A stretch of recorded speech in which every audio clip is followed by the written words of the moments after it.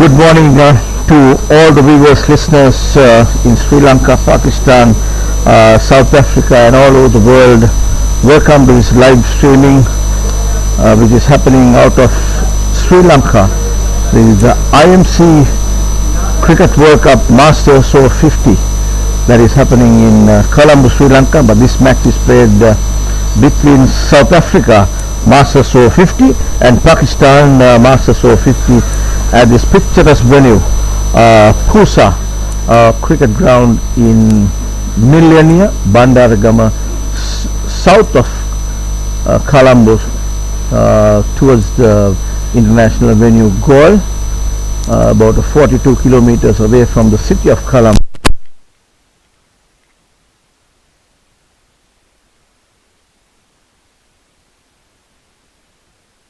Ground in Sri Lanka.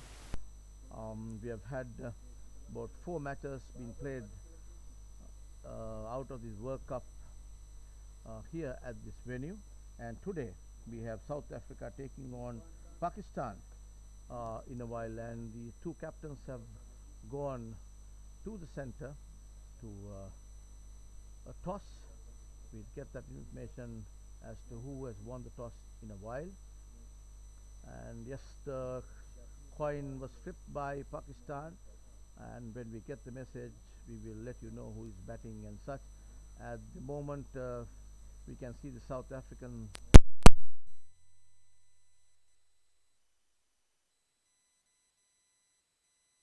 at the Millennia Pujitha Uduwana Sports Academy cricket ground here in Millennia, Bandaragama, and the South Africans are just warming up while the toss is being done between the two captains. Mohsin Aftab is the captain for Pakistan, and he flipped the coin, and we have to wait and see as to who has opted to bat first. So South Africa has played 4 matches, won 1 game, and they have lost 3. Where they are concerned, they have Mario Solomons, who's been a good batter for South Africa, and also Con Purchase has been doing well in the match against Wales, where he took 3 for 43. So these are 2 players that Pakistan will have to be watchful with. Where Pakistan is concerned, they have been playing some good cricket in Sri Lanka, where they have played 4 matches, won 3 and lost 1. And so the World Cup is played into 2 groups, and I'll just give you the groups in a while. Yes, Group A consists of England, New Zealand, USA, Zimbabwe, Sri Lanka, UAE and Namibia, and Group B has South Africa, Pakistan, Australia, West Indies, India, Wales and Canada. So it's clear that it's a Group B game that is being played here at this venue, and the 2 umpires for this match is we've got one senior umpire who was formerly a person who was born and bred in Sri Lanka and now residing in Canada. Mr. Shanti Kumar is one umpire, a senior umpire, and we have Venkatesh, the umpire who is from USA. So we'll give you the detail of the team, the 2 teams, and about the match when the match commences in a while. So stay tuned, we'll be with you in a while.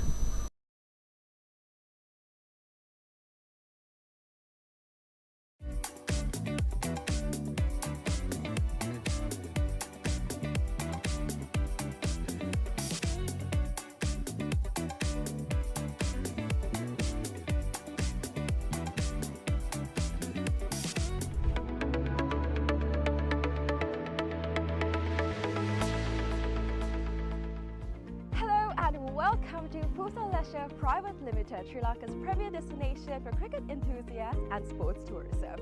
So Consolidation Leisure Private Limited is actually the only leisure company in Sri Lanka with its own cricket ground. We're here at the ground right now, and it's the second largest cricket ground across Sri Lanka in playing area. This is tailor-made to conduct tours across Sri Lanka, and we are here today to witness about the specialties it has to offer.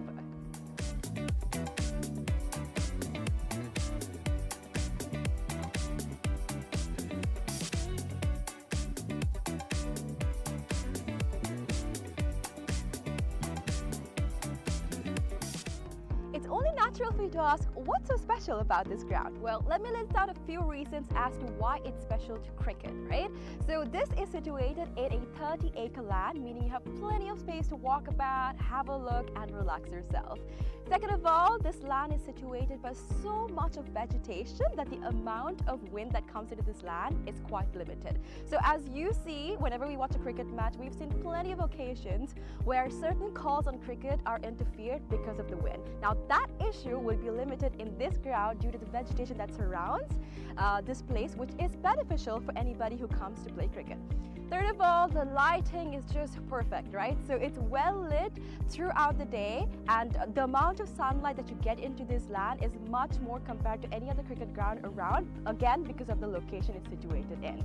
And another specialty about this cricket ground is its grass, right? So usually whenever you go to any other cricket ground, the grass is quite smaller compared to the grass that you would be seeing in this special cricket ground when you come here. It's because we have actually taken a grass that is quite special to Sri Lanka. Why? Because it's easy to maintain, we know how it works, we can make sure that it's well watered, well cut. All of this is easily maintained because of the fact that this grass is special to Sri Lanka. So these are just a few specialties as to why this cricket ground is special for you.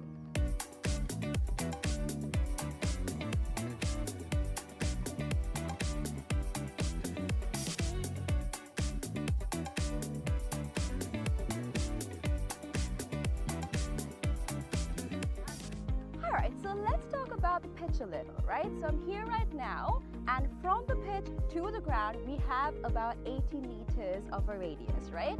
And something special about the pitch is that it's elevated, meaning that anybody from anywhere on the ground can see the pitch properly because of its elevation. So even if you stay in that corner of the ground, the pitch very clearly because of the elevation that it has.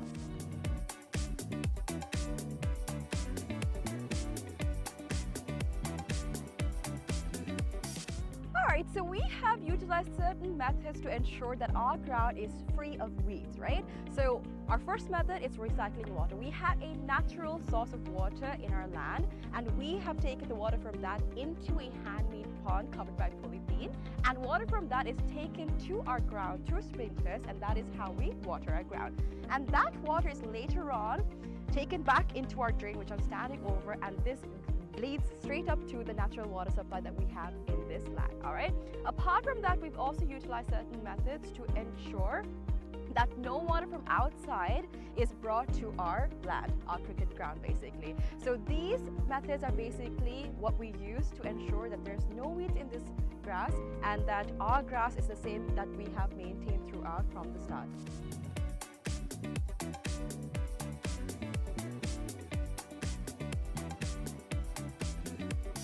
Alrighty, so another specialty about this ground and how we're connected with nature, right? A fun fact. So if you hit a century in this ground, one of these surrounding trees will be named after you. So if you can see, this entire ground is surrounded by vegetation and plenty of trees. So whoever hits a century in this ground will get one of those trees named after them. So this is actually something quite unique. It's not done everywhere, and it's actually a nice opportunity for you to get a tree named after you.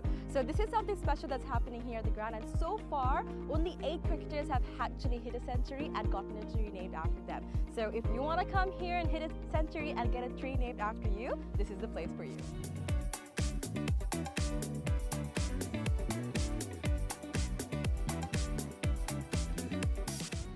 Alright, so you must be wondering what PUSA stands for. PUSA stands for Pujitha Uduwana Sports Academy.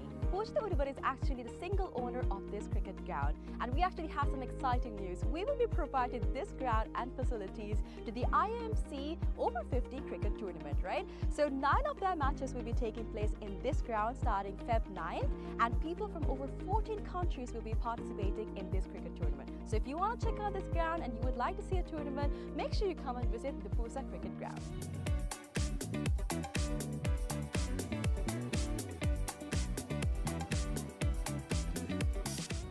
Alright, I know this looks digital, but it's not, alright? We operate this scoreboard manually. How? We've used door hinges and we've painted one side and we have not painted the other side. So using this method, we are able to make the numbers appear on the scoreboard. Usually it takes about 4 people to operate a scoreboard, but using this method, we just need one person to do all of the work. So it's a different way, it's environmentally friendly, and you can witness this when you basically visit the PUSA cricket ground.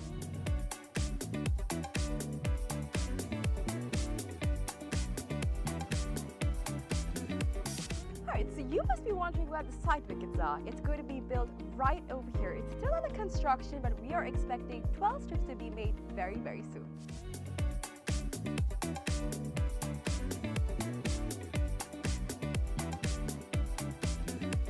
Alright, so now we're about to walk into where our hotel is going to be built. So we've chosen this specific location because it is right in between the golf course and the cricket ground. So in this hotel, we'll be having 2 wings, which is the cricket wing and the golf course wing. So depending on what sport you like the most, you can choose your stay.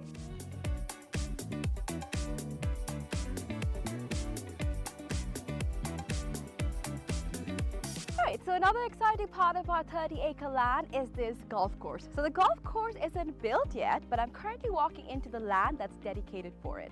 So on this road that we see over here, there will be an array of houses that will be built with a backyard facing this very golf course. So if you're interested in becoming an owner of these properties, make sure you invest right away so that you can have a house with a backyard facing this amazing golf course. So people that actually walk on the streets will not have a clear view of the golf course except for the owners that actually reside in these houses. It will be exclusive just to y'all, so make sure you come and invest today.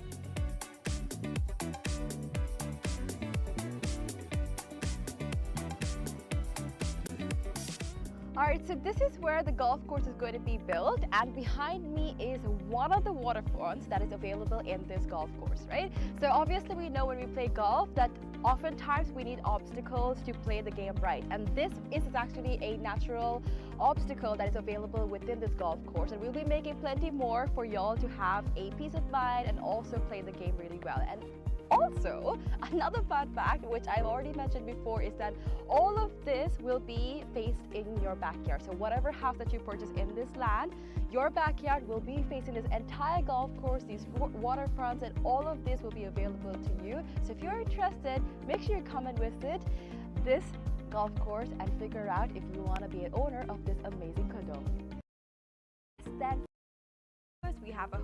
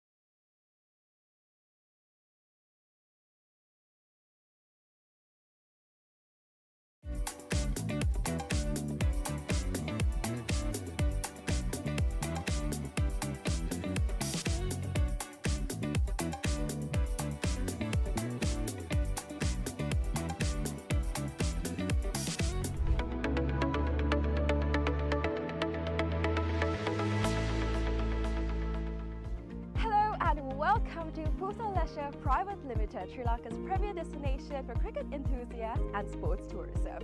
So Pujitha Leisure Private Limited is actually the only leisure company in Sri Lanka with its own cricket ground. We're here at the ground right now, and it's the second largest cricket ground across Sri Lanka in playing area. This is tailor-made to conduct tours across Sri Lanka, and we are here today to witness about the specialties it has to offer.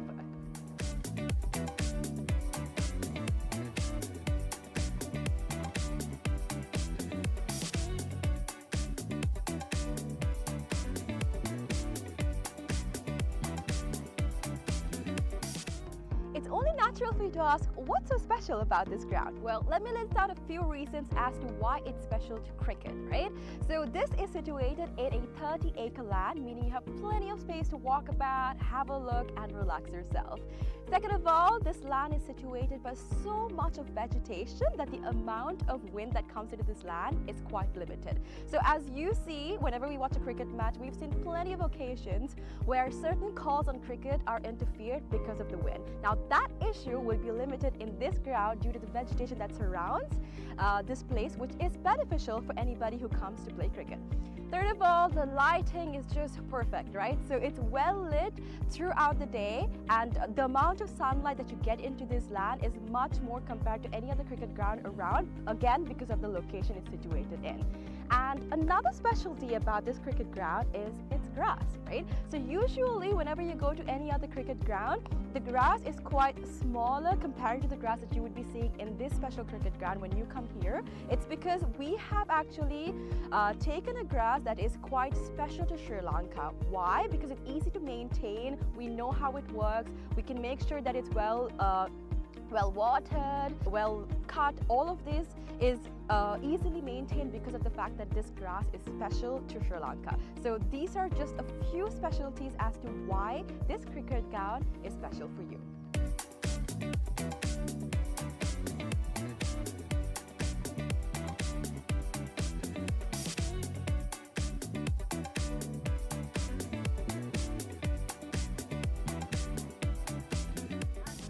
Alright, so let's talk about the pitch a little, right? So I'm here right now, and from the pitch to the ground we have about 80 meters of a radius, right? And something special about the pitch is that it's elevated, meaning that anybody from anywhere on the ground can see the pitch properly because of its elevation. So even if you stay in that corner of the ground, the pitch very clearly because of the elevation that it has.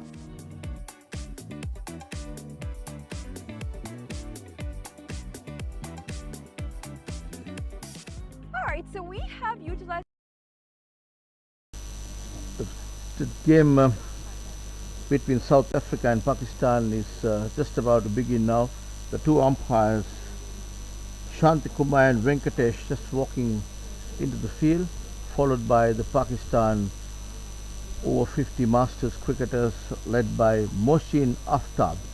The team for today's game, where Pakistan is concerned, consists of Mohsin Aftab, who wears jersey number 5, Mohammad Jafar, the vice captain, Mohammad Azir Khan, the wicket keeper, Ifran Ali Khan, Shahi Iqbal, Mohammad Thawad, Naim Thaib, Imtiaz Ahmed, Ran Rev, Asif Hamayun, and Mohammad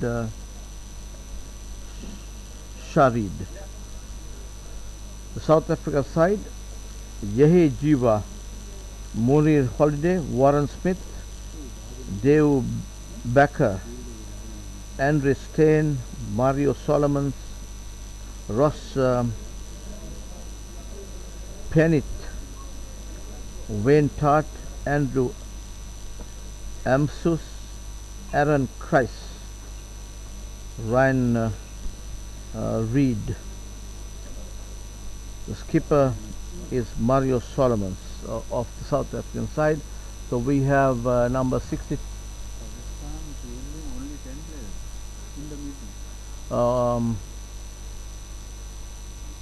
Number 2 and number 68 is at the crease. That is Holiday, Munir Holiday, is at the non-striker's end, and the other person's name I'll give you in a while.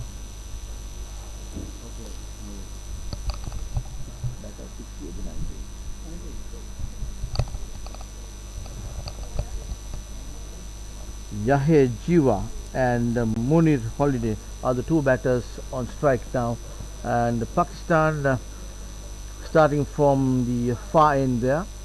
Number 7 is the bowler, that is Rehan Rev. I beg your pardon, Rehan Rauf.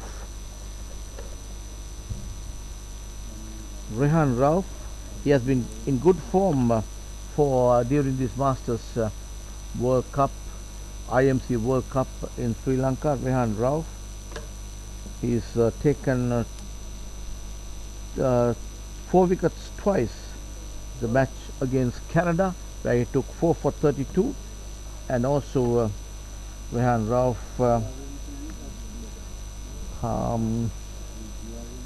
also had taken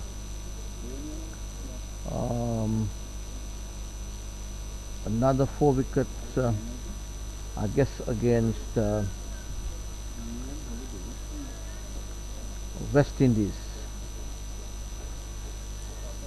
That ball, the dot ball. Rauf coming, bowling to number 98, Yahya Jiwa.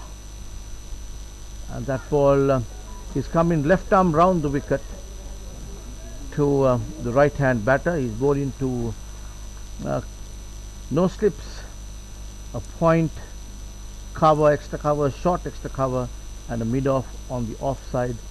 And that ball, pitched up delivery, played defensively by Jiva.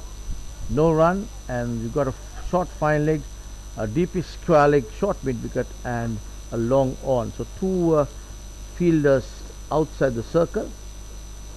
And that ball very well bowled. He's bowling left arm round the wicket, beats the batter just outside the off stump.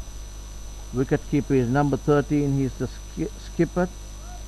I beg your pardon. He's the Mohammad Azhar Khan. He's the wicket keeper for Pakistan. That ball way outside the off stump.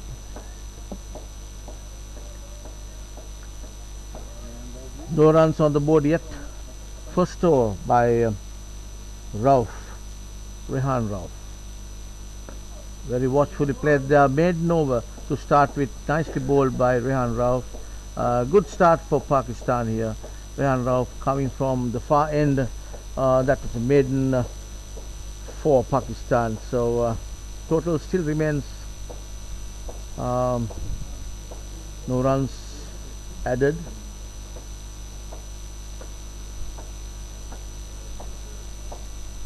Pakistan won the toss and opted to field this morning at this venue, Pusa Sports Academy grounds in Millennia, Bandaragama, south of Sri Lanka, just 42 kilometers, about a 50 minutes drive from the city of Colombo, where the most international venues are: the Sinhalese Sports Club, the Colombo Oval, the Saranmuthu Stadium we call it, and the Premadasa Stadium, where Sri Lanka had a good run beating the Aussies in the 2 one-day international played a couple of days back, which was played at the Premadasa Stadium in Colombo. So this ground is south of Colombo, about 42 kilometers away from the city of Colombo. And we have number 50 operating from the pavilion end. I'll give you the name of the bowler in a while. That ball nicely put away.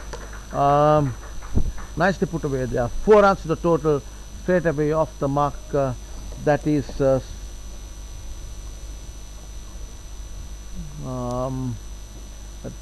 runs comes off the bat of Holiday, and that was a shortish delivery, and batter rocks back on the back foot and pulls it towards this square leg boundary for 4. So 4 runs to the total, and right arm over the wicket. Comes in down the leg stump, wide signal by umpire Shanti Kumar.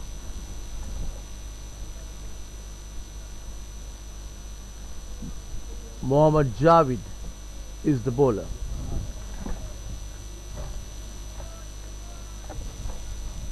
Mohammad Javid is the bowler.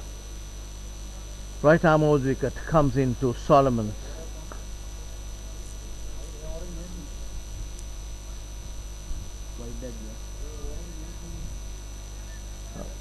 That was Holiday who played that shot, not Solomons. And Mohammad Javid operating from the pavilion in, coming in right arm over the wicket to Holiday. That ball down the leg stump there, just runs the ball down to the square leg area, single to the total, single to Holiday. He moves to 5, total 5 South Africa, and brings Jiva on strike.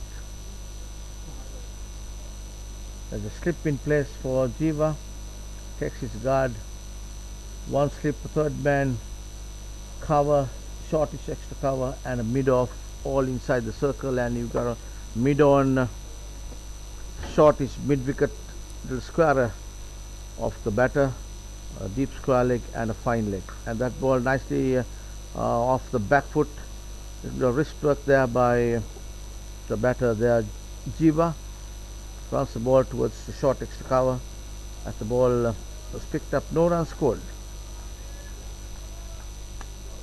6 runs on the board with the wides. That was of Mohammad Javid over. That ball gets thick outside edge, ball runs down to third man for a single, and gets Munna Holiday on strike. Javid has gone for 6 runs during this over.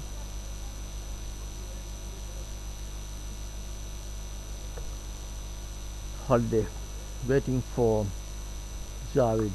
That ball played defensively, no runs added to the total, and that comes to the end of the Javid over. 2 overs gone, 7 for no loss, South Africa. So Pakistan has played 4 matches and won 3.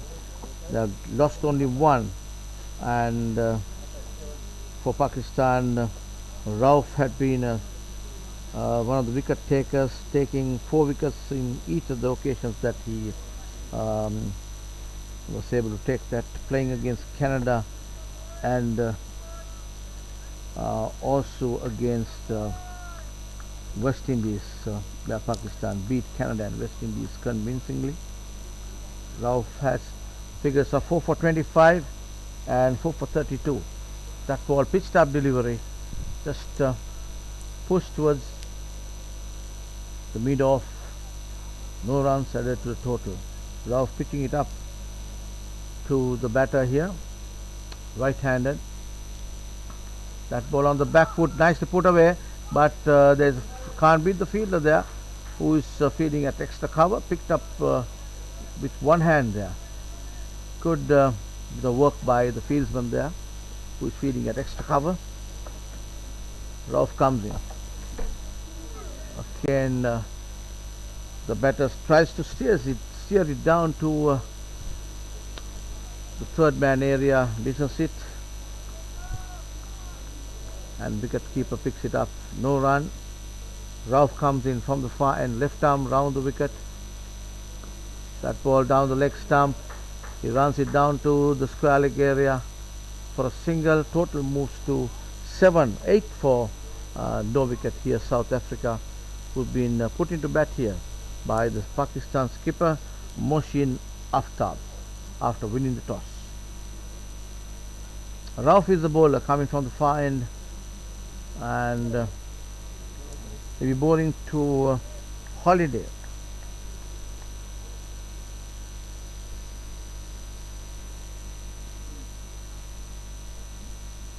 Munir Holiday,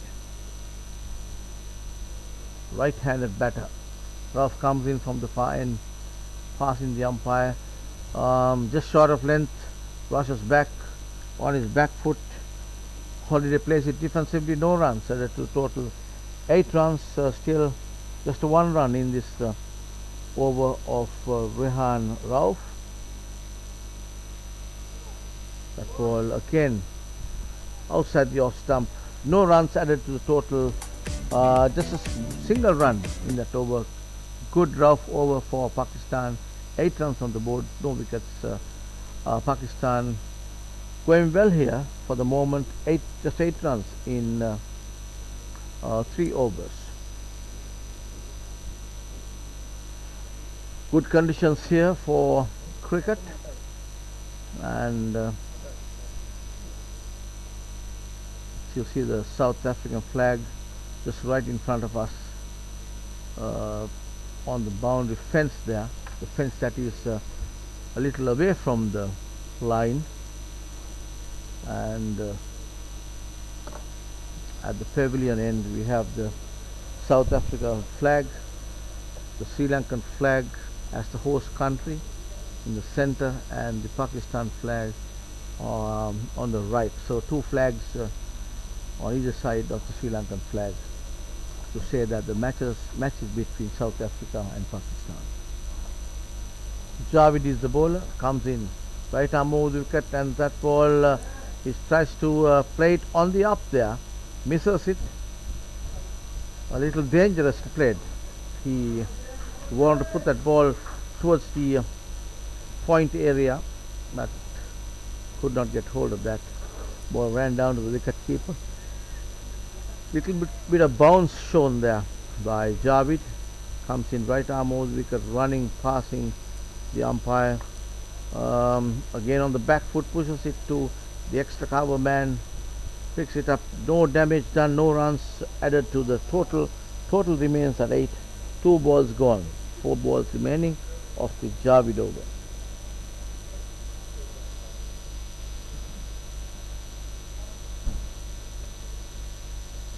Javed comes in. Very watchfully played there by the South African batter, and Jiva is the person who played that. Yahia Jiva.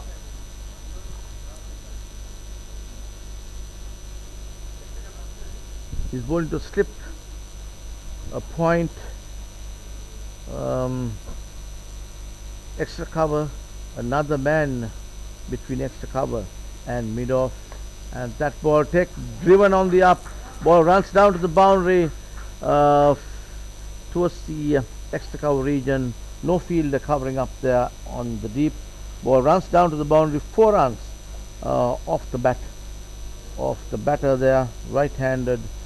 It was Jiva who played that. He moves 6 of 16 balls, and total moves to 10. We are on the 4th over of this South African innings. Immediately the Pakistan captain places fieldsman covering that area, deep extra cover on the line itself, and packed offside field, taken the slip out there. Javed comes in, right arm over the wicket. That ball given out there. He was just coming across the line of the ball. Umpire just holding the finger for about 2-3 seconds there, and he was very convinced. Umpire is Shanti Kumar. Was very convinced that the ball would have definitely hit the stumps, and the batter doesn't seem to be happy. He just came towards the off stump playing that shot, and according to what the umpire feels, the ball was just coming into the right-handed batter, and that ball given as we see on the replay there, it seems to me that the umpire has given LBW. He was very convinced that this ball was going to hit the stumps. He was playing across the line, just moving towards the off stump, given out. So Jiva has to walk back to the pavilion off the bowling of Mohammad Javid, and he was out for 17 balls he faced, out for 6 runs, and the first wicket for South Africa down here for 12 runs.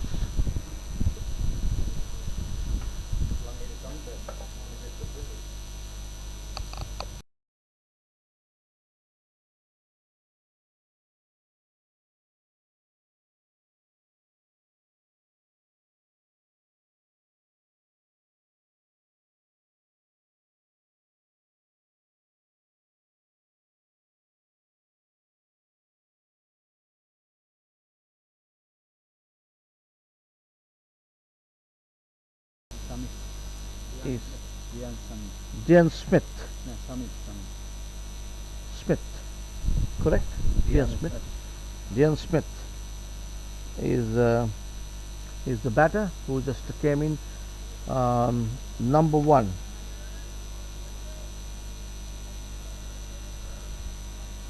And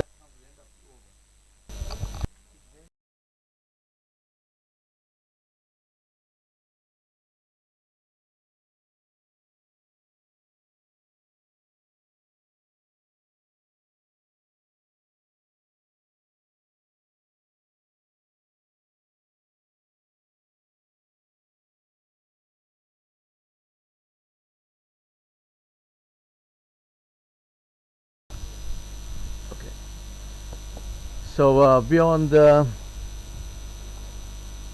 5th over of this South African innings, it's Rauf that is continuing the attack from the far end there. 1 wicket down for South Africa, 12 runs on the board, 1 wicket down, and that was the Jiva who had to walk back to the pavilion for 6 runs, given LBW off the bowling of Javid. And watchfully played there by Holiday. No, it's Holiday is the batter. Ian Smith on the non-strikers, and I have in the comment box with me Andrew Emsley from South Africa. Good morning, Andrew, and welcome to the box, the comment box. Yeah, thank you. Lovely to be here out in the countryside. I'm a farmer myself, so I enjoy being out of the town. Okay, that sounds good. And that ball, pitched up delivery, just pushed to the fieldsman, feeding close by. No run to the total. Total remains at 12 for 1 wicket, and we are on the last delivery of this Rauf over. It's been pretty impressive, this over, maiden so far. And that ball, as we said, it's going to be a maiden, runs away to the deep there, passing the deep square leg area. 4 runs to the total off the bat of Holiday. Moves the total to 17 for 1 wicket, and Holiday moves to 9 of 11 deliveries, and that comes to the end of that Rauf over. So 16 runs on the board. And you said you have been a farmer, am I right? Yes. Yeah, so when you came into the grounds, you would have passed many paddy fields, tea bushes, and also rubber plantations. So what do you think of that whole greenery that you saw here? It's a very interesting environment. There's not much open space, unlike South Africa. And obviously the heat is a big factor. So it's a very interesting. And that ball nicely put away by the batter. There are 4 runs on the front foot, just launching on that shot. Nice weight transfer, and it was very well executed drive there to the deep, towards the deep mid-off area. 4 runs to the total. Total moves to 20 for 1, and that was Javid who bowled, and off the bat of Wayne Smith. He's off the mark with a fantastic connected boundary. So Wayne Smith have been playing good cricket in South Africa. He's been playing very good cricket. That's one of his favourite shots that last two extra cover. Normally open the batters, they're coming in today with a little change in the lineup. Munia seems to have top position. So coming in early like this won't really affect him, having been used to opening. Yeah, a good start with his few boundaries. Javed comes in, passing the umpire, and very well bowled. I think he bowls him clean bowled. Yes, that was off the bat, which came into the wicket. That was very well bowled by Javed, and he got a thick inside edge and got the ball hitting the wicket. So he has to depart. 4 runs, 3 balls. He got just 4 balls of 3 deliveries, and that was the boundary he played the previous ball. Very well bowled by Javed, and he's the man who took both the wickets of this South African innings. South Africa now 20 for 2 wickets, and we are on the 5th over of this South African innings. And the new batter in is number 4, Bakker. Dave Bakker, correct? Yes. Dave Bakker from Cape Town area, Stellenbosch. Playing cricket for Boland. Coming in number 4. Dave Bakker will join in Munir Holiday. He has played 9 ball, plays the 12 deliveries, and he's on 9 now. So 2 wickets down for South Africa. South Africans have played 4 matches, and Andrew, you have one match again. He got comprehensively beaten by India on Saturday. They played really well. And then we also lost to Australia again that we had in our draft, and Australia managed to blast their way through the last 10 overs to win the game. And we also lost to West Indies, chasing a modest 199, and we were unable to finish that one. So it's been a tough campaign for us, but reading the camp is still positive, and we all realize what a privilege it is to be playing cricket at our age and to be able to travel across the world to play this game against so many other new friends that we've made. That's right, yes. It's lovely. It's more or less friendly atmosphere when you have this type of games. We have seen that whether it's the match is being played or outside the grounds, and that ball outside the off stump, first ball faced by Bakker, just steers it down to third man for a single, takes a total to 21 for 2 wickets, and we have seen that camaraderie and the gelling between the teams and that friendliness on and off the field. It's been very much the case, and we all share the same aches and pains at our age. Yeah, I can imagine. Javed comes in from the pavilion and watchfully played there that time by Holiday. He's on 9 of 12 deliveries, and Javed has been impressive this morning. He's been bowling wicket to wicket, taking 2 South African wickets here. Bowled a very good length. Bowled a very good length, yes. And get the pressure on the batsman. Javed comes in again, just on the back foot, rushed on the back foot. Ball ran down towards the short third man, single to the total, and just the 1 to go in this Javed over. Total moves to 22 for 2 wickets,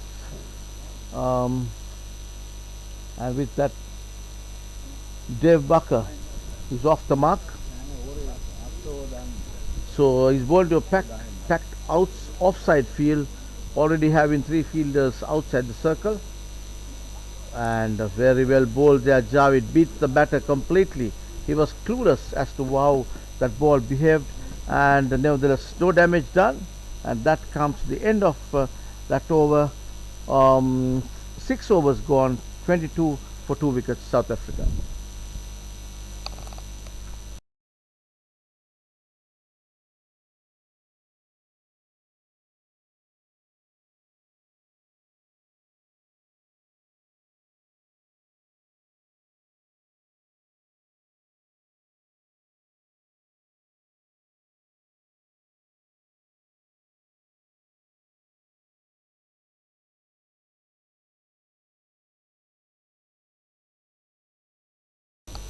And we are on the 7th over of this South African innings now, and it's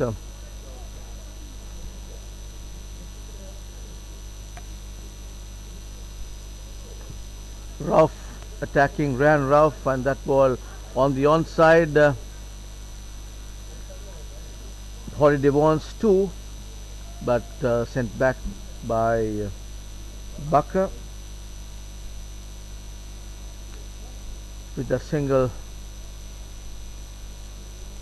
It's Holiday who is on strike now.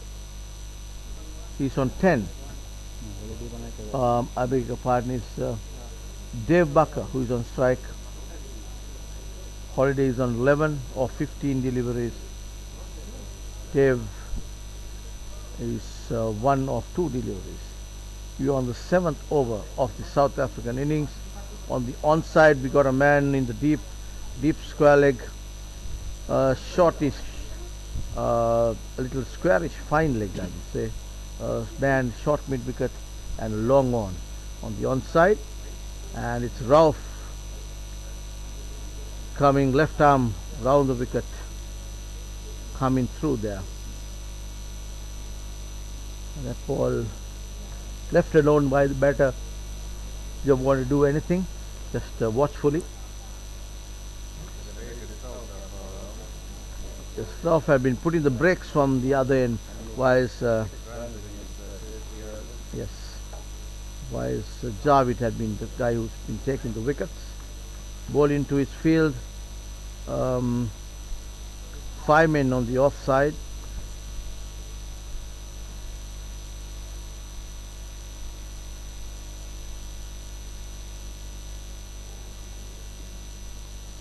Bucker. That's a good ball there by Ralph, played defensively by Bucker there. No run to the total, 23 for 2 wickets.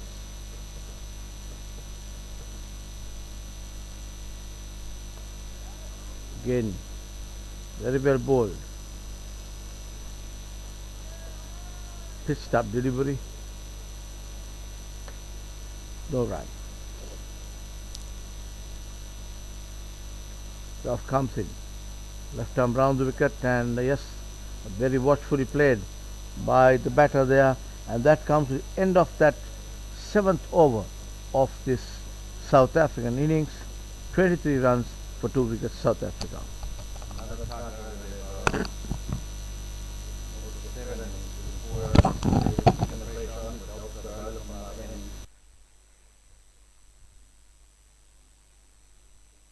But it's 45 overs, so South Africa don't need to panic at this stage. They just need to build a partnership. That's right. So the Pakistanis simply going on a plan here. Ralph putting the brakes on from the far end, and Javed a little more penetrative and being able to take 2 quick South African wickets to be 23 for 2 wickets. Javed will continue from the pavilion end. He's born into Holiday, who is on 11 or 15 deliveries.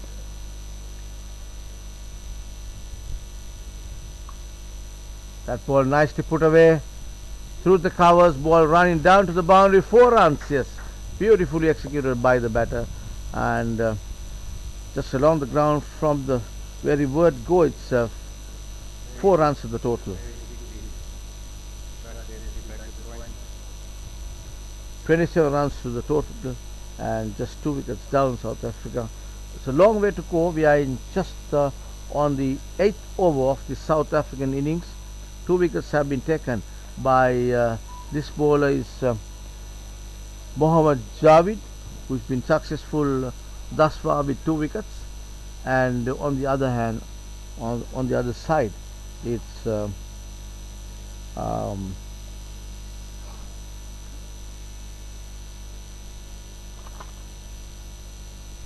I think Ralph was the bowler, yes. Javed comes in. That ball moving towards the leg stump from pitched on middle stump. So Javid is getting the ball to come into the right hand batter, and That one kept a bit low. kept a little low, and They were quick with his footwork there to dig it out and into the gap for a little single. Rotation of the strike is important as well there. Holiday is on strike now, facing That's Javid. on strike. Yeah, and actually this wicket tend to get little slower and has a tendency of the ball coming lower and slow off the bounce as the day progresses. So it is showing that kind of signs even now. We are not even 10 overs gone. So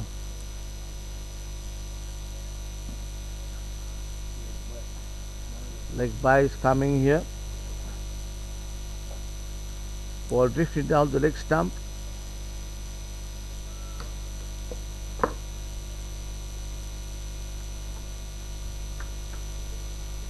Javid bowling to Holiday.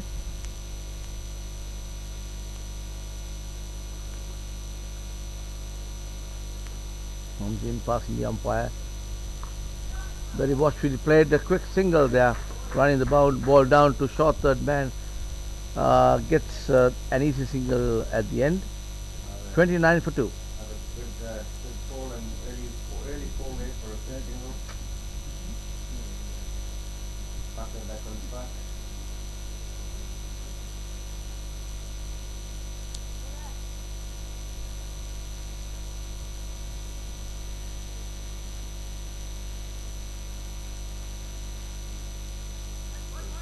And do the down to third man for another single. Profitable over for that. And The doctor ordered. that was a good throw in from the field at third man. Seems to be having a good arm there, straight to the wicket keeper's gloves. We have seen some of the Masters players sometimes throwing underarm, and a few guys who's got a good arm have been throwing the big boundaries here from the boundary line as well. So it gives the indication to say how fit some of these guys are. And we have seen, Andrew, some people sliding, diving and making a certain impact where their fielding was concerned, the few matches that we have seen here. So a lot of enthusiasm and effort is put in by these Masters players to showcase a good one. They certainly do, and there are a couple of guys that they find their ace and very good arms. And then others that don't have such good arms, they make away to get it in as quickly as possible. And interesting how everybody That ball beats the batter just outside the off stump. Rauf just giving a little bit of a flight, and the batter was not very sure of the shot. Becker is the batter.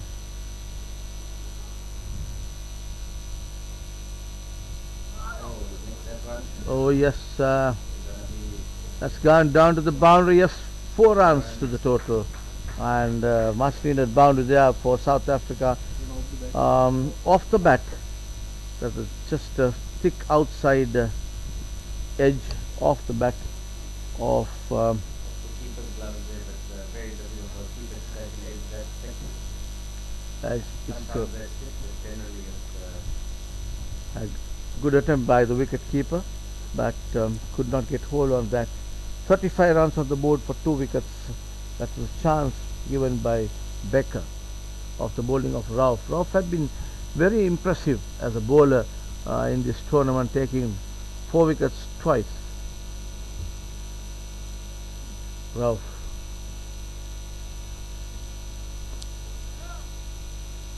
an impeccable line. There's been no balls on their side. Nicely bowled there, and equally played there by the batter. No run. No half volleys, doesn't give them the batting side. Only loose balls to punish.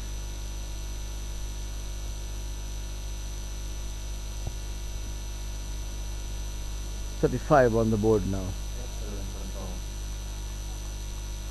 No run.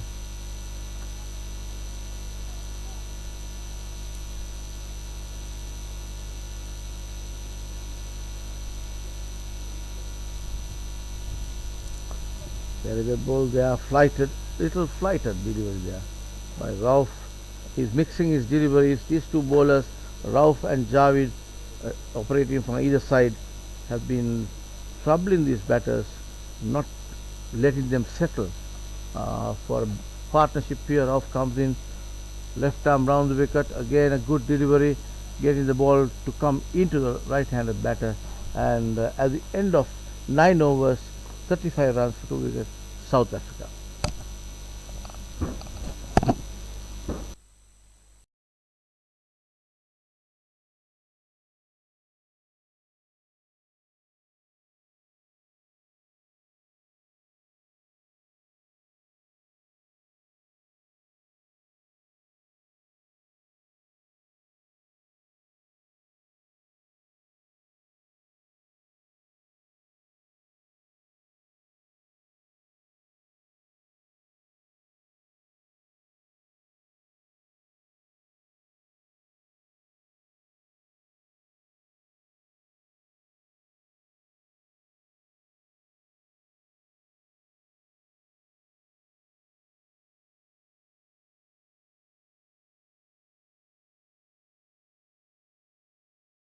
It's the bowler coming from the pavilion end.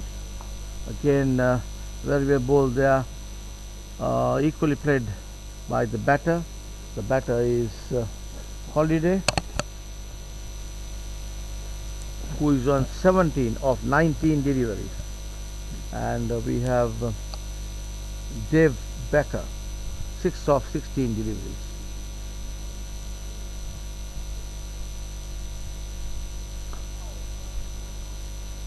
He waited for it and played it defensively. Another great ball. Can't line and length. Sun has come out after relatively cool start. The sun has really come out now, and it's going to be a very warm morning for the batsmen and the fielders.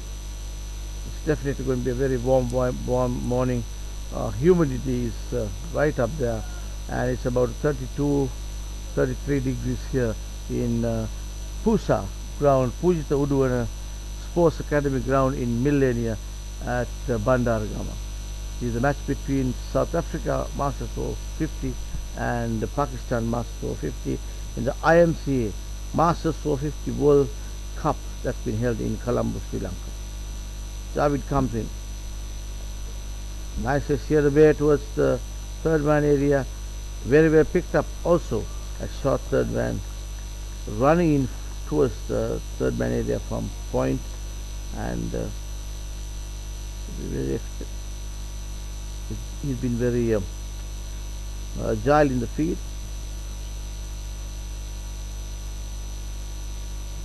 So Javed is the bowler operating from the pavilion end.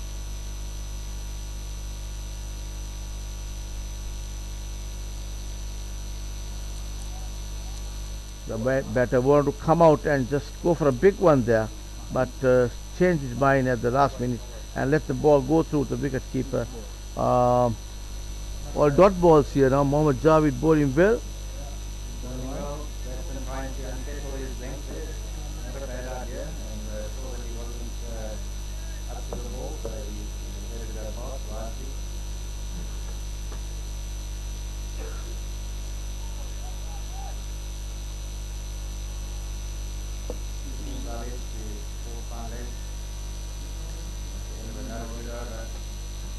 Good over, maiden over for Pakistan, and total remains at 35. 10 overs gone for 2 wickets. South Africa, there is a change of bowling here. Let we can see who the bowler is. I'm sure I've seen some off spinners practicing before the event.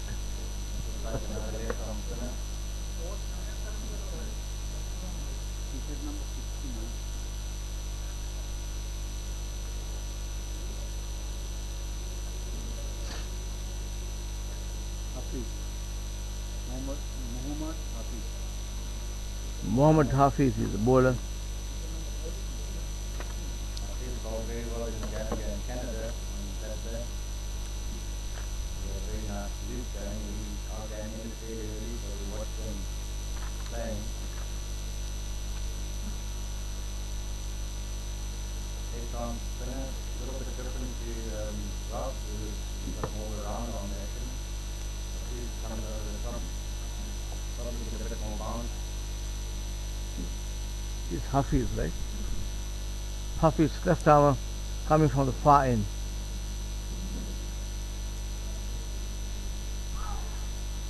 So he's bowling and trying to get the ball coming into the right-handed batter.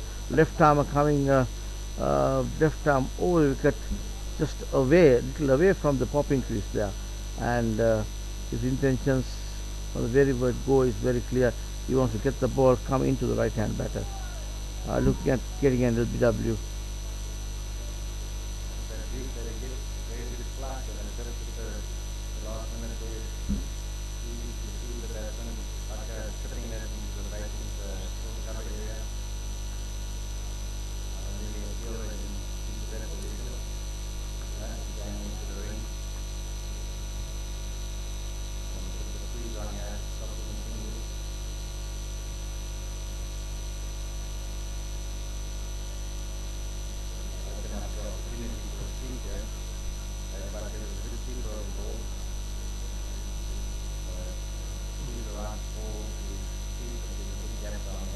Comes in left arm, that ball on the onside, played defensively by the batter.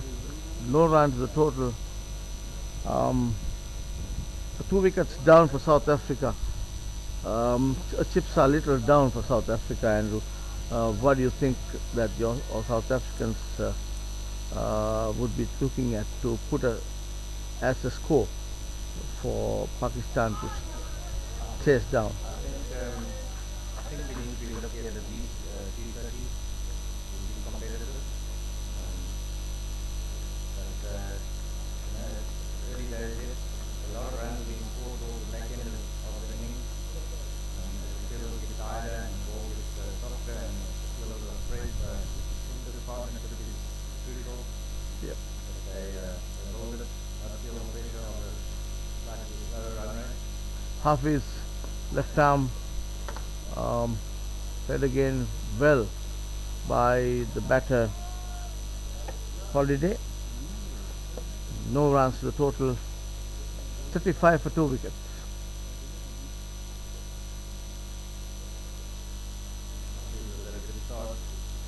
Good start for him.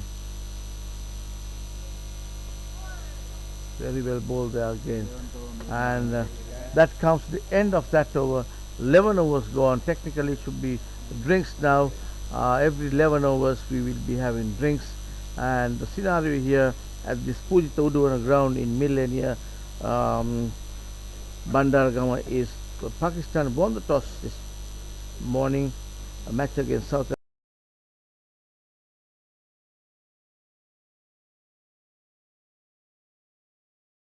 Africans to bat, and as the players are taking a break, we too at the commentary box will have a small break, and we'll be back soon when the game starts to unfold again.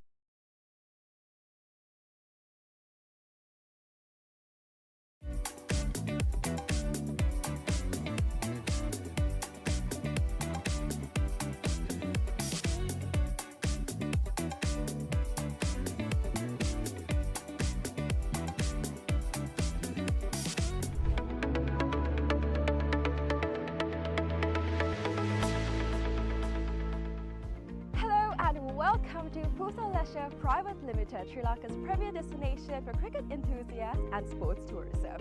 So, Consolidation Private Limited is actually the only leisure company in Sri Lanka with its own cricket ground. We're here at the ground right now, and it's the second largest cricket ground across Sri Lanka in playing area. This is tailor-made to conduct tours across Sri Lanka, and we are here today to witness about the specialties it has to offer.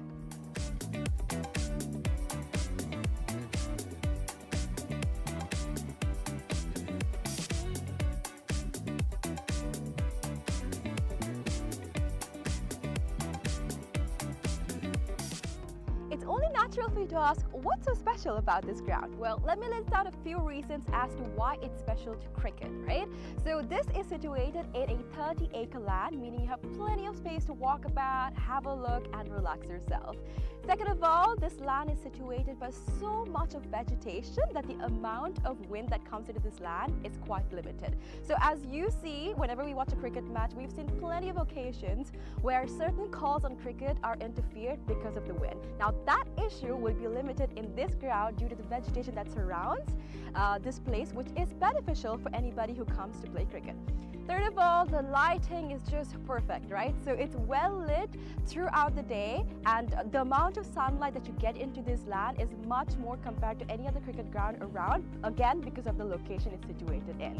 And another specialty about this cricket ground is its grass, right? So usually whenever you go to any other cricket ground, the grass is quite smaller compared to the grass that you would be seeing in this special cricket ground when you come here. It's because we have actually taken a grass that is quite special to Sri Lanka. Why? Because it's easy to maintain, we know how it works, we can make sure that it's well watered, well cut. All of this is easily maintained.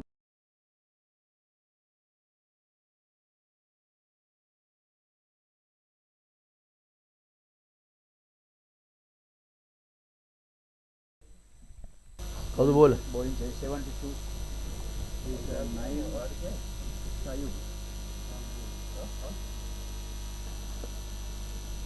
And that's Naim Tayub operating from the scoreboard end, and we have just come after the drinks break, much needed drinks break for the Pakistanis and the South Africans.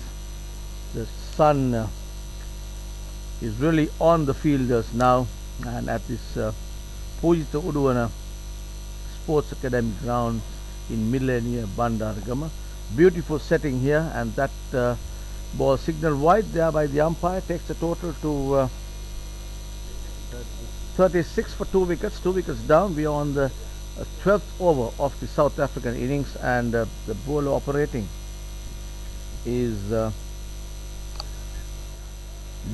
Naim Tab, and that ball a single to the total again, 37 for 2.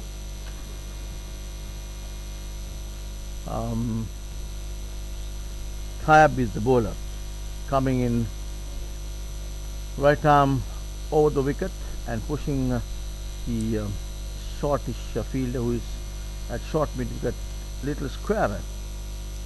It gives me the feeling that he's going to get the ball to come in. Yes, there you are.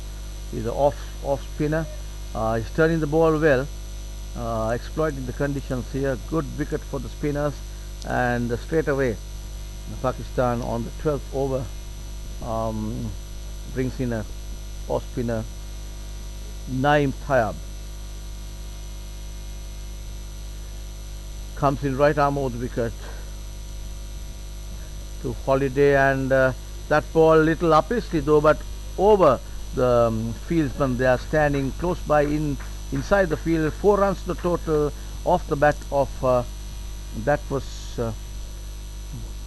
Dev Becker who played that shot. Nicely played the sweep shot. In fact, the South African person who was seated at the comment box with me says that he's a very good sweep off the ball, and that was evident with that sweep shot into action. Ball went to the boundary for 4, moves the total to 41 for 2. We are on the last delivery of this Tayab over, and that ball gets a thick outside edge. Ball runs down to short square leg. The batters crossed over for a single. In the meantime, total 42 for 2 wickets. Yep, that's just one more delivery to go in this over. Brings Munir Holiday.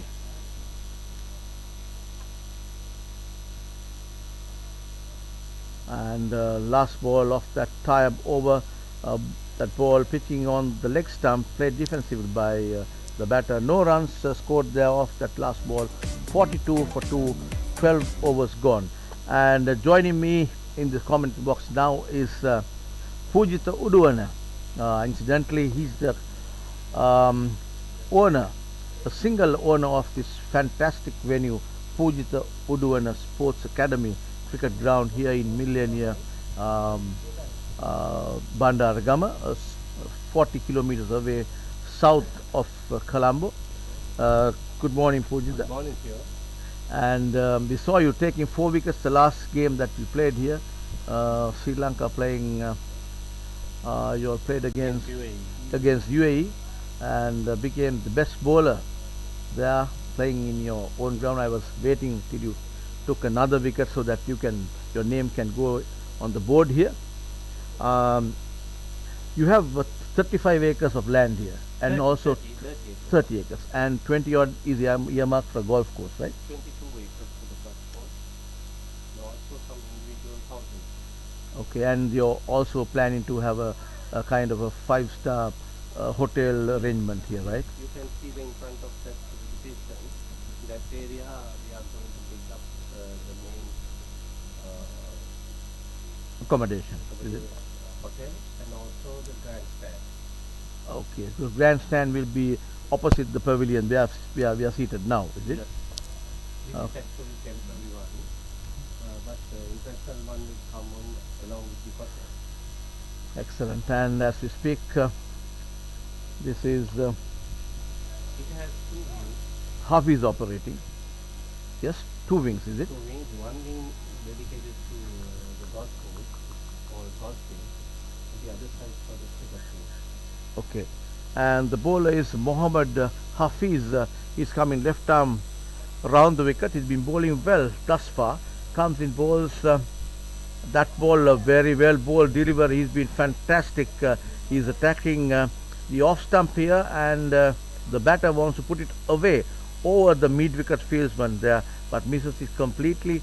And it's a dot ball for Pakistan. Pakistan has been going well here, 42 for 2 wickets. So Hafiz comes in again.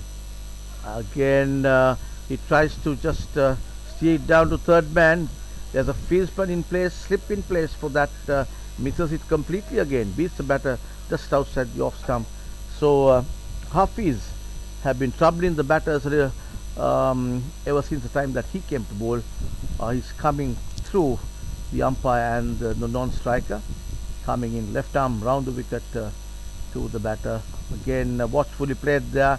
He wants a single but sent back by the man on the non-striker's end. It is the batter is Becker, who is on 11 of 29 deliveries, and just one more ball to go. It's been a maiden so far. Very well executed over by this bowler Hafiz. Again, now single wide there. Wide signal there by the umpire, way outside the off stump. He's trying to bowl outside the off stump and to get the batter go after him, and because he's bowling left arm round the wicket, so getting the ball to drift a little bit from the right hand batter. Comes in again very well bowled, beats him again just outside the off stump. Good ball to finish with, and if not for the wide delivery, it would have been a maiden. So just a 1 run to the total there, and that comes to the end of that over. We have 32 runs on the board, 42 runs on the board of South Africa. And Pujitha, so you were mentioning there are 2 wings, the golf wing and the cricket wing. So Yes. golf course is going to be 18 hole golf 9 course. hole golf course. 9 hole golf course, okay. Because we And have only 22 acres, it is sufficient only for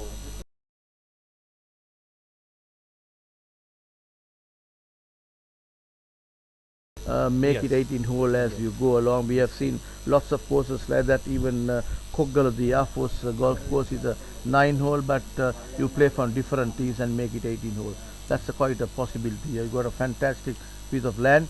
And next over, this comes in again a wide delivery by the bowler there.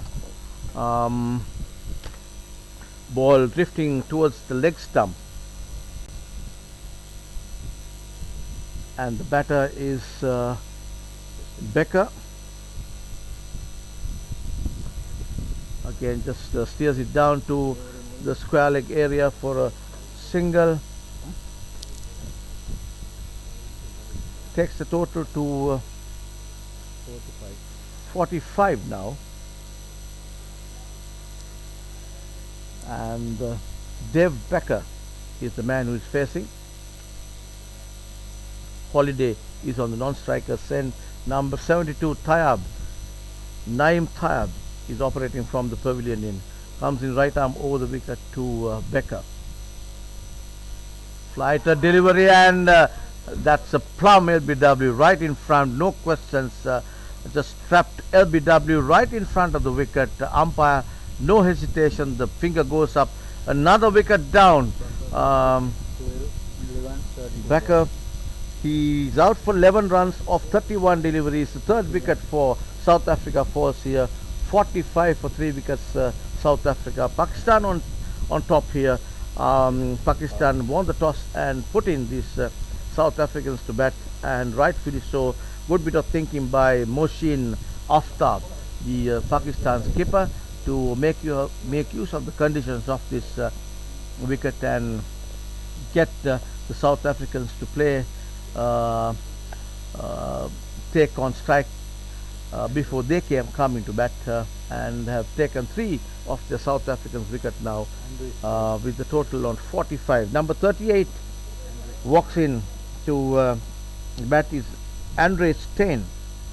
I'm wondering whether he has something to do with Darrell Steyn, who played for South Africa.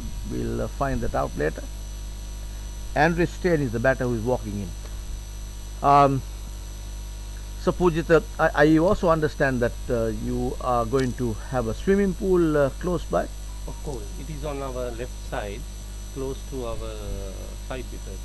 I feel that as a good ploy and a good way to attract foreign players to come and play here, because every now and then when foreigners, when they are coping up with the heat here in Sri Lanka, they tend to take a, go for a first spell of about 5-6 overs, come take a quick shower and get back again. So having a swimming pool here will certainly add value to this whole venue.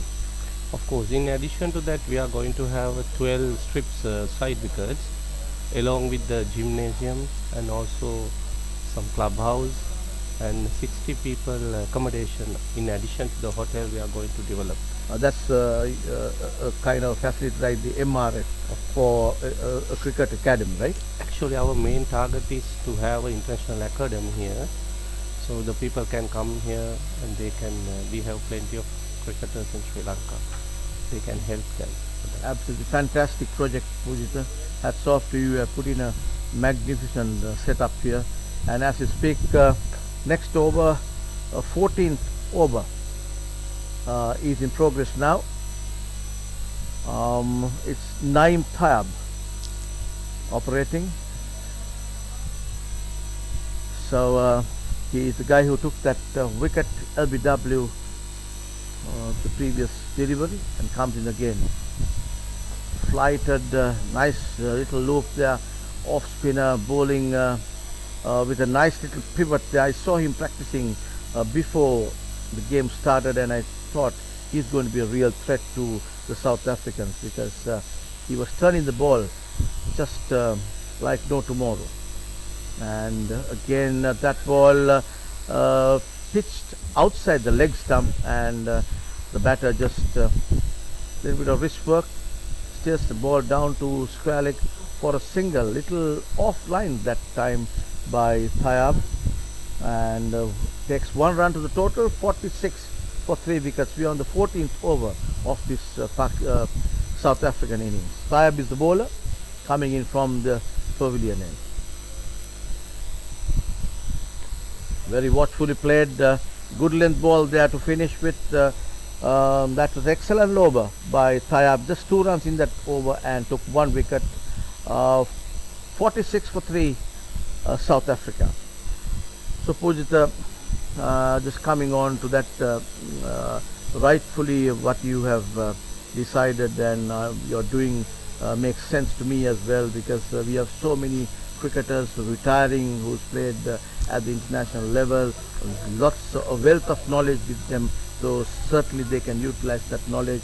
And with the International Cricket Academy coming in, lots of the coaches with level 1, 2, 3 coaching certifications can maybe come here and do the job. In addition to that, we are going to have a biomechanics center here to people check the actions of the small kids, then we can correct it. That's right. In fact, I just went through a video clip where you are giving an interview and you have mentioned that. I actually forgot to mention. It's a good thing that you highlighted that. And as we speak, it's Hafiz who is operating from the far end, left arm of that ball outside the off stump, left around, no damage done. A total remains at 46 for 3. So biomechanics to the things like that here. Now when we had that issue where Muttaya Muralidharan was called by the umpire about that elbow issue, if we had that facility, maybe we could have done that here. But nevertheless, on the flip side, it was also good that Murali was able to be cleared from another country. So that's something really encouraging for the cricket loving public in Sri Lanka to understand the facility that you're bringing out in this part of Sri Lanka. Yes. And it's Hafiz again. That ball cut firmly but straight to the field from there. No run. Actually, we can correct the people in the initial stage. If you are going for the ICC level, it is very difficult. That's right. If you see somebody not doing the right thing, maybe you can get them here and, as you rightly mentioned, correct them. Yes. And that ball very well bowled there. She's bowled into his tight offside field. Ran that ball down to point. Fielded well. No runs scored. The total still remains at 46 for 3.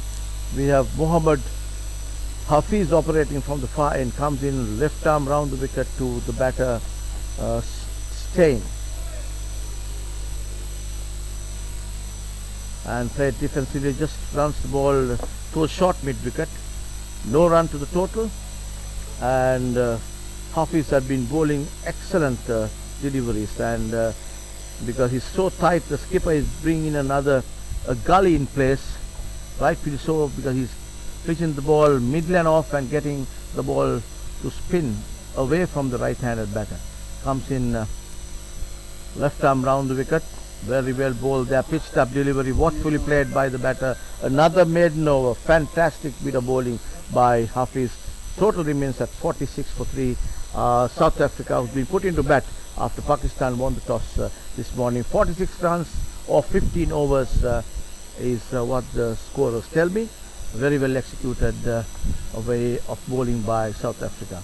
So Pujitha, you took 4 wickets that day, and somebody was saying that you're going to give a bonus to all the people who came to watch the match here. They were all cheering from all corners of the ground, and they were all waiting to see, okay, our boss took X amount of wickets, and maybe give some something. Is there anything like that happening? They are thinking only.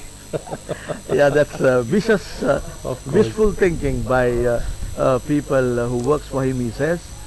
So that ball, as we speak, on the onside, ball played defensively, no run, and yeah, you bowled pretty well that day. The following day also I became man of the match, getting 3 wickets. Excellent. I'm sorry, I did not know that. That's obviously, as I was saying, I was just kidding by saying that you seem to practice overnight here sometimes, because this place is owned by you, and why not? If you have the chance, it appeared to me that you have done it, because you tend to take so many wickets at the service, but you practice indoor, I am told, so that's fantastic. No, and the way that you have gone about with your left armers and troubling the batters all the time.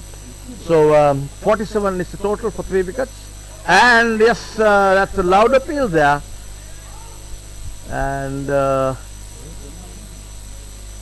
turn down by the umpire Shanti Kumar. to the naked eye, it was pretty close. Very well bowled by Taib. And that's the close one, turned down by the umpire. 47 runs for 3 wickets here. This is South Africa facing Pakistan. Taib is the bowler.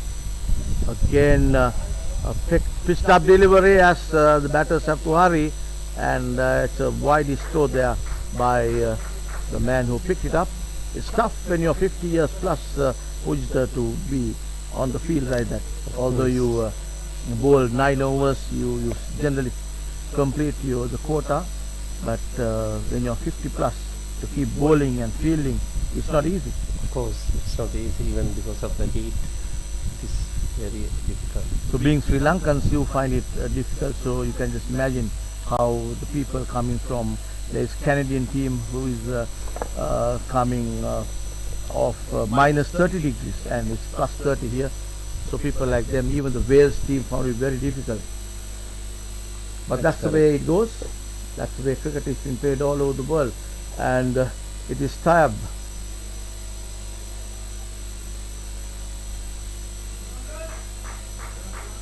And that's another run to the total off the bat. 49 is the total. 16 overs gone. 49 on the board. 3 wickets down of this South African innings. So you've been doing some marketing towards getting investors in for this overseas, or you have just restricted? No, we are targeting the overseas investors, because within the houses, selling of houses, we can cover the ROI within 3 to 4 years. Okay. And how many houses are you looking at doing here? We are targeting 120 to 150 houses. Okay. So we have 2 kilometer stretch around the golf course. So we have ample space to develop the houses. So any particular rate that you are looking at selling those houses for? It's average about $250,000. $250,000, and it will consist of about a 3-bedroom? Yes, of course. It's more than 1,000 square feet, 1,300. We have different kind of houses. All right, and that ball over pitch delivery, nicely put away. And that with that single, the 50 runs comes on the board of South Africa. South Africa 50 runs for 2 or 3 wickets here, and that was Holiday who took that run. Mohammad Hafiz is the bowler, and that ball put away nicely. Yes, 6 runs to the total, nicely executed, just off the front foot over the deep mid-off area. 6 runs to the total, and he's opening up. We can see that is Steyn. Andrew Steyn is the guy who played that shot. So few runs coming off this half is over. He's been very tight in the previous 2 overs. He bowled 2 maidens, and the total moves to 56 for 3. Hafiz operating from the far end, coming in left arm round the wicket. Follows up after the 6 with a fantastic delivery. Beats him completely just outside the off stump. Just a kind of half-hearted appeal. Hafiz comes in again from the far end, and that ball on the back foot by Steyn, runs the ball down to short mid-wicket. No run. Hafiz wants the fielder who is fielding just outside the circle at mid-on to come up a little bit as he comes in, and so we can see that Hafiz is bowled into his field, and that was a missed ball pitched on the leg stump, and attempt to stump it there by the wicket keeper, but turned down by the umpire there, and no runs added to the total. 56 runs on the board for 3 wickets.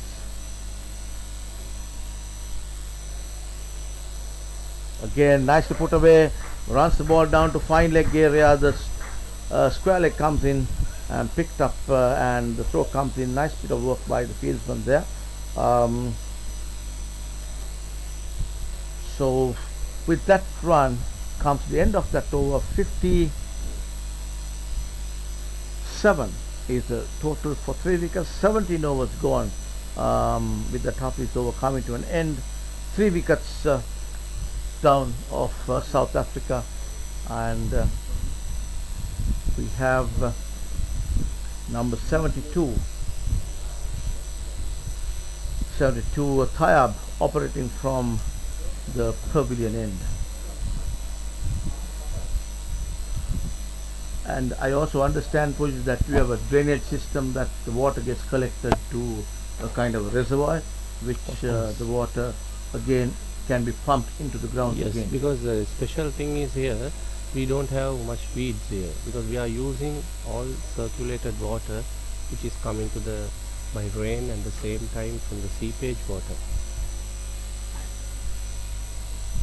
That ball pitched on the onside, and a quick single by the batters had to dive to get home there. That was Holiday. It's rather risky to do that when you're 50 years plus, but he nevertheless took that risk and was not happy to get back to the pavilion, run out here. That was a cheeky single. A little bit of boot work by the short fine leg man, finding standing there on the onside as the throw came in. 1 run to the totals. We're on the 18th over of the South African innings. 58 for 3 with Andrew Steyn unbeaten on 10 of 17. Thayab comes in very well. Nice little loop there, flighted delivery by Thayab. He's a real orthodox off spinner coming from the end. Pujitha Uduwana used to bowl his left armers. Yes. So this is tricky end. You like this end, right? Of course. It's not a... The both ends are similar to me. But I saw you taking I bowled this end. Yes. 4 wickets from this end. Yeah, I bowled continuously 9 overs. Yes.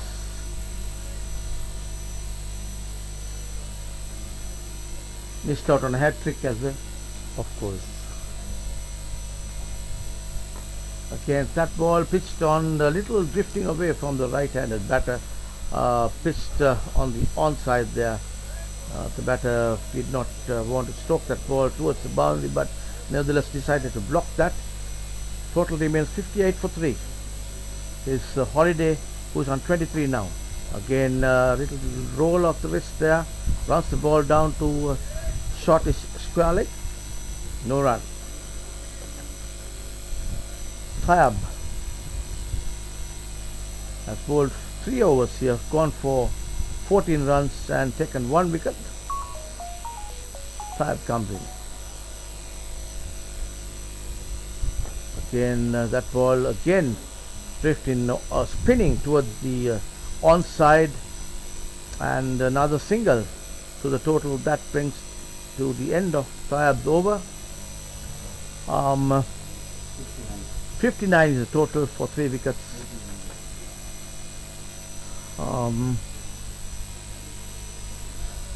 And you have 12 wickets here, right? 10 wickets. 10 wickets. We are using all 10. Yes, I can see that.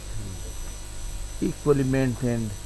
Your ground staff has been really good, and they are very Special focused. thanks go to my curator Lahiru.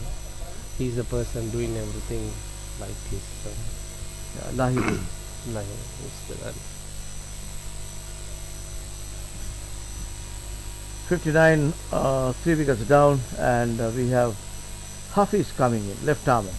And that ball, that's a tricky business for the batter. He's trying to steer the ball from mid-lane off towards the fine leg and square leg area, trying to go for a sweep there. Misses it completely because the ball is moving outside the off stump. pitching mid-lane off there. You got to be careful. You got to slip in place as well. And he wants a run, but picked up well by a tie-up there at short cover.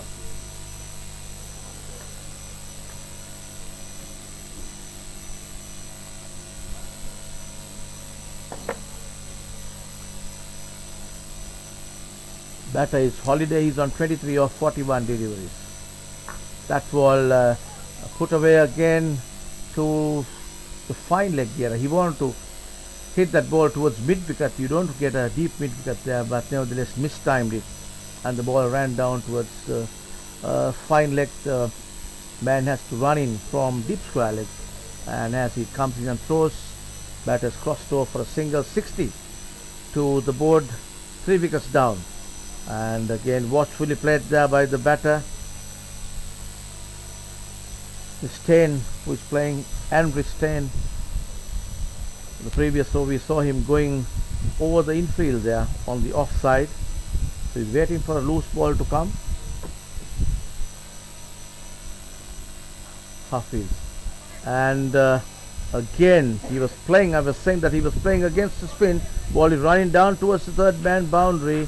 Picked up just inside the boundary, and batters take through 2 runs. So as I was saying, he's trying to play against the spin and hit that ball towards mid-wicket, the vacant area. But by trying to do that, got a thick outside edge. Almost went to the short third man there, but nevertheless went over script and was running down to the boundary. Short third man came in, picked it up again. He misses that. He was trying to go for a big one. So a slip in place to take that catch off the edge of his bat, but the captain of Pakistan has not been lucky there, not to get an edge. The batter is naughty. The batter is lucky to not to get an edge there. So that comes the end of half his over. Total 62 runs on the board, 19 overs gone, 3 wickets, and we have Taib coming in, operating from the pavilion here.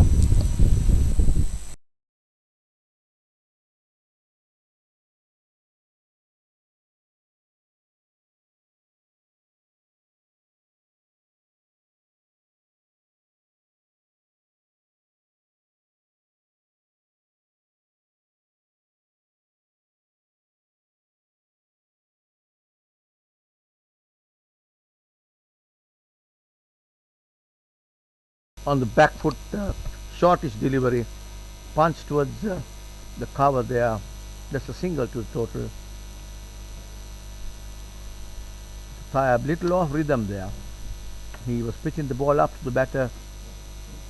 That ball dropping it short. Again, just short of length. But I can see that he's spinning the ball and getting the ball come into the right-handed batter. Orthodox off spin. Is bowling. Taib comes in, right arm over the wicket, and very well bowled. I thought for a moment that it needs to be a good ball, because I was watching his front foot, the way he keeps that before the ball is delivered, and I'm sure he's been a good runner during his heydays, because you can see that real off spinners pivot off the front foot, where he gets the body also to pivot at the end, and thereby get the ball to turn into the right-handed batter. And that ball, wrong length though, and the batter steered it down to the fine leg, square leg area rather, for a single. Total moves to 64 for 3. We are on the 20th over of this South African innings.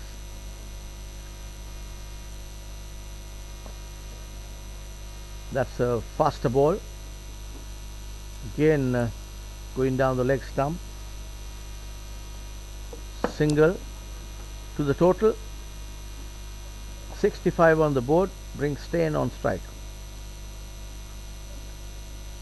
Stein has been showing somewhat of an aggressive way that he seems to be happy with playing, and as we say, runs that ball down to the deep there, deep mid off, He's not afraid to take risks and strike the ball hard. Takes 1 run, a single to total, and that comes to the end of that over. 66 runs on the board, 20 overs gone, 3 wickets down, South Africa.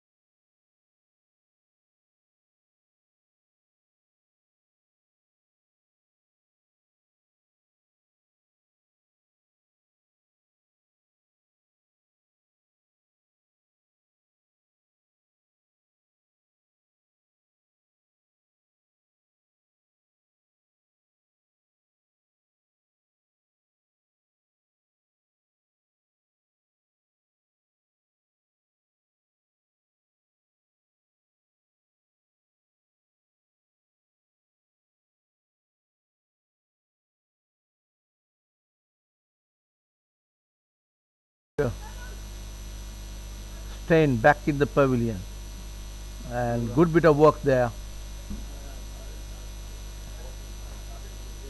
2 runs, yes. 2 runs to total. Total moves to 68.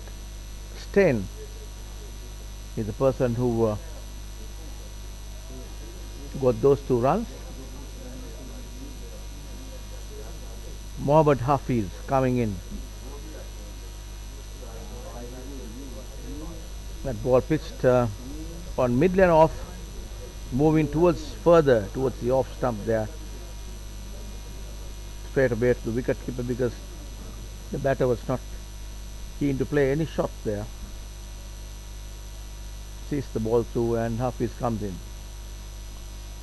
Very well bowled, good line and length, played defensively with soft hands there by Steyn. Runs the ball down to Taib, who feels at cover. Previous delivery almost run out, had that hit the wicket direct. Good pickup by the fielder, and it was Shaikh Iqbal who was very quick onto that ball, but couldn't. He picked it up and wanted to triv down the wicket, but missed it. And that ball punched off the back foot directly to extra cover. No run.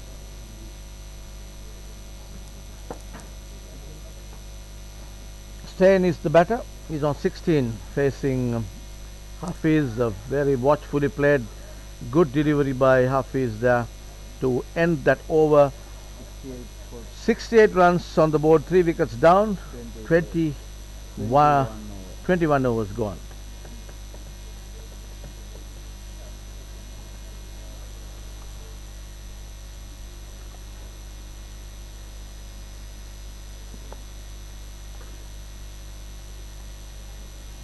Bowling change up to now.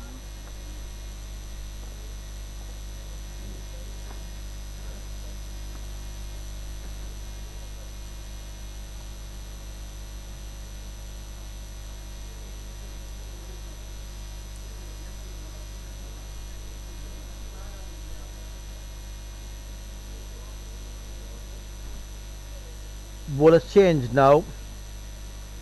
There is Jaffer. Mohammad Jaffer is going to operate from the pavilion end. Moshin Aftab having a chat with him whilst marshalling his fieldsmen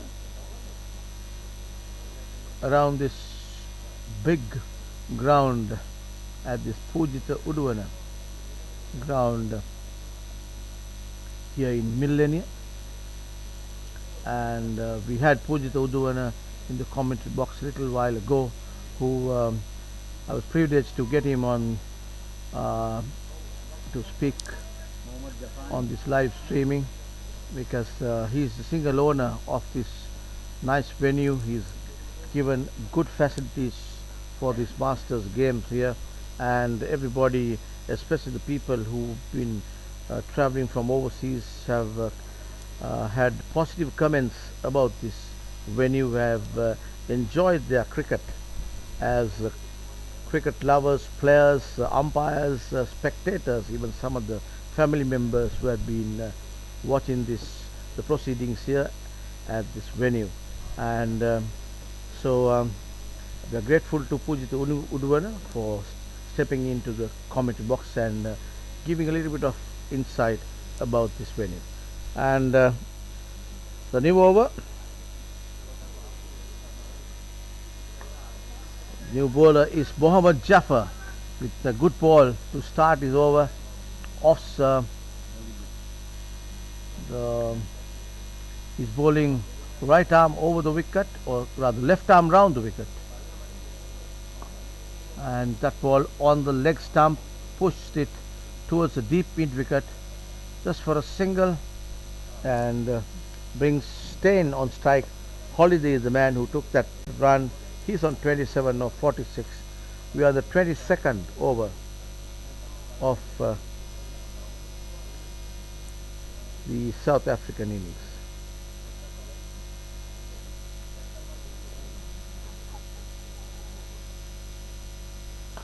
That ball, he had all the time in this world, really shortish delivery there, but could not get into the gap. Hit it straight to the fielder himself, fielder at deep mid wicket, and just take one run.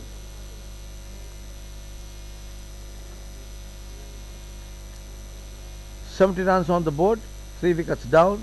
We are on the 22nd over. 2 runs so far in this over. Mohammad Jaffer, left arm. Again shortish delivery, couldn't get the gap there as well. Runs the ball down to deep mid wicket just for a single. 71 run on the board, and Stein on strike.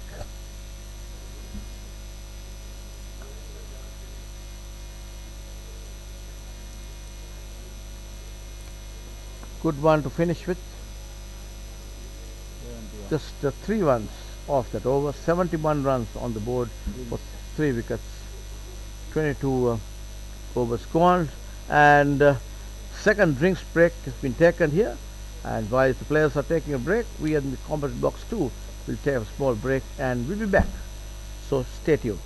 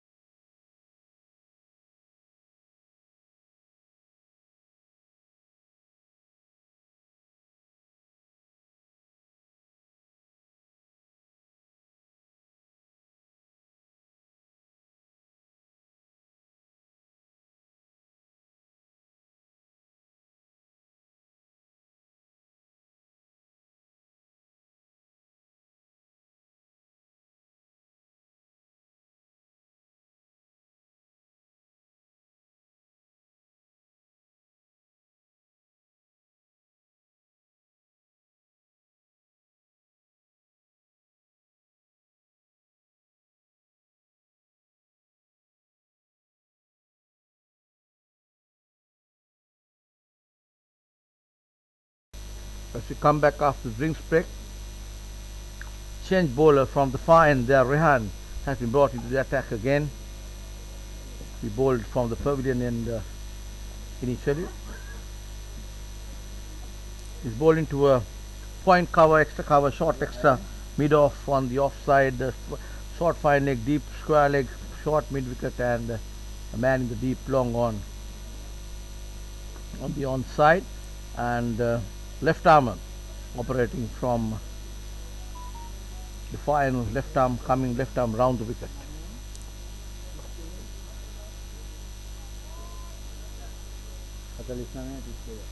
Rehan Rauf, he's been quite good on this World Cup, but that ball ran down towards the mid wicket fence. 4 runs there, no field in there in the deep, so placed beautifully. That was a real shortish delivery by Rehan, put away towards the mid wicket fence for 4 runs. 75 is the total for 3 wickets.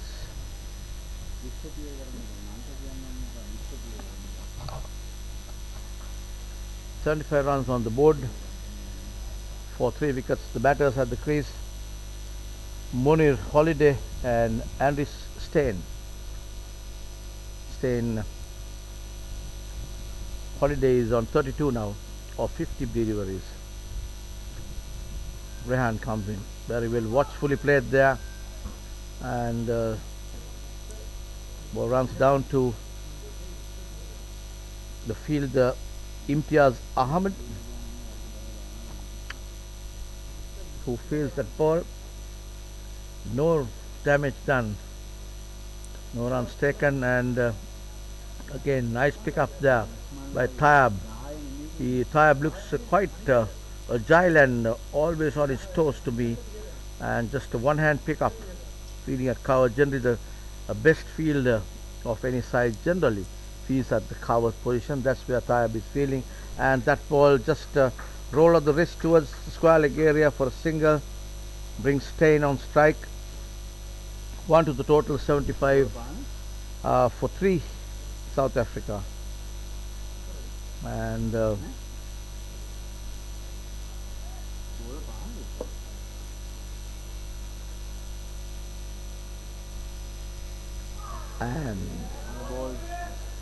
that ball beautifully bowled, got the ball come into the right hand batter, and clean bowled by the bowler, that is Rehan Rauf. Andre Stein has to walk back to the pavilion. He got 17 of 32. That's the 4th wicket falling off this South African innings.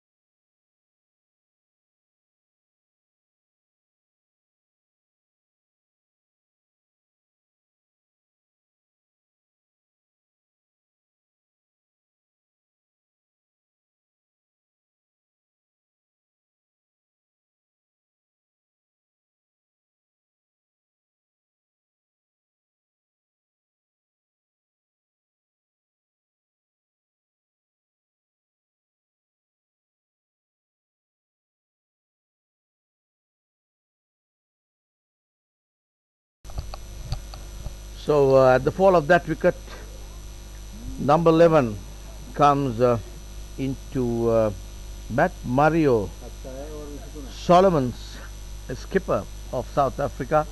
4 wickets down. Now 76 runs on the board beyond the 24th over. And that was Rehan Rauf who took that wicket. He had been pretty impressive this World Cup, taking 4 wickets against West Indies and another 4 wickets against Canada, and so he actually took 4 for 32 against Canada, and also took 4 for 25 against West Indies. He was largely instrumental in the wins Pakistan have got thus far, and here again he bowled well. And we have Mohammad Jaffer now coming to bowl from the pavilion end. Mohammad Jaffer is the bowler. He will be bowling to Holiday, who is on strike now. He has a slip, a point, cover, deep extra cover, a shortish mid-off and a deep mid-off. And you've got a long on, deep mid-wicket and a short square leg. And a loud appeal there for leg before, but a little too high, I suppose. Ball going down the off stump there.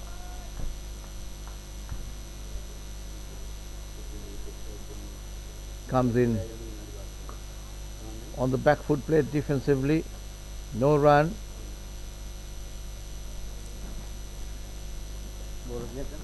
So Jaffer bowling into a good line and length. No rush whatsoever where these Pakistanis are concerned. That's a flighted delivery. Bold. And clean bowled, yes, round the legs. Holiday just moved away from the crease to moving towards the off stump there, having all three stumps open and kind of Yorker length there. A ball little on the leg stump, but nevertheless hit the stumps, and he's clean bowled for. That was Holiday, who has to walk back to the pavilion.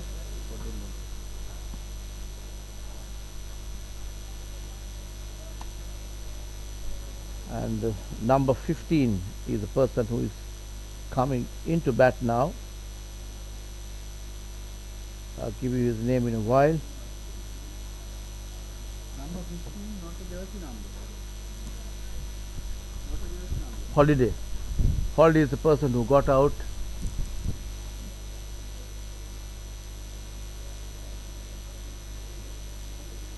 And he was out.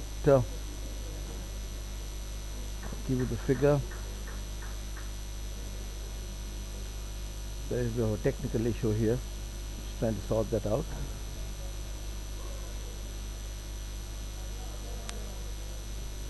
It's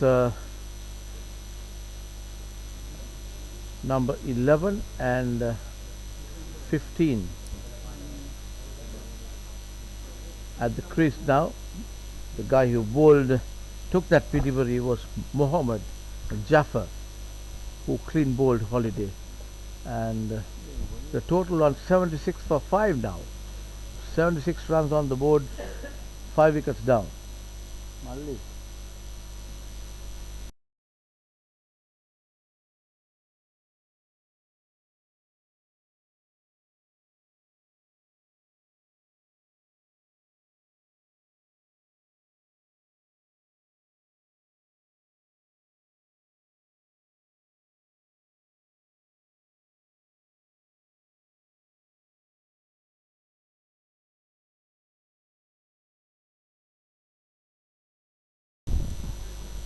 And Holiday was out for 33 runs, and there is Jaffer, who is bowling, the man who got that wicket of Holiday. Number 15 is the jersey that is there, but we are not sure who that is, because we'll have to find that out from a South African player. And that ball down the leg stump, just a quick one on the onside, running it down to a short square leg. And tie up now. These two batters are relatively new to the crease now, so it's a good time to take another wicket for the Pakistanis before these batters settle themselves. That ball taken on the half volley, pushed it to mid-wicket area. Mid-wicket fieldsman comes in, picks it up. As the ball comes in, another one to the total. Total moves to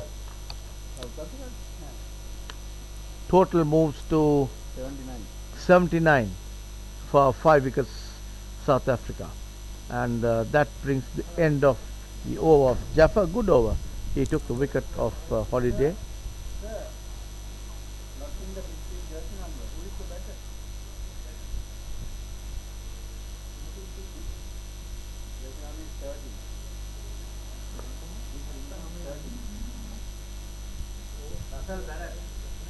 Russell Banner is the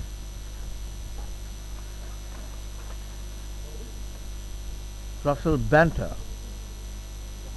Russell Painter, I think. Russell Painter.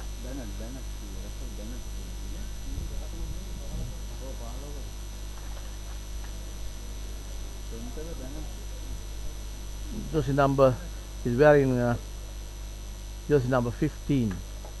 Russell is the man who is wearing jersey number 15, and that ball just pushes it towards the deep there for a single, takes one to the total. 80 runs come on the board for 5 wickets. South Africa put into bat here by Pakistan off the Pakistan skipper Moshin after winning the toss this morning. Brings number 11 on strike, and he is Marius Solomons, right-handed batter.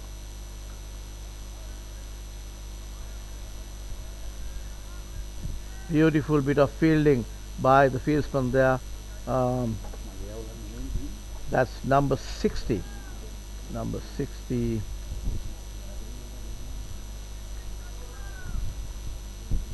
Feeding at covers there. Very well ball again.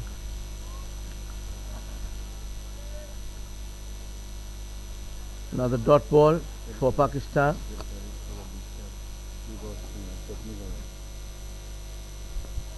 Very well bowled again.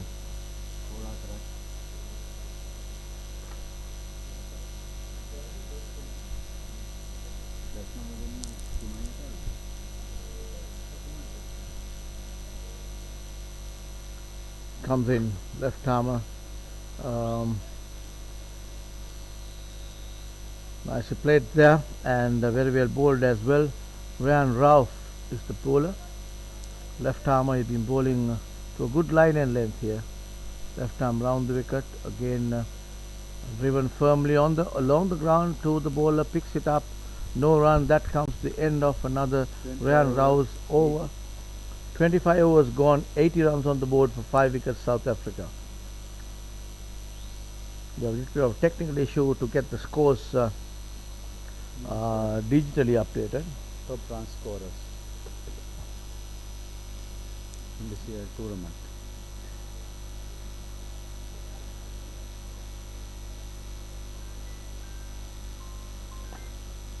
Simon Holiday has been a top run scorer in the tournament. He's placed 6th in the list of the highest runs scorers in the tournament, and he had to walk back to the pavilion, clean bowled the previous over by off the bowling of Mohammad Jaffer, who tried to just get across the line, and a foolish delivery, pitched up, but wanted to put it away to the mid-wicket fence, misses it completely, and got his wickets hit, clean bowled, and he had to walk back to the pavilion. And there's a change of bowling here. Is Imtiaz Ahmed, the bowler coming in from the pavilion end. Number 20 is the jersey that he's wearing. Moshin Afta marshalling his fielders. The big ground here, lots of gaps. However much you try to put a fielder, there'll always be a gap somewhere. So the batters' efficiency and what they should be looking at is to pick the gaps and push the ball into the gaps, because if you push the ball properly into a gap and beat the fieldsman there, the probability that the ball will run down to the boundary is very much great, because it's a very fast outfield. And comes in Ahmed on the up there, played no run to the total. Imtiaz Ahmed operating from the pavilion end. Flight delivery, but did not get hold of that the way he would have wanted to. This dot ball there again.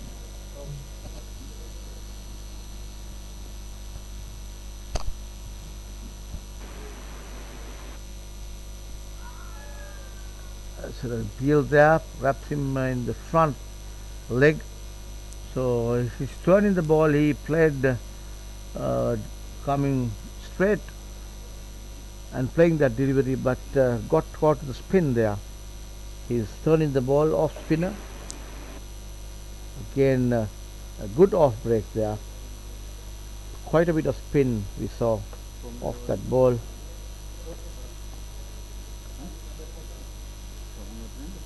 Comes in again from the pavilion end. Nicely put away, and that beats the fielder there. As I was saying, if you beat the fielder, it's very difficult to stop the ball rolling down to the boundary.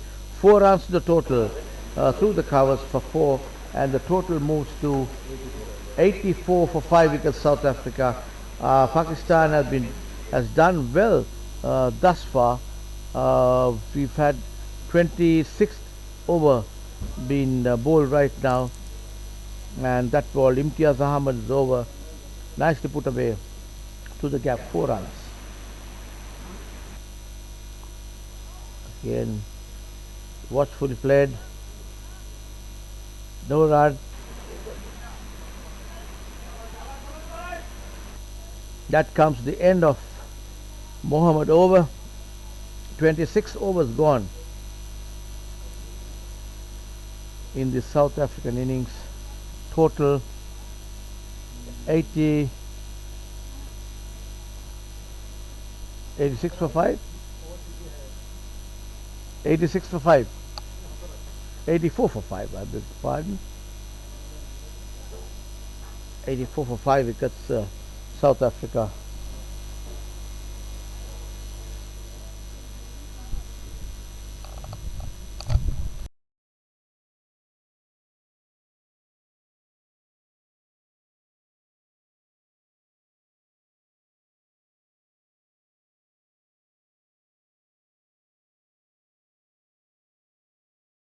What's the number?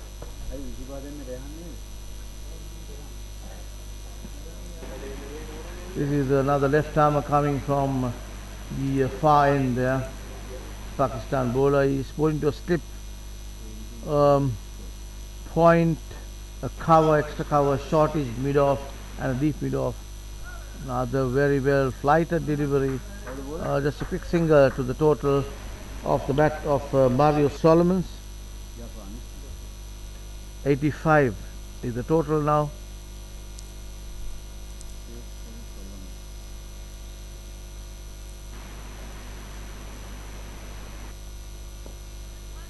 Again on the back foot, waited for that ball to come. Just runs it down to short mid wicket, no run.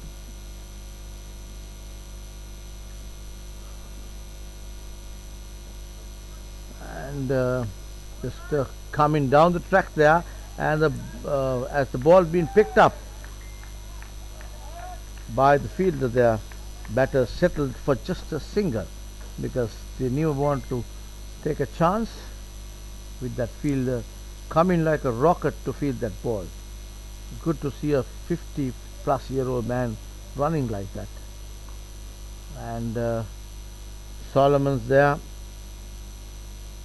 Mario Solomons, the skipper, wanted to take 2 steps forward and launch it above the infield, but decided against it at the last minute. Played it defensively.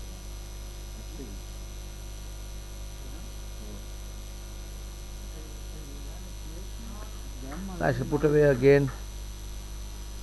Just 1 run to the total on the onside.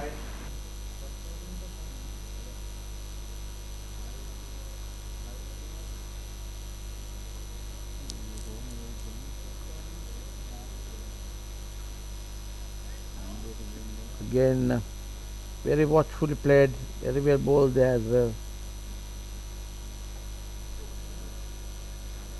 And that comes to the end of that over.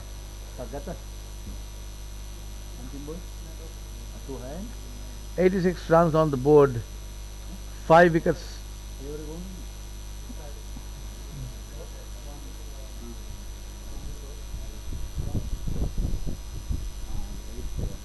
87 is total.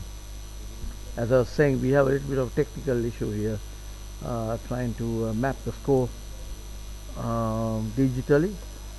So that's why we tend to be a little late in giving the scores and the total, because we are doing it manually for the moment. 87 runs on the board, 5 wickets down, and this is Imtiaz Ahmed operating from the pavilion end.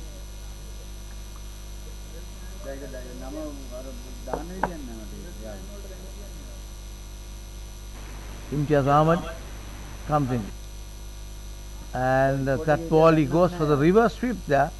The skipper of South Africa, very optimistic in playing the shot, but misses it completely, and ball ran down to the wicket keeper.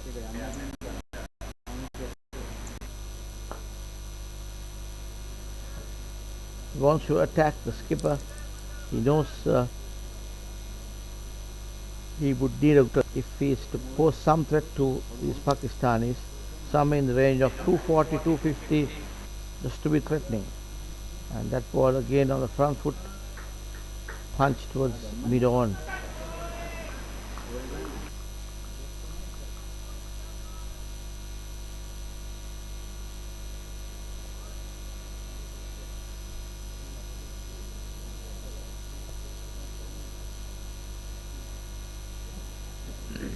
Imtiaz Ahmed operating from the pavilion and comes in.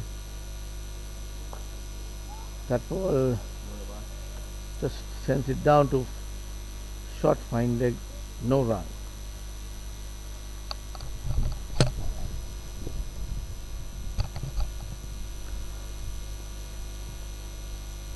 Imtiaz Ahmed, right arm over the wicket, flighter delivery, gets the batter to play in front of the crease, in the front, use front foot. 28 overs gone, 89 runs on the board for 5 wickets, South Africa.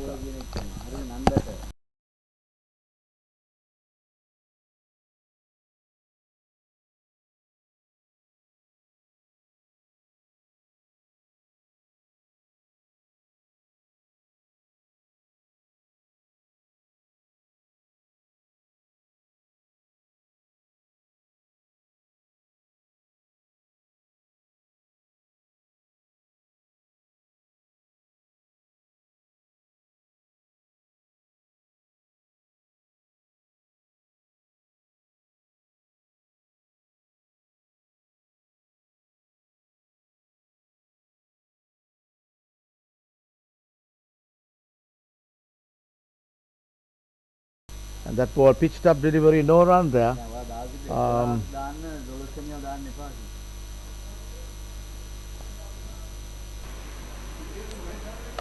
Left arm operating from the far end there.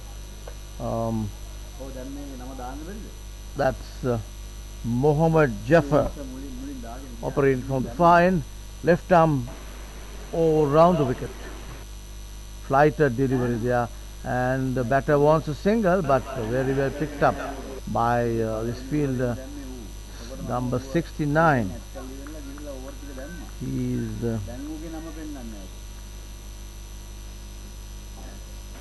we have no clue because we don't have that name, number 69. Again, very well bowled there by this bowler.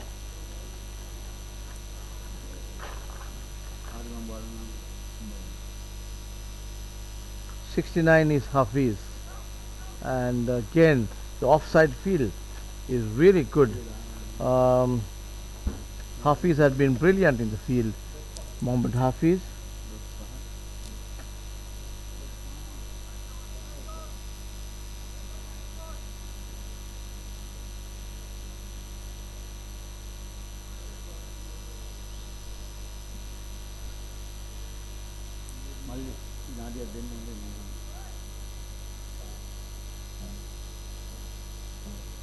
And that comes to the end of that over number 29. Maiden over there, so over number 30 will be operated by Imtiaz Ahmed, who will be bowling from the pavilion end. The batters are taking a quick water. They need to be hydrated. The batters, fieldsmen, everybody, the umpires, people who are out in this staunching sun, which is falling directly onto the grounds here at Pujitha Uduwana Stadium, Sports Academy Stadium in Millennia, Bandaragama.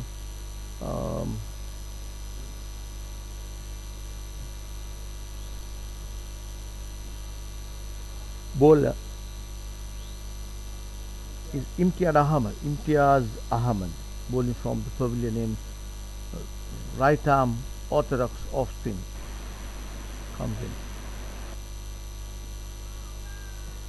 Very watchfully played there. No runs to the total on the front foot.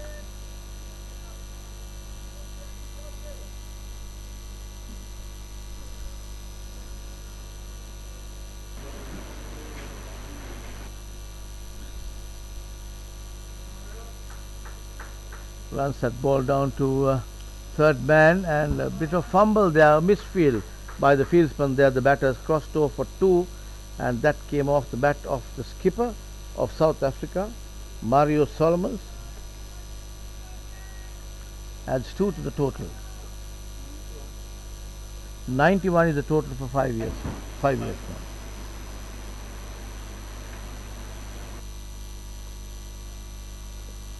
now. Again, just sends it down to fine leg, short fine leg for a single. 92 the total. Imtiaz Ahmed operating from the pavilion end.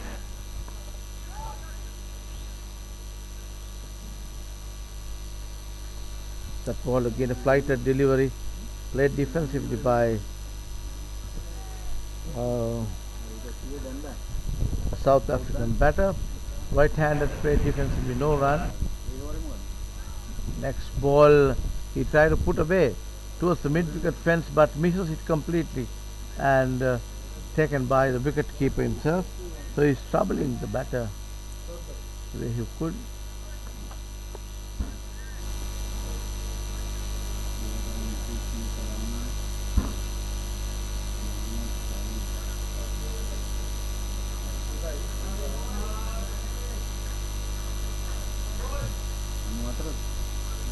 That single, 30 overs, 94.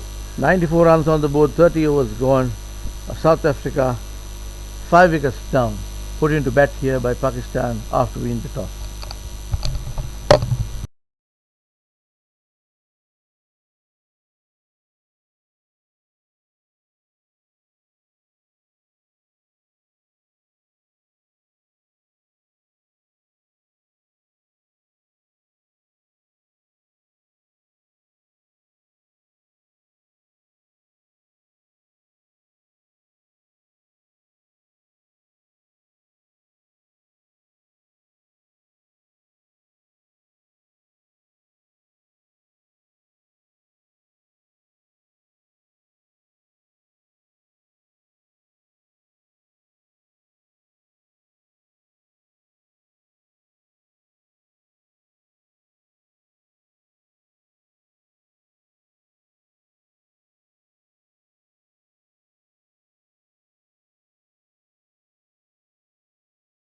Venkatesh.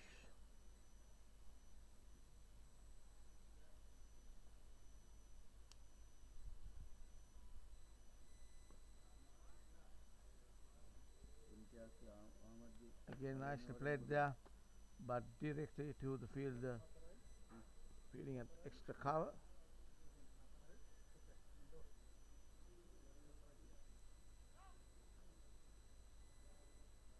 Fantastic bit of bowling by this.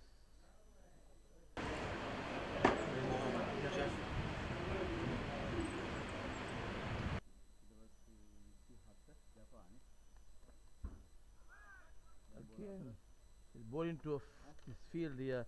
Number 6-9 just runs in, ensures that there is no single being taken. Very well bowled there by Jaffer.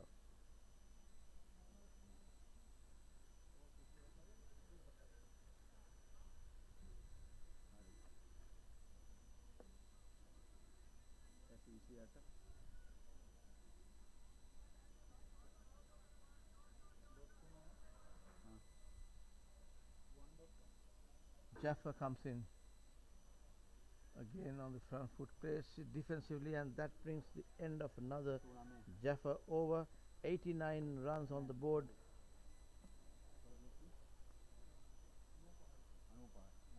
95, I beg your pardon, 95 runs on the board for 5 wickets, and 29 overs have been completed.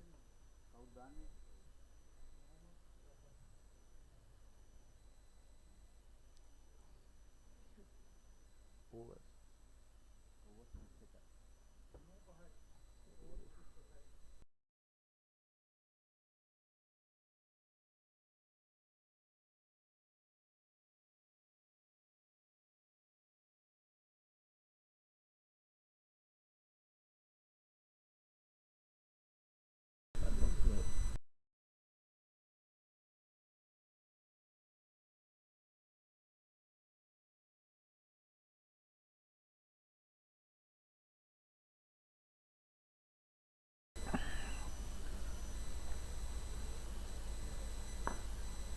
And now Mohammad Jaffer has been brought in from the Mohammad Jaffer. Oh no, this is not. This is Imtiaz Ahmed bowling from the pavilion. And that ball, just little nudge towards the third man area. Ball trickles down to third man. So for single, as a throw comes in, the batters have cross throw for that, and takes the total to 96 for 5 wickets there of South Africa. And Imtiaz Ahmed, big appeal there again by the bowler and the wicket keeper, turned down by the umpire.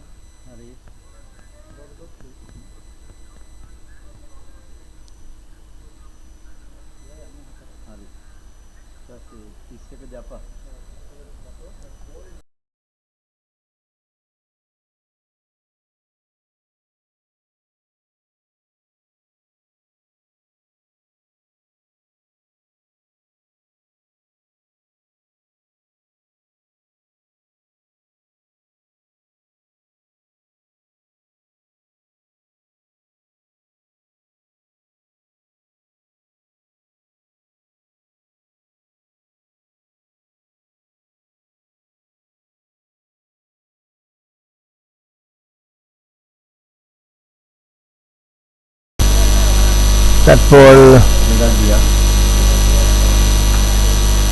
2 runs to the total again, and 2 runs to Solomon.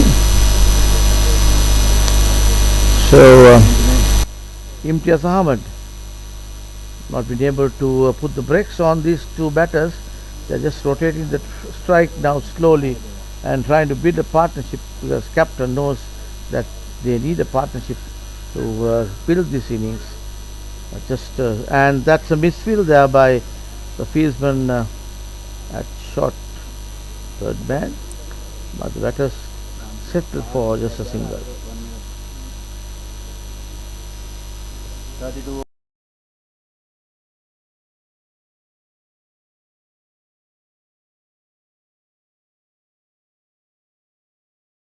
Board after 32 overs, and the batters at the crease, the skipper, who is Mario Solomons, and Andrew Stein. Those are 2 batters at the crease now.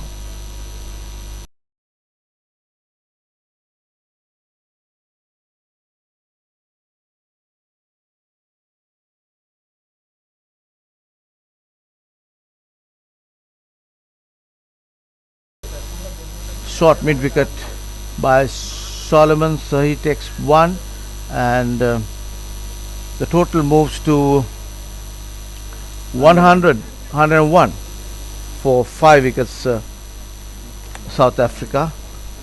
Okay, we are back on track with the scores. That ball runs the ball down to the mid wicket. Little bit of boot work there by the mid wicket fieldsman, but during the time the batters crossed over for a single. 1 to the total of 102 for 5, South Africa. We are on the 33rd over.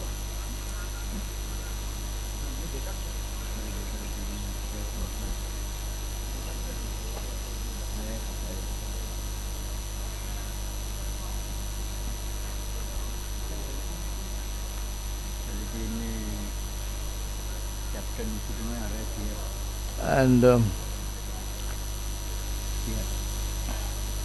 23 was faced by the skipper.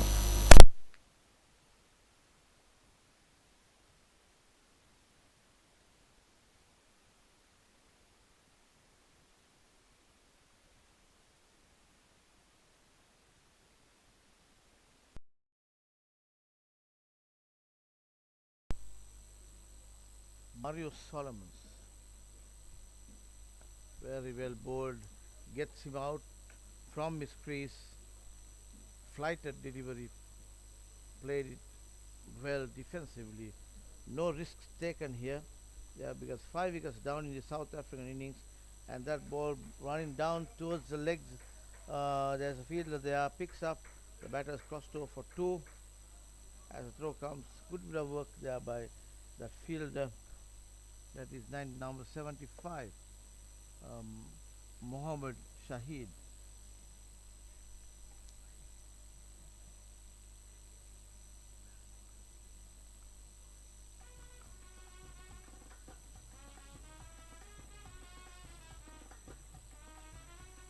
And that brings 33 overs gone, 104 for 3 wickets.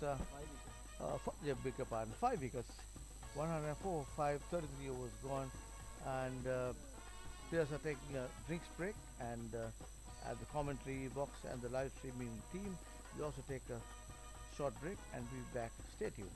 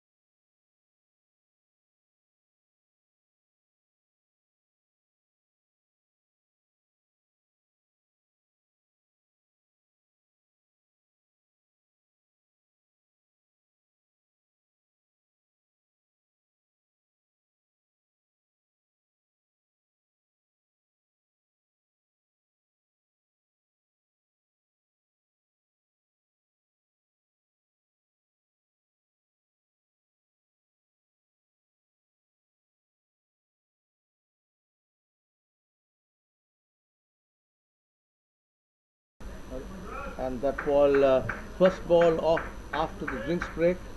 The batters, everybody is refreshed after a nice little drinks break there. The sun is just falling just directly onto these fieldsmen and the batters, so they have to cope up with that. And refreshments are a real requirement when it comes to playing cricket in the subcontinent. And the next delivery, ball runs down towards the onside. The batters take two here, two quick runs there. So intentions are a little clear here. They want to build a score 100 runs, 104 runs on the board now.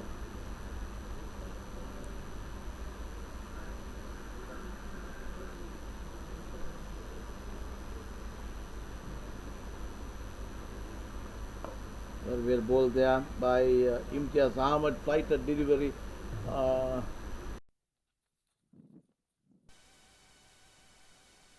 Line in this particular spell, the previous one he bowled well, a nice little breeze going across the ground here. I'm sure the fieldsman likes it. Looking at the flags, I can see it's coming from the far end, going from west to the east, and it's Imtiaz Ahmed, and that's an appeal. He misses that ball, trying to put it away on the onside. No runs to total. Total remains at 108 for no wicket, for 5 wicket here. 108 for 5. 33 overs gone. We are on 34th over. On the back foot, nicely put away, but directly to the fielder here.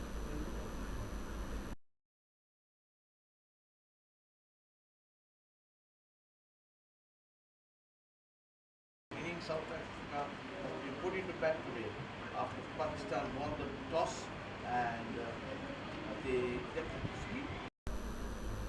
South Africa are now 108 for the loss of 5 wickets, trying to consolidate and build a partnership here to build this innings to get into a kind of a threatening score where the other side is concerned, but you need to get to anything over 225, 230 to be to pose any form of threat to the others. And that's a fantastic catch taken there. I was saying that he was a good looking fieldsman there, number 69. He's 69.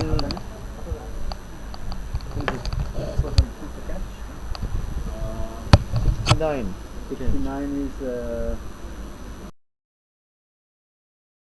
is I was saying a little while ago that Hafiz was really agile and on his feet all the time in the field, and he showed and proved me right with that his right, just one-handed and beautifully executed, and saw the back of the skipper of South Africa, Mario Solomon's, back in the pavilion. 6 wickets down of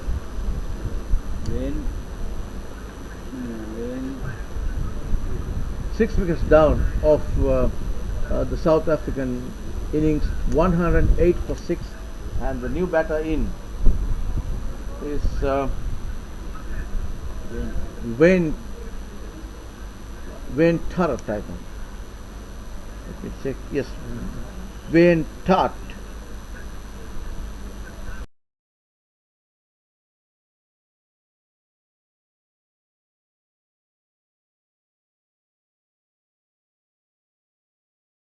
Who has replaced the last wicket of Solomon's, and very watchfully played from the word go.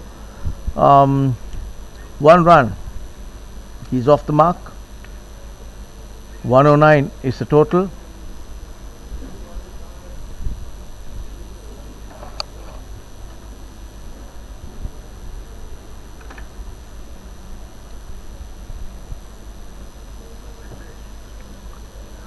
A quick single there, but a little bit of misfield there by the fielder. That was Ifran Ali Khan, who is at point. Had he taken it on the first go, the batter would have been in trouble.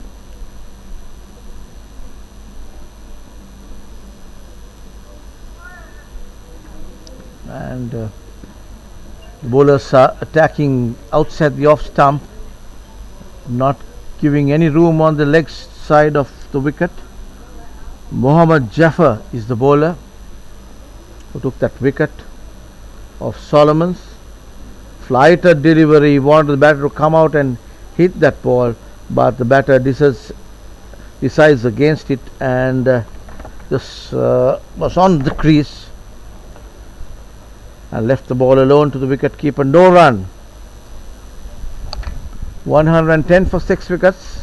Again, fantastic bit of bowling by this bowler Mohammad Jaffer. 35 overs, And that brings the end of his 7th over. He's gone for 15 runs for 2 wickets, and 35 overs gone, total 110. 110 for 6 wickets.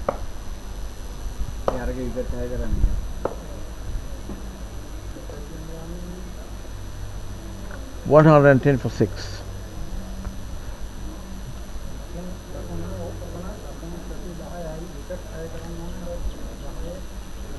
And next over from the pavilion end, the bowler is Imtiaz Ahmad, on the back foot by the batter. That is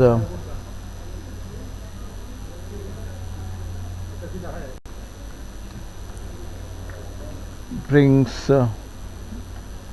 Russell Bennett was the batter, and Ben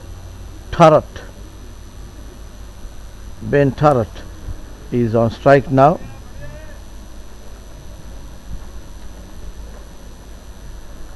The next ball left alone by Turret. Imtiaz Ahmad. That ball too left alone by the batter. Watchfully. Just another 9 overs to go. If they are to make this a match, they need to get to at least the 200 mark, and 2 dot balls there. The batter not interested to play shots wide outside the off stump.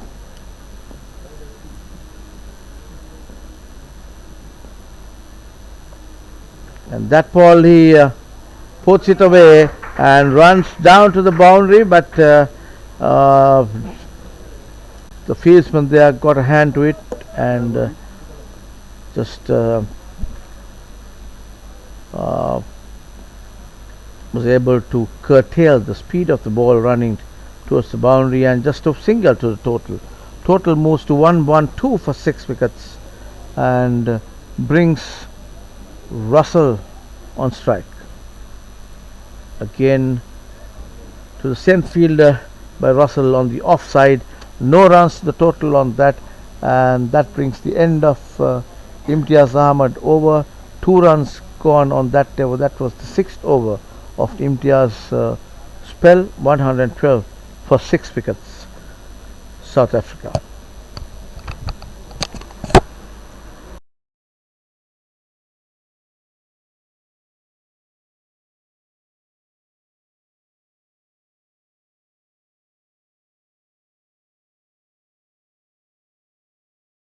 End.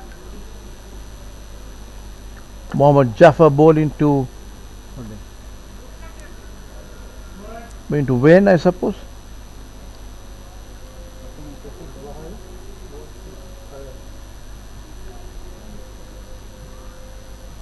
That was Wayne who got that run, running it down to third man. It brings Russell on strike. Pushed it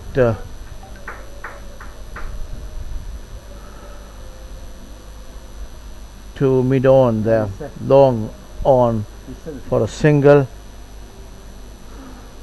Russell moves to 20 of 40 deliveries. That was shortish delivery moving towards the leg stump, and Tarrant moving on to his leg. He was following the ball, wanted to put that ball away on the onside, missed it, and dropped short of the wicket keeper. Again, flighter delivery, hit hard towards the long on there, and fielded well in the deep.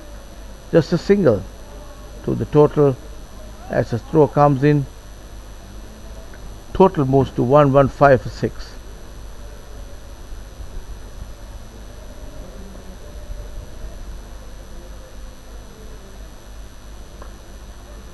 That ball cut away firmly and runs down to the boundary there. Nobody standing in the deep extra cover, sweeper cover area, and it was a good effort by the fieldsman there, but nevertheless could not stop that ball running to the boundary. 4 runs to the total. Off the bat of Russell, he moves to 24 of 41 deliveries. This over has been a good over for South Africa. 7 runs coming off. Runs have dried up, and wickets have been falling in regular intervals. But with that 4, they have got some motivation where the batters are concerned. So at the end of that over by Mohammad Jaffer, then South Africa 119 for 6 wickets.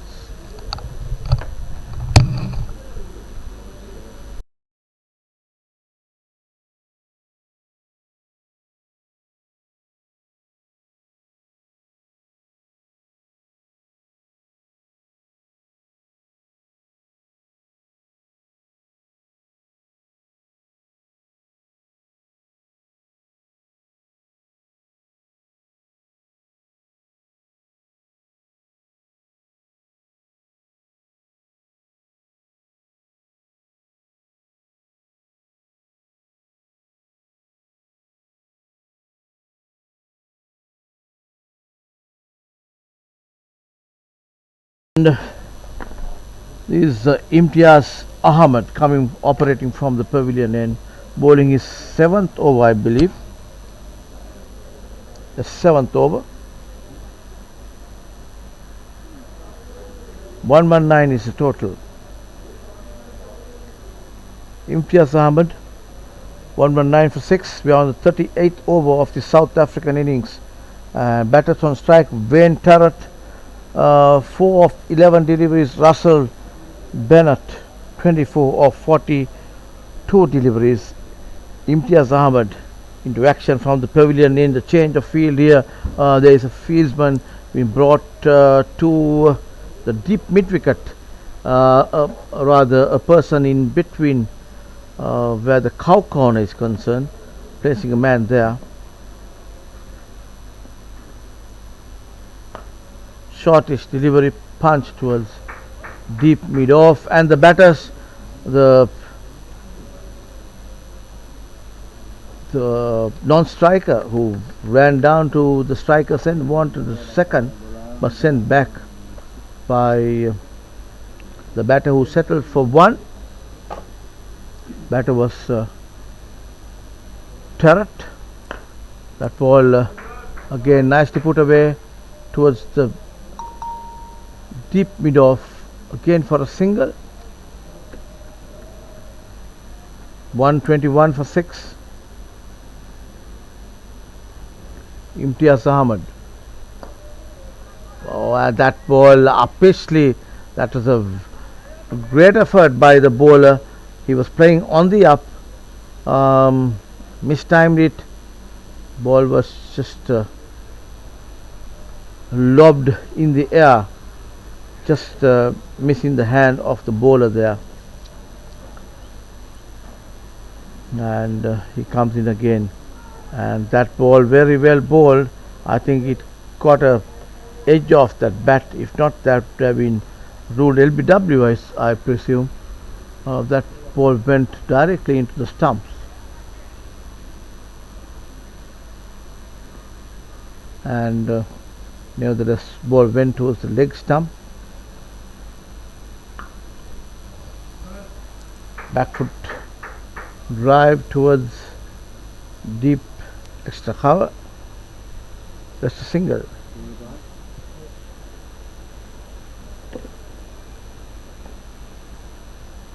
Next ball from Imtiaz Ahmed. And that ball, very well bowled by Imtiaz, got the ball to spin into the right-handed batter, but missed the stumps.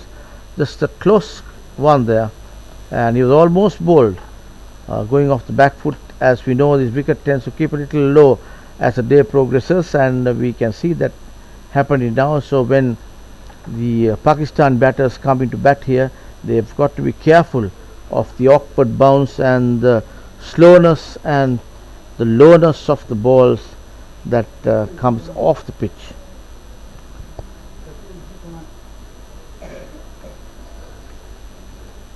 Tharat is the batter. He is on 6, 13 deliveries faced.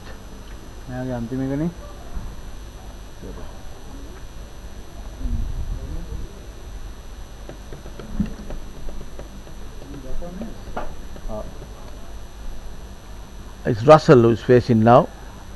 26 runs of 45 deliveries.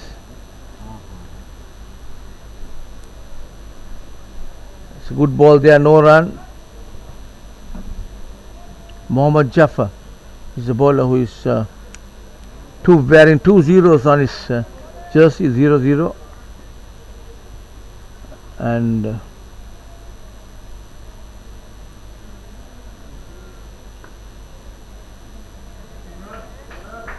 that ball nicely put away. 2 runs to the total.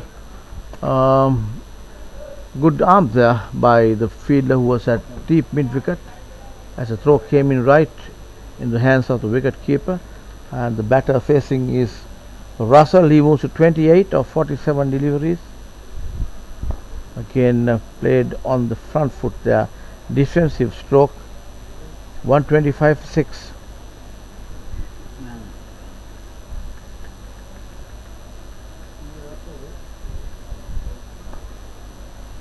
That ball again, he tried a direct hit there.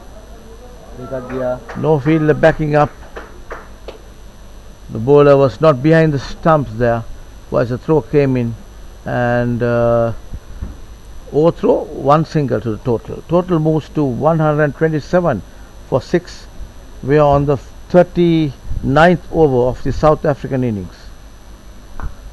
That ball, shortish delivery, very slow delivery than the previous ones, and the batter waited for it and played it. It was Russell who played that. He moves to 31. 31 of 50 deliveries. 128 for 6.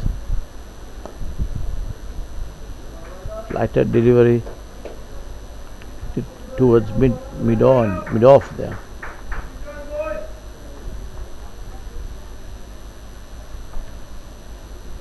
And that comes to the end of the 39th over. 129 for 6 wickets, South Africa.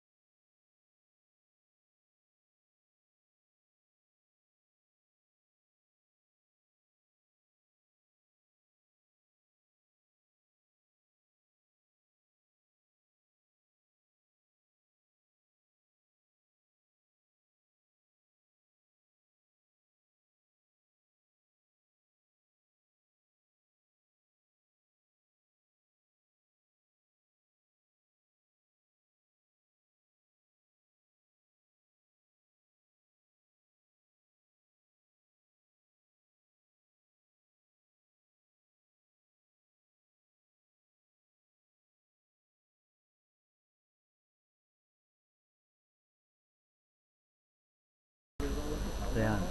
Rehan has been brought into the attack from the pavilion end. Left armer, wearing T-shirt number 7, Rehan Rauf. He's, I would say, the best bowler so far in this tournament for Pakistan, taking 2 wickets, 2 or 4 wicket hauls.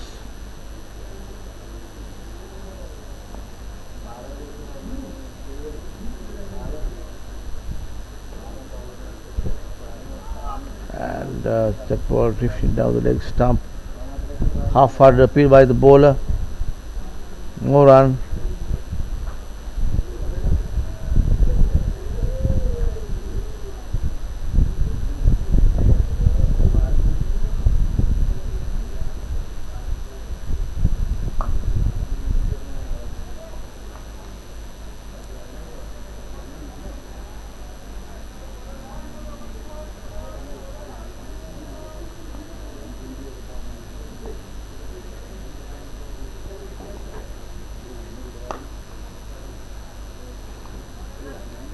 No run, the ball played defensively, just to push towards the extra cover. Rehan comes in, left arm round the wicket, and that was a good run. The batter called early and the non-striker responded. The fieldsman just couldn't get down and pick it up and stopped it with use of his boot. Rehan comes in.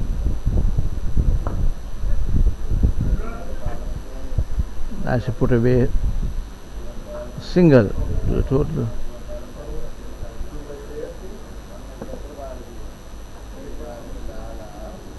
$131 for 6.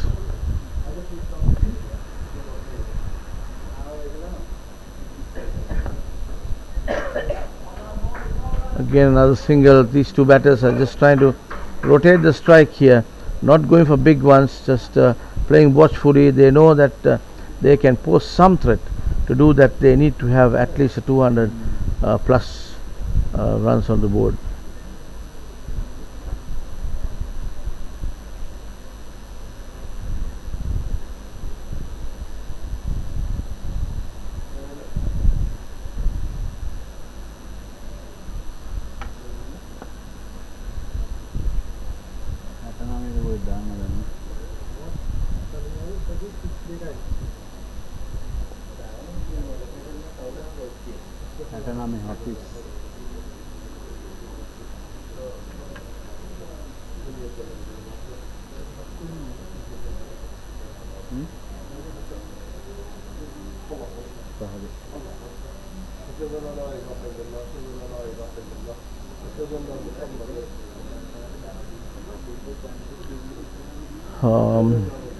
The ball operating is a left armer coming from the far end.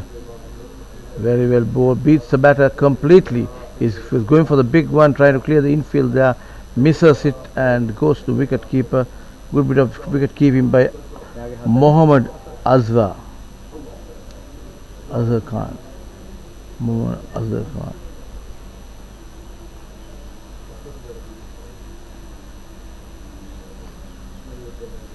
Again going for the big one, misses it.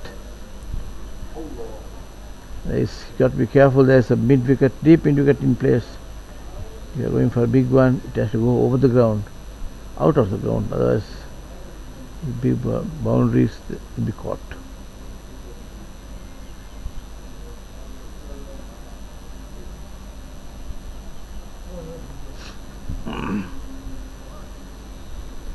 Runs the ball down to third man for a single. Takes a total to 133 for 6. Russell comes into strike.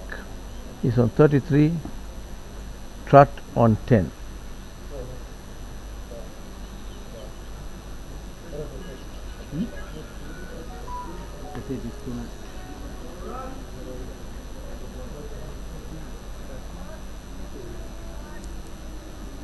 එයා 33යි බෝල 52.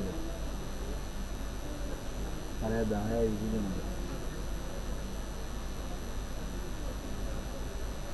And this is Mohammad Jaffer. I beg your pardon, it's Mohammad Hafiz. Too many Mohammeds in the Pakistani side, so sometimes you get mixed up with the names.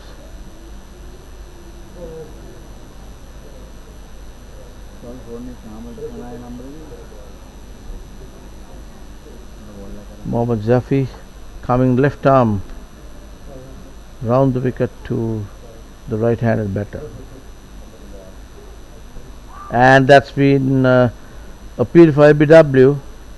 The batter going for the big one, but turned down by the umpire. Not very convincing LBW appeal as well. I think it was just surely going down the leg stump.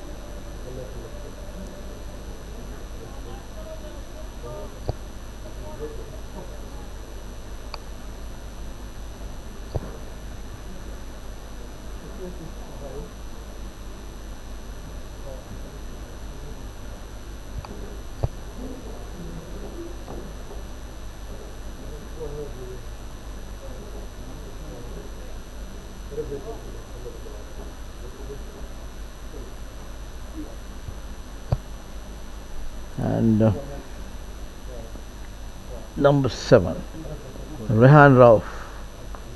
That ball nicely put away, way outside the leg stump, just away from the line that the captain would have wanted him to bowl, just way outside the leg stump. 4 runs, waited for it and delivered. 4 runs after a long time. We get a boundary for South Africa. Total moves to 139 for 6. And we are on the 42nd over of the South African innings.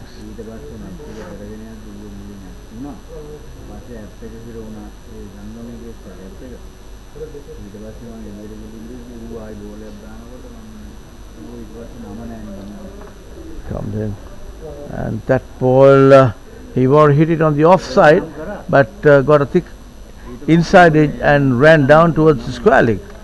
Just for a single. They don't care where the runs come from. They want to get the scoreboard ticking now is the intention of these two batters. 140 coming up in the 42nd over of the South African side. Very well fielded there by the man, I think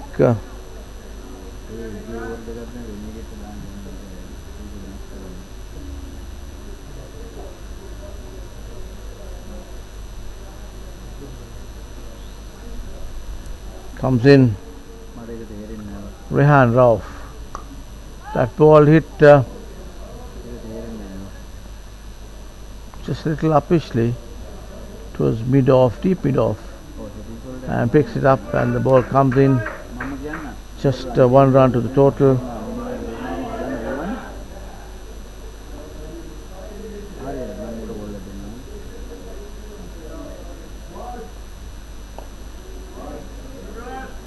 Nicely played there to the deep extra cover region. 143 for 6. Rehan Irfan Khan, the 3rd over, is bowling.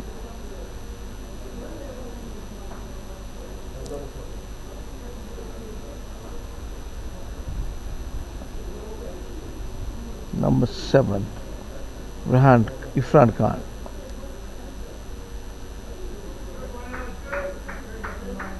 Takes a single there. Total moves to 144 for 6 wickets.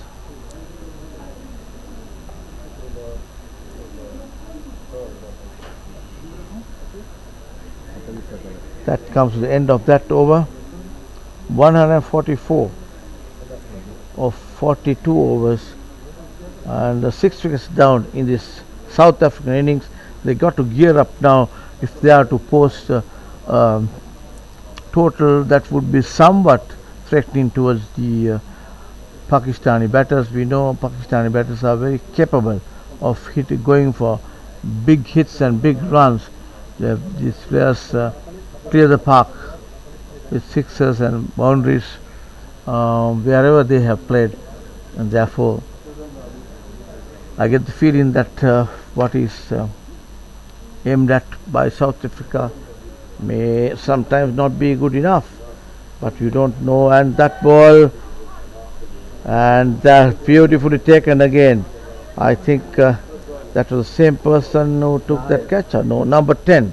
Number 10 is Shaikh Iqbal. Shaikh Iqbal is the man who took that catch running from cover. As I was saying, they need a total of at least close to 200 runs to have some form of attrition towards the side, the opposing side. But the way they are playing now, 7 wickets down, 144 is the score. Beyond the 43rd over, just 2 more overs to go. So the South African batters also want to gear up and get the scoreboard moving. But this is what happens when you try to do such at the very latter stages of the innings, and without not really reading the ball, you try to hit the ball not to its merit, but the way that you would want that ball to behave and go to the place that you think is the best to play. So sometimes it works, sometimes it doesn't work when it comes to limited over cricket. It is a 40 over game. So Pakistan cricketers over Masters over 40 have bowled 43rd over of their 45 overs, and the new batter in is number 5, Andrew Amsus. Andrew Amsus.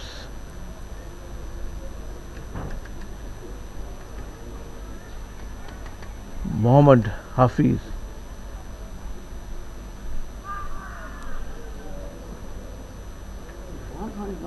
Yeah, oh sorry. I missed my call. And 144 for 7, Mohammad Hafiz. He's to go to the Rayan. Yeah. I'll take 10 now. Yeah, okay. Yeah. And that ball again just put away towards the deep there for a single. Takes 1 to the total, 145 for 7. We are on the 43rd over of the South African innings. We have a slip in place for this bowler. This is Mohammad Hafiz, who's bowled 7 overs, gone away for 18 runs and taken 1 wicket of South Africa's. That ball delivery, not a fast delivery there, but on the leg stump, the batter tried to put it away. At least just close by. Even if it had run, the batters could have easily taken a single, because you don't find any field on the onside stopping the single.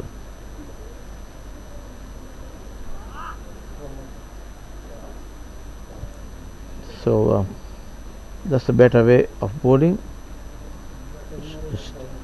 Struck on the pad of the wicket keeper. No run.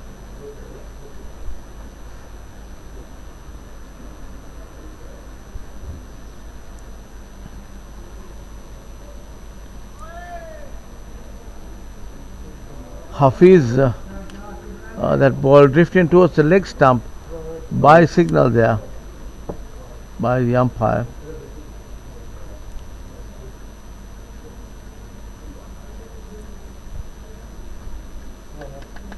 That comes to the end of that over. End of the 43rd over, 146 for 7 wickets. South Africa, who's been put into bat by the Pakistani skipper Mohsin after winning the toss this morning. Looking at the wicket, he has thought it's better to bat second, because there's obviously some grass on the wicket. So, but the Pakistanis did not have that many penetrative fast bowlers with them, but they settled for the spin attack, few left armers and right arm off spinners have done the damage for South Africa, and Pakistan done well here at the Pusa ground in Millennia, Bandaragama. And number 72 is the bowler, is Naeem Tayab. Yeah, on the 44th over of this South African innings. 2 more overs to go before the South African innings comes to an end. Waited for it on the back foot, punches it towards the gap there, but the man in the deep just covers it, and during the time the batter has crossed over for a single for 2. Total moves to 148 for 7.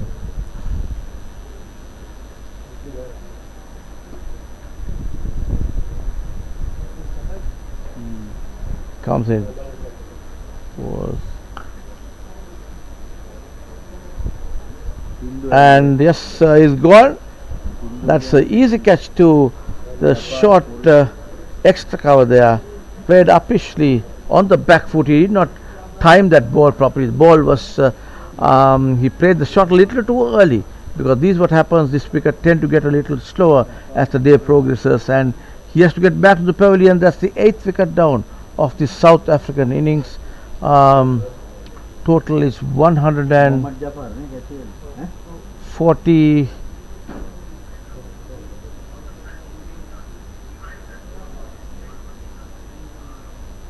145 or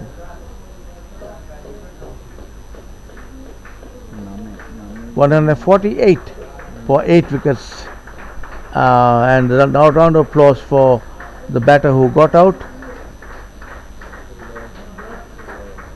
148. 148. The batter who got out was 37. for 37. 59 balls. Who is the batter? Bennett. Bennett is the batter who. Bennett ne out too? No. A new batter this? No, batter got out. Yeah, Bennett. Bennett is the batter who has got out, and the new batter in Dion. is Dion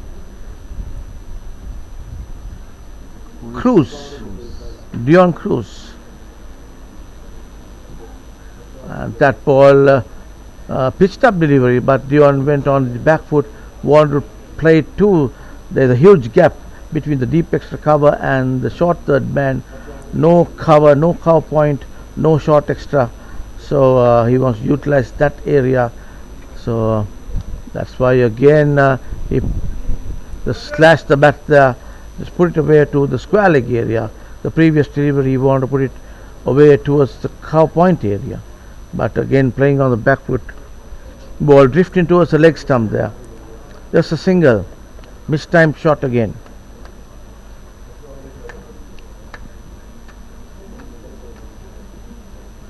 Naeem Tayab runs in from the pavilion end,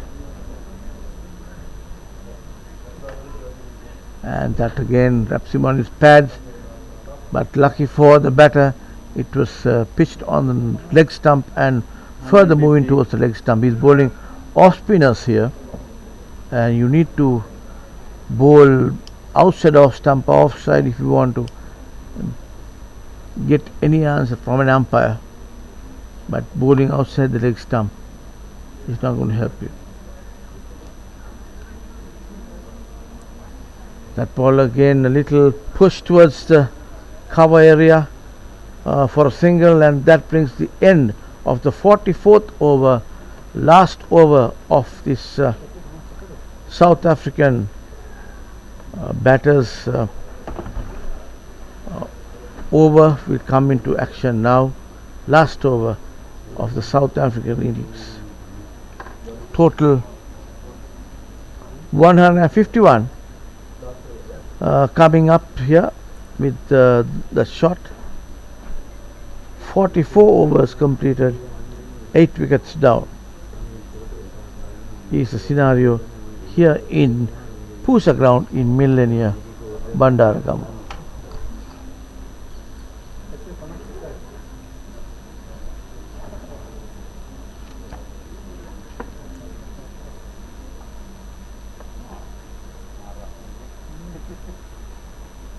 and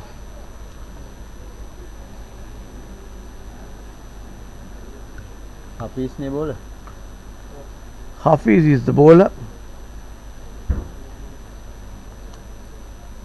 Just one ball gone, dot ball, 151 for 8. Hafiz bowled in the last over. And that ball, yes, taken in the deep there. How the aluminium? Nicely taken, very well judged catch. It's difficult when the long boundaries, you have to wait for the ball to come. 9 wickets down here, 151 is the total, and the batter out is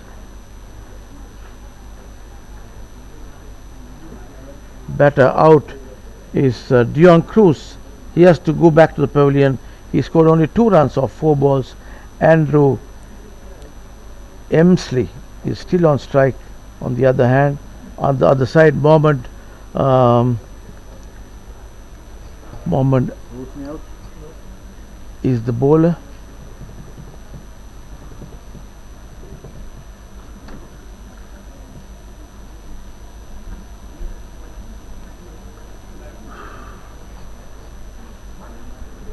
That is a good catch there in the deep Side खेलते by हैं. Ball. catch was taken by side, is it? Catch taken by Catch taken by Taib. Taib. Naim Taib. Taib is the person, Naim Taib, number 72, who is fielding at deep mid-off. Took that catch to dismiss Cruz. Last pair in of the South African innings. 151. Bowler is Mohammed Hafiz. That ball takes the pad and running down towards the fine leg boundary. There's a chase there. A little bit of boot work. Stopped just a few meters before it reached the boundary. Leg by 2. 2 leg byes by Mohsin after the skipper of Pakistan. 2 runs to total. Total moves to 153. We are on the 45th over of this South African innings.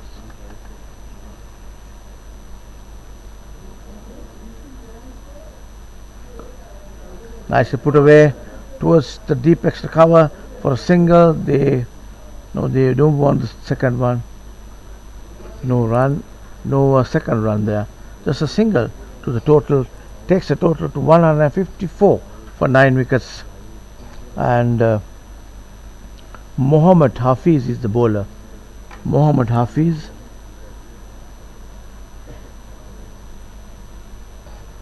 Bowling to Andrew. Nice to put away, but it's a cheeky single here.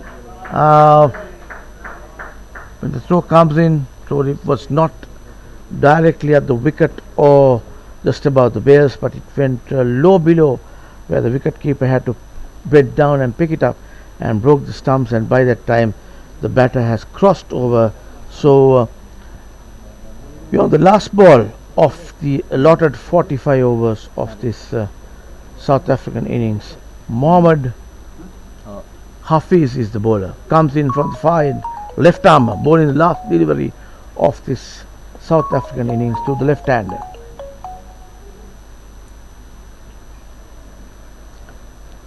Dot ball. And a dot ball there, misses it. He tried to put it away over the infield here, did not get hold of that. So that's the last ball bowled by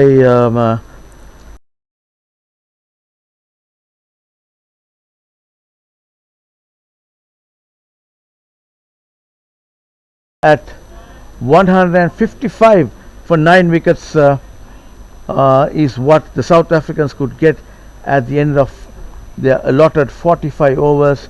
155 for 9 wickets. Very well bowled there out, and good bit of fielding also by Pakistan to restrict these players to 155 for 155 for during his 45 overs, 9 wickets gone. So that's the total that Pakistan will have to chase, 156 to win of the allotted 45 overs. And we'll take a small break, and lunch will be on now, and we'll come back again when the game starts after lunch. Stay.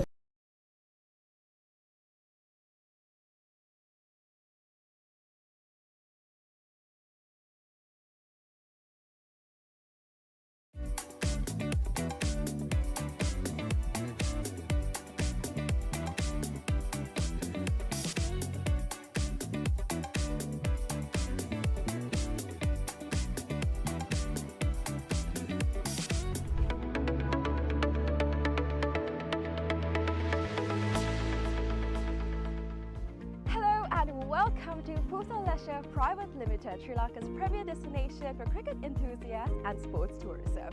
So, Consolidation Private Limited is actually the only leisure company in Sri Lanka with its own cricket ground. We're here at the ground right now, and it's the second largest cricket ground across Sri Lanka in playing area. This is tailor-made to conduct tours across Sri Lanka, and we are here today to witness about the specialties it has to offer.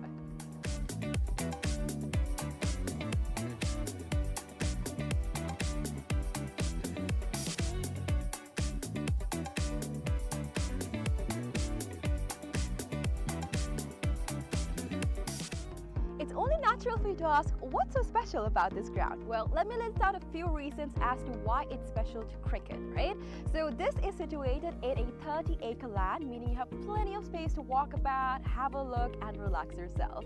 Second of all, this land is situated by so much of vegetation that the amount of wind that comes into this land is quite limited. So as you see, whenever we watch a cricket match, we've seen plenty of occasions where certain calls on cricket are interfered because of the wind. Now that issue will be limited in this ground due to the vegetation that surrounds this place, which is beneficial for anybody who comes to play cricket. Third of all, the lighting is just perfect, right? So it's well lit throughout the day, and the amount of sunlight that you get into this land is much more compared to any other cricket ground around, again because of the location it's situated in. And another specialty about this cricket ground is its grass, right? So usually whenever you go to any other cricket ground, the grass is quite smaller compared to the grass that you would be seeing in this special cricket ground when you come here. It's because we have actually taken a grass that is quite special to Sri Lanka. Why? Because it's easy to maintain, we know how it works, we can make sure that it's well watered, well cut. All of this is easily maintained because of the fact that this grass is special to Sri Lanka. So these are just a few specialties as to why this cricket ground is special for you.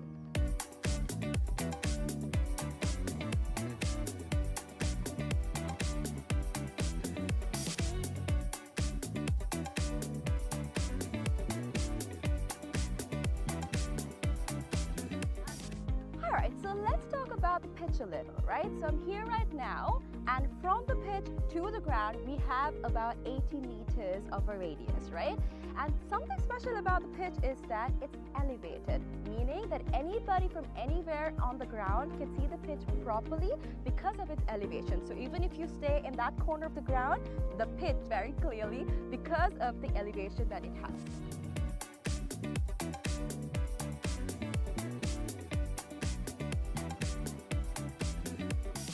Alright, so we have utilized certain methods to ensure that our ground is free of weeds, right? So our first method is recycling water. We have a natural source of water in our land, and we have taken the water from that into a handmade pond covered by polythene, and water from that is taken to our ground through sprinklers, and that is how we water our ground. And that water is later on taken back into our drain, which I'm standing over, and this leads straight up to the natural water supply that we have in this land. All right. Apart from that, we've also utilized certain methods to ensure that no water from outside is brought to our land, our cricket ground basically. So these methods are basically what we use to ensure that there's no weeds in this grass and that our grass is the same that we have maintained throughout from the start.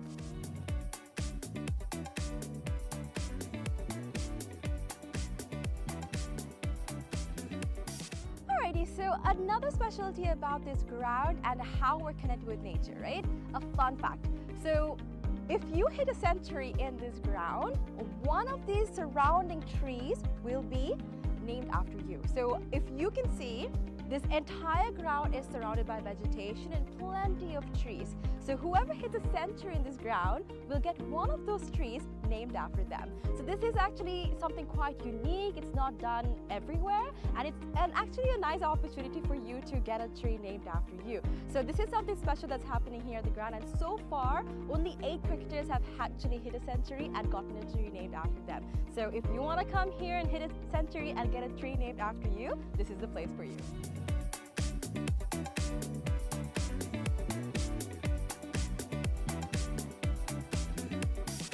Alright, so you must be wondering what PUSA stands for. PUSA stands for Pujitha Uduwana Sports Academy. Pujitha Uduwana is actually the single owner of this cricket ground, and we actually have some exciting news. We will be providing this ground and facilities to the IMC Over-50 cricket tournament, right? So 9 of their matches will be taking place in this ground starting Feb 9, and people from over 14 countries will be participating in this cricket tournament. So if you want to check out this ground and you would like to see a tournament, make sure you come and visit the PUSA cricket ground.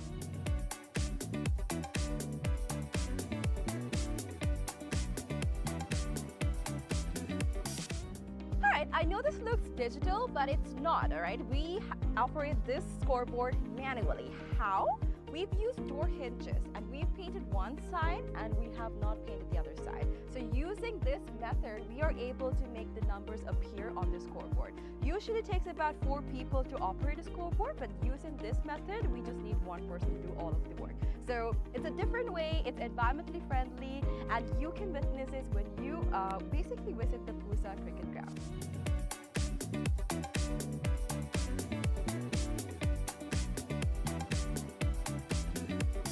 Alright, so you must be wondering where the side wickets are. It's going to be built right over here. It's still under construction, but we are expecting 12 strips to be made very, very soon.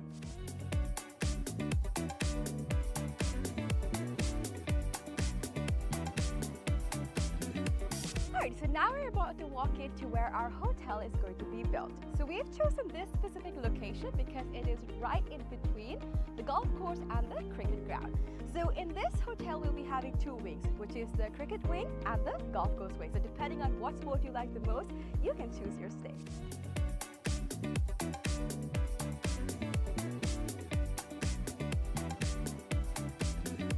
Alright, so another exciting part of our 30-acre land is this golf course. So the golf course isn't built yet, but I'm currently walking into the land that's dedicated for it.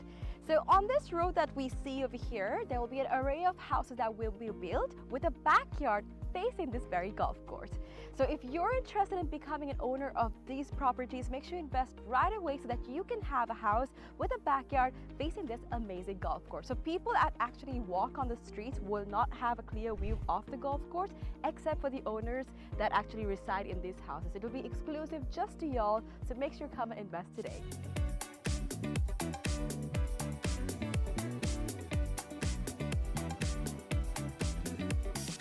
Alright, so this is where the golf course is going to be built, and behind me is one of the waterfronts that is available in this golf course, right? So obviously we know when we play golf that oftentimes we need obstacles to play the game right, and this is actually a natural obstacle that is available within this golf course, and we'll be making plenty more for y'all to have a peace of mind and also play the game really well. And also, another fun fact, which I've already mentioned before, is that all of this will be faced in your backyard. So whatever house that you purchase in this land, your backyard will be facing this entire golf course, these waterfronts, and all of this will be available to you. So if you're interested, make sure you come and visit this golf course and figure out if you want to be an owner of this amazing condo.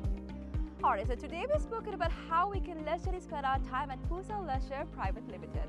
But now we're about to talk about some investment opportunities, right? So we have about 49% shares worth of about 30 million US dollars available for y'all to invest. So we have some individual houses going on, and from that you will be able to get the ROI in less than 5 years. So do not miss out on the opportunity for y'all to invest in some amazing properties like this.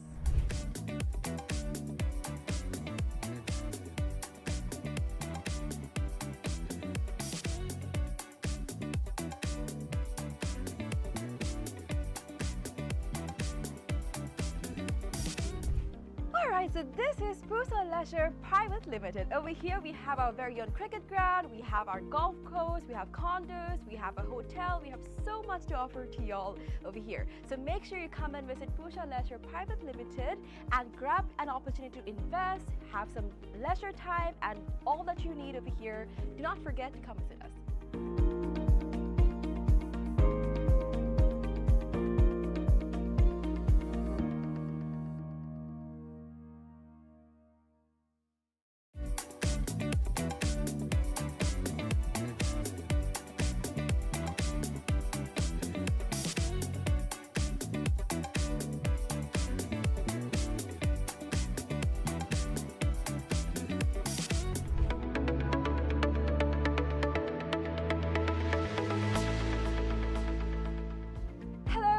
Welcome to Pujitha Leisure Private Limited, Sri Lanka's premier destination for cricket enthusiasts and sports tourism. So Pujitha Leisure Private Limited is actually the only leisure company in Sri Lanka with its own cricket ground. We're here at the ground right now, and it's the second largest cricket ground across Sri Lanka in playing area. This is tailor-made to conduct tours across Sri Lanka, and we are here today to witness about the specialties it has to offer.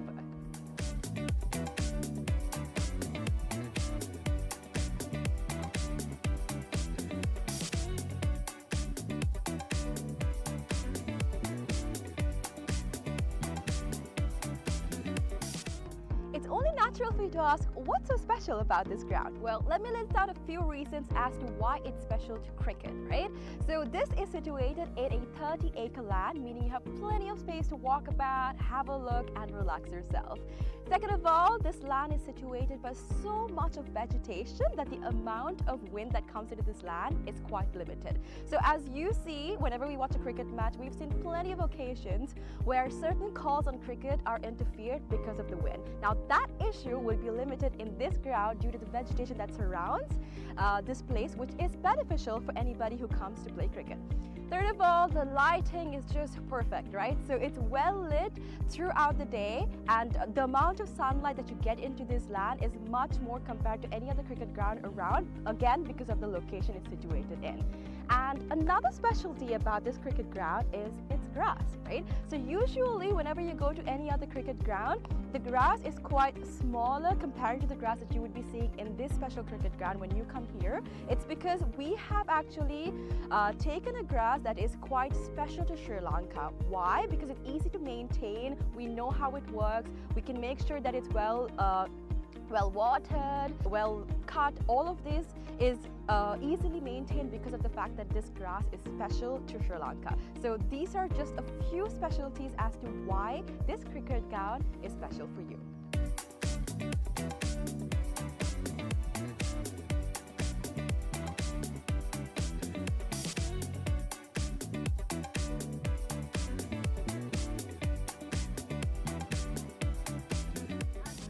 Alright, so let's talk about the pitch a little, right? So I'm here right now, and from the pitch to the ground, we have about 80 meters of a radius, right?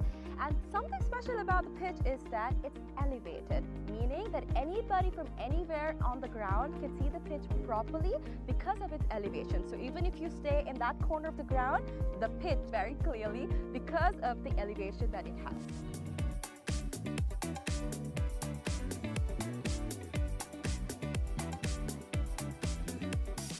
Alright, so we have utilized certain methods to ensure that our ground is free of weeds, right? So our first method is recycling water. We have a natural source of water in our land, and we have taken the water from that into a handmade pond covered by polythene, and water from that is taken to our ground through sprinklers, and that is how we water our ground. And that water is later on taken back into our drain, which I'm standing over, and this leads straight up to the natural water supply that we have in this land. All right. Apart from that, we've also utilized certain methods to ensure that no water from outside is brought to our land, our cricket ground basically. So these methods are basically what we use to ensure that there's no weeds in this grass and that our grass is the same that we have maintained throughout from the start.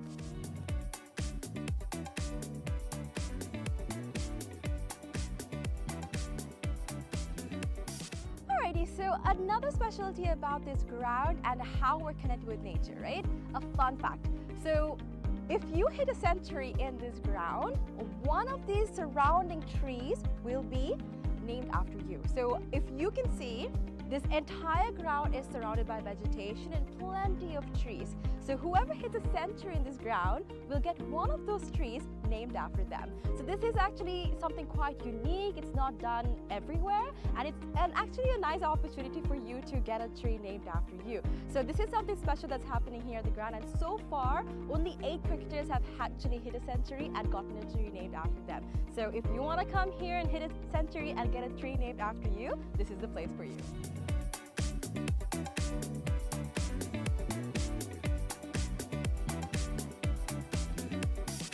Alright, so you must be wondering what PUSA stands for. PUSA stands for Pujitha Uduwana Sports Academy. Pujitha Uduwana is actually the single owner of this cricket ground, and we actually have some exciting news. We will be providing this ground and facilities to the IMC Over-50 cricket tournament, right? So 9 of their matches will be taking place in this ground starting Feb 9th, and people from over 14 countries will be participating in this cricket tournament. So if you want to check out this ground and you would like to see a tournament, make sure you come and visit the PUSA cricket ground.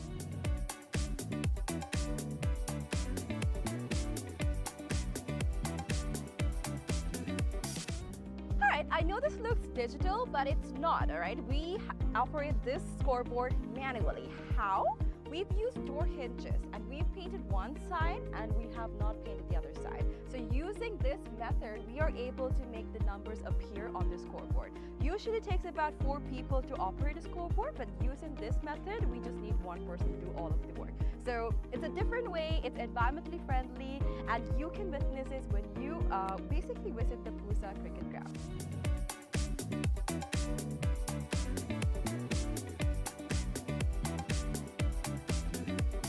Alright, so you must be wondering where the side wickets are. It's going to be built right over here. It's still under construction, but we are expecting 12 strips to be made very, very soon.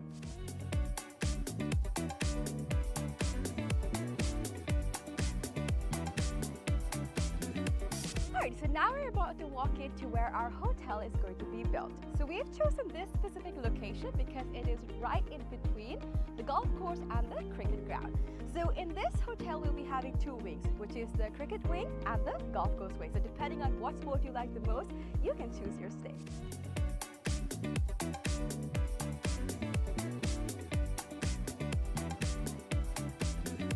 Alright, so another exciting part of our 30-acre land is this golf course. So the golf course isn't built yet, but I'm currently walking into the land that's dedicated for it.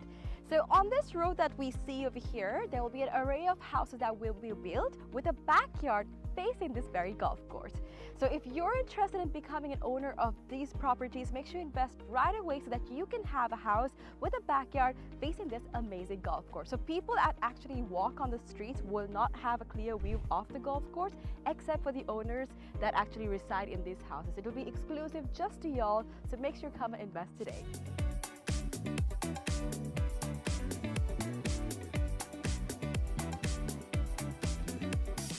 Alright, so this is where the golf course is going to be built, and behind me is one of the waterfronts that is available in this golf course, right? So obviously we know when we play golf that oftentimes we need obstacles to play the game right, and this is actually a natural obstacle that is available within this golf course, and we'll be making plenty more for y'all to have a peace of mind and also play the game really well. And also, another fun fact, which I've already mentioned before, is that all of this will be faced in your backyard. So whatever house that you purchase in this land, your backyard will be facing this entire golf course, these waterfronts, and all of this will be available to you. So if you're interested, make sure you come and visit this golf course and figure out if you want to be an owner of this amazing condo. Alright, so today we've spoken about how we can leisurely spend our time at Pujitha Leisure Private Limited. But now we're about to talk about some investment opportunities, right? So we have about 49% shares worth of about 30 million US dollars available for y'all to invest. So we have some individual houses going on, and from that you will be able to get the ROI in less than 5 years. So do not miss out on the opportunity for y'all to invest in some amazing properties like this.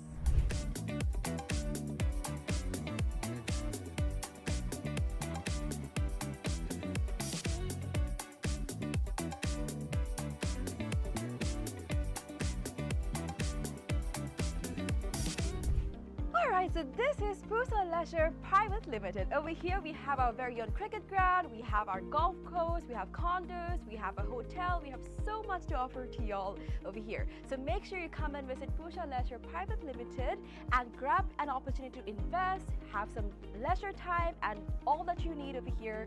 Do not forget to come visit us.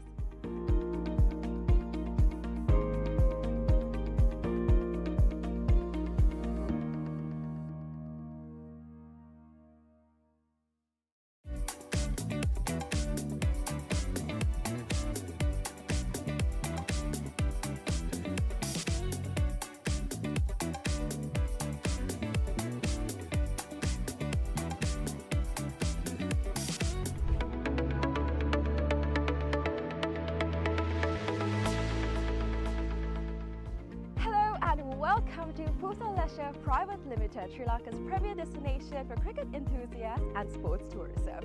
So Pujitha Leisure Private Limited is actually the only leisure company in Sri Lanka with its own cricket ground. We're here at the ground right now, and it's the second largest cricket ground across Sri Lanka in playing area. This is tailor-made to conduct tours across Sri Lanka, and we are here today to witness about the specialties it has to offer.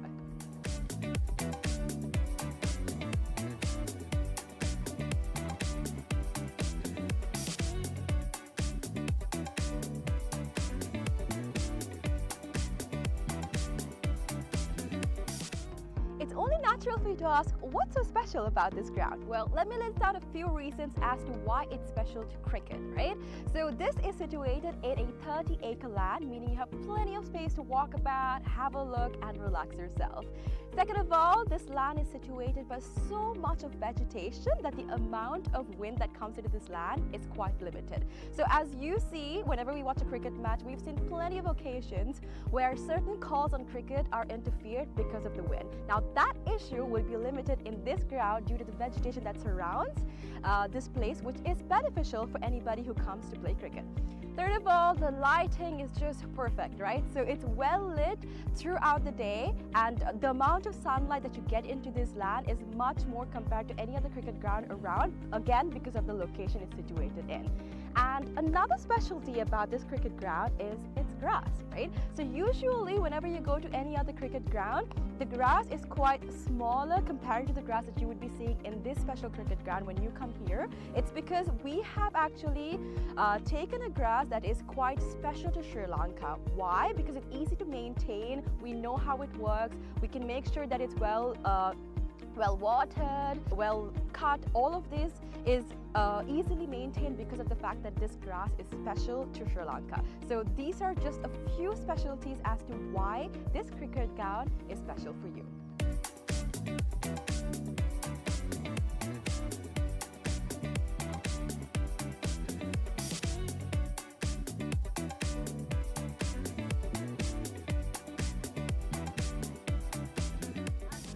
Alright, so let's talk about the pitch a little, right? So I'm here right now, and from the pitch to the ground, we have about 80 meters of a radius, right? And something special about the pitch is that it's elevated, meaning that anybody from anywhere on the ground can see the pitch properly because of its elevation. So even if you stay in that corner of the ground, the pitch very clearly because of the elevation that it has.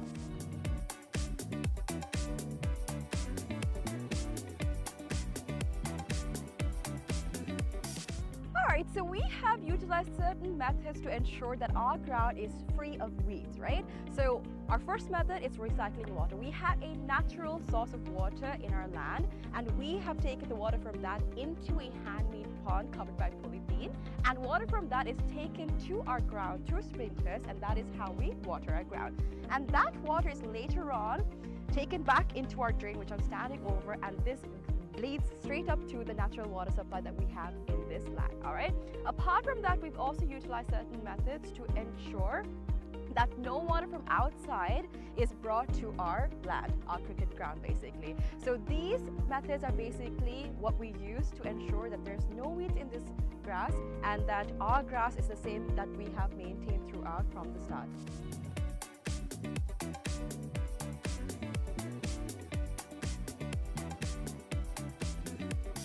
Alrighty, so another specialty about this ground and how we're connected with nature, right? A fun fact.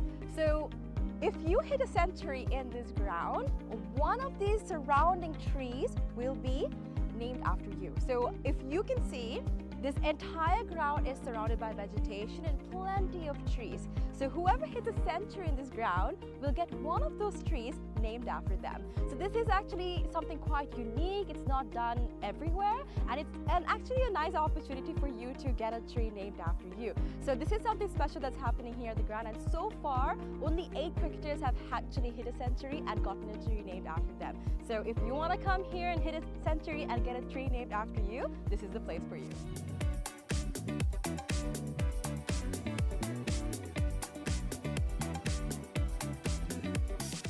Alright, so you must be wondering what PUSA stands for. PUSA stands for Pujitha Uduwana Sports Academy. Pujitha Uduwana is actually the single owner of this cricket ground, and we actually have some exciting news. We will be providing this ground and facilities to the IMC Over-50 cricket tournament, right? So 9 of their matches will be taking place in this ground starting Feb 9th, and people from over 14 countries will be participating in this cricket tournament. So if you want to check out this ground and you would like to see a tournament, make sure you come and visit the PUSA cricket ground.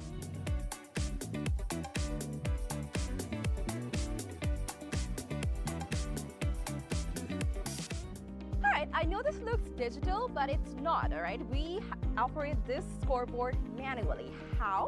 We've used door hinges, and we've painted one side and we have not painted the other side. So using this method, we are able to make the numbers appear on the scoreboard. Usually it takes about 4 people to operate a scoreboard, but using this method, we just need 1 person to do all of the work. So it's a different way, it's environmentally friendly, and you can witness this when you basically visit the PUSA cricket ground.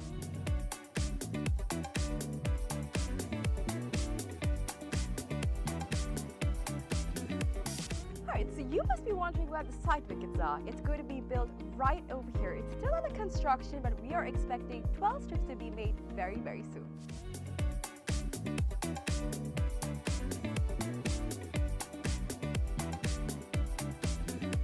Alright, so now we're about to walk into where our hotel is going to be built. So we've chosen this specific location because it is right in between the golf course and the cricket ground.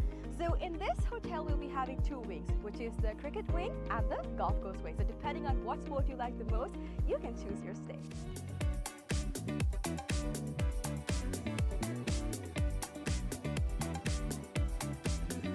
Alright, so another exciting part of our 30-acre land is this golf course. So the golf course isn't built yet, but I'm currently walking into the land that's dedicated for it. So on this road that we see over here, there will be an array of houses that will be built with a backyard facing this very golf course. So if you're interested in becoming an owner of these properties, make sure you invest right away so that you can have a house with a backyard facing this amazing golf course. So people that actually walk on the streets will not have a clear view of the golf course, except for the owners that actually reside in these houses. It will be exclusive just to y'all, so make sure you come and invest today.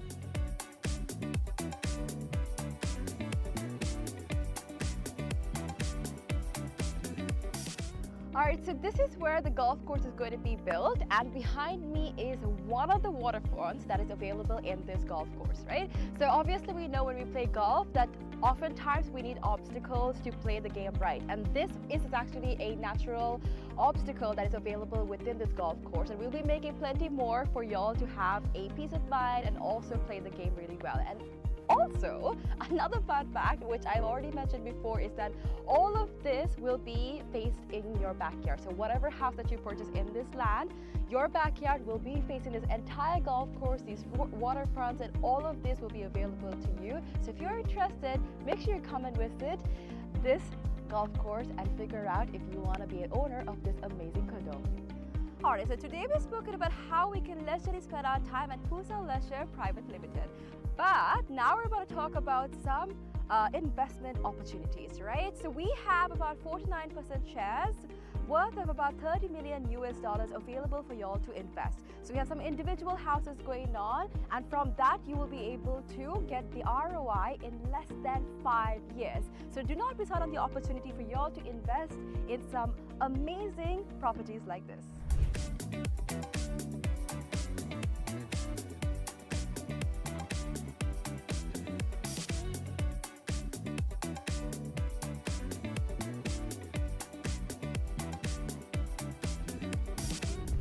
Alright, so this is Pujitha Leisure Private Limited. Over here we have our very own cricket ground, we have our golf course, we have condos, we have a hotel, we have so much to offer to y'all over here. So make sure you come and visit Pujitha Leisure Private Limited and grab an opportunity to invest, have some leisure time and all that you need over here. Do not forget to come visit us.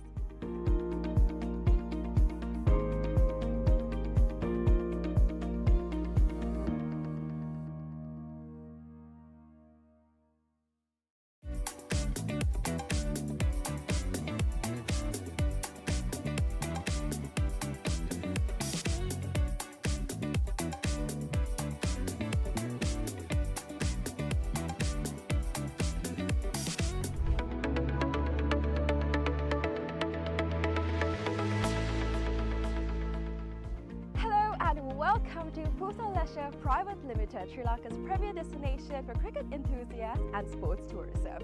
So Pujitha Leisure Private Limited is actually the only leisure company in Sri Lanka with its own cricket ground. We're here at the ground right now, and it's the second largest cricket ground across Sri Lanka in playing area. This is tailor-made to conduct tours across Sri Lanka, and we are here today to witness about the specialties it has to offer.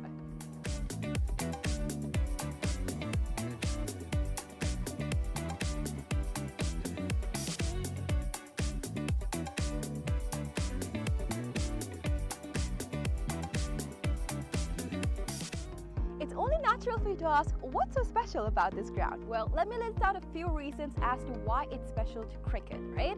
So this is situated in a 30-acre land, meaning you have plenty of space to walk about, have a look and relax yourself. Second of all, this land is situated by so much of vegetation that the amount of wind that comes into this land is quite limited. So as you see, whenever we watch a cricket match, we've seen plenty of occasions where certain calls on cricket are interfered because of the wind. Now that issue will be limited in this ground due to the vegetation that surrounds this place, which is beneficial for anybody who comes to play cricket. Third of all, the lighting is just perfect, right? So it's well lit throughout the day, and the amount of sunlight that you get into this land is much more compared to any other cricket ground around, again because of the location it's situated in. And another specialty about this cricket ground is its grass, right? So usually whenever you go to any other cricket ground, the grass is quite smaller compared to the grass that you would be seeing in this special cricket ground when you come here. It's because we have actually taken a grass that is quite special to Sri Lanka. Why? Because it's easy to maintain, we know how it works, we can make sure that it's well watered, well cut. All of this is easily maintained because of the fact that this grass is special to Sri Lanka. So these are just a few specialties as to why this cricket ground is special for you.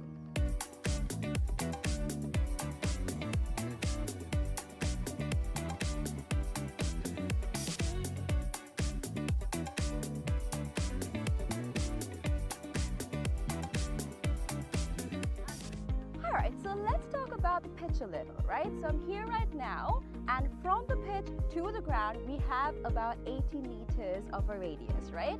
And something special about the pitch is that it's elevated, meaning that anybody from anywhere on the ground can see the pitch properly because of its elevation. So even if you stay in that corner of the ground, the pitch very clearly because of the elevation that it has.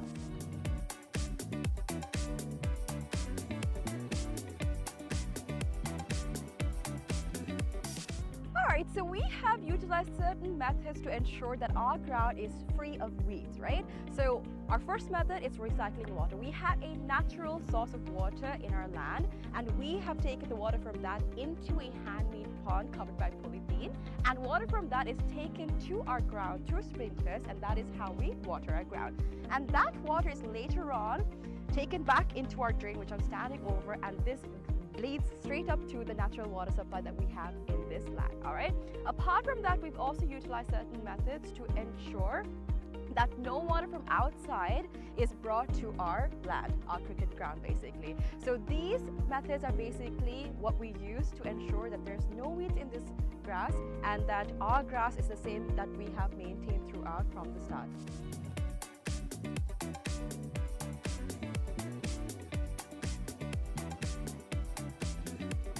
Alrighty, so another specialty about this ground and how we're connected with nature, right? A fun fact. So if you hit a century in this ground, one of these surrounding trees will be named after you. So if you can see, this entire ground is surrounded by vegetation and plenty of trees. So whoever hits a century in this ground will get one of those trees named after them. So this is actually something quite unique. It's not done everywhere, and it's actually a nice opportunity for you to get a tree named after you. So this is something special that's happening here at the ground, and so far only 8 cricketers have actually hit a century and gotten a tree named after them. So if you want to come here and hit a century and get a tree named after you, this is the place for you.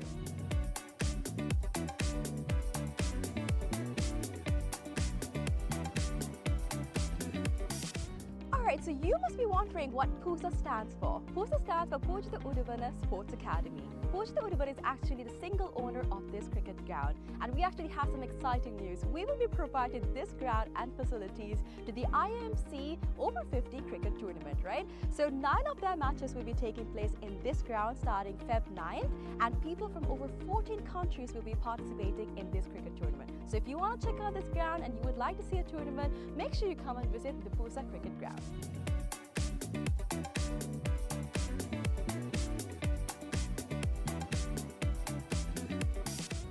Alright, I know this looks digital, but it's not, alright? We operate this scoreboard manually. How? We've used door hinges, and we've painted one side and we have not painted the other side. So using this method, we are able to make the numbers appear on the scoreboard. Usually it takes about 4 people to operate a scoreboard, but using this method, we just need 1 person to do all of the work. So it's a different way, it's environmentally friendly, and you can witness this when you basically visit the PUSA cricket ground.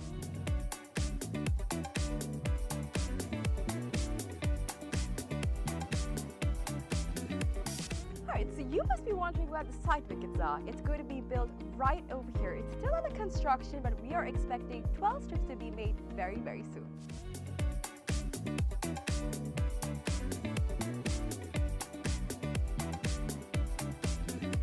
Alright, so now we're about to walk into where our hotel is going to be built. So we've chosen this specific location because it is right in between the golf course and the cricket ground. So in this hotel, we'll be having 2 wings, which is the cricket wing and the golf course wing. So depending on what sport you like the most, you can choose your stay.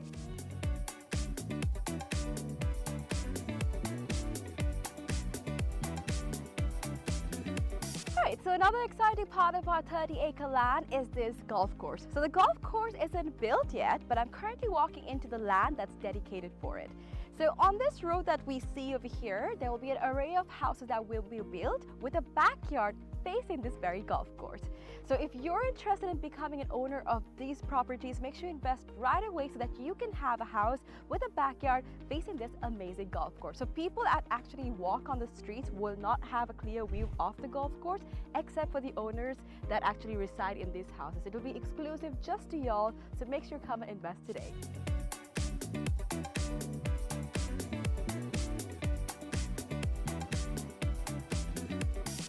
Alright, so this is where the golf course is going to be built, and behind me is one of the waterfronts that is available in this golf course, right?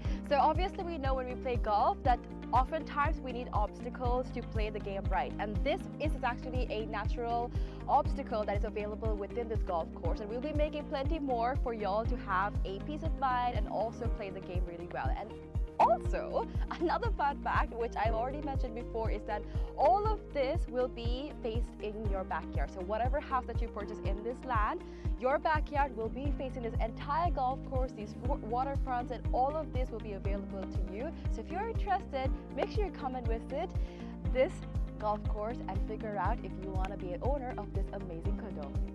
Alright, so today we've spoken about how we can leisurely spend our time at Pusa Leisure Private Limited. But now we're about to talk about some investment opportunities, right? So we have about 49% shares worth of about $30 million available for y'all to invest. So we have some individual houses going on, and from that you will be able to get the ROI in less than 5 years. So do not miss out on the opportunity for y'all to invest in some amazing properties like this.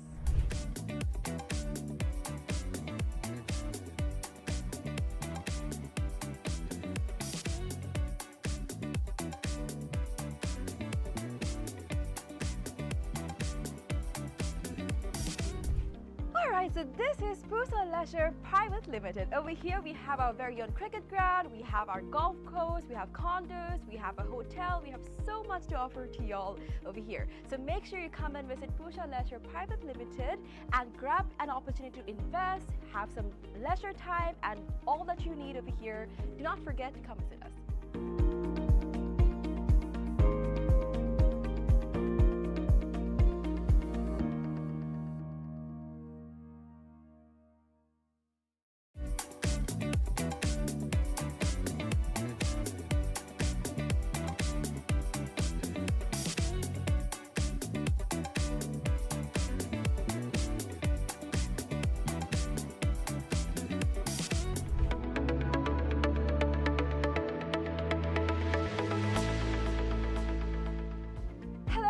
Welcome to Pusa Leisure Private Limited, Sri Lanka's premier destination for cricket enthusiasts and sports tourism.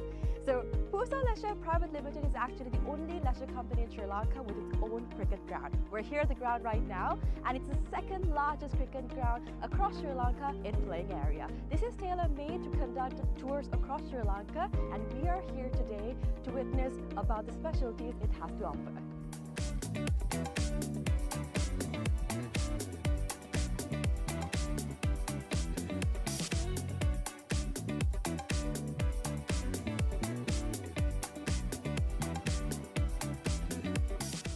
It's only natural for you to ask, what's so special about this ground? Well, let me list out a few reasons as to why it's special to cricket, right? So this is situated in a 30-acre land, meaning you have plenty of space to walk about, have a look, and relax yourself. Second of all, this land is situated by so much of vegetation that the amount of wind that comes into this land is quite limited. So as you see, whenever we watch a cricket match, we've seen plenty of occasions where certain calls on cricket are interfered because of the wind. Now that issue will be limited in this ground due to the vegetation that surrounds this place, which is beneficial for anybody who comes to play cricket. Third of all, the lighting is just perfect, right? So it's well lit throughout the day, and the amount of sunlight that you get into this land is much more compared to any other cricket ground around, again because of the location it's situated in. And another specialty about this cricket ground is its grass, right? So usually whenever you go to any other cricket ground, the grass is quite small.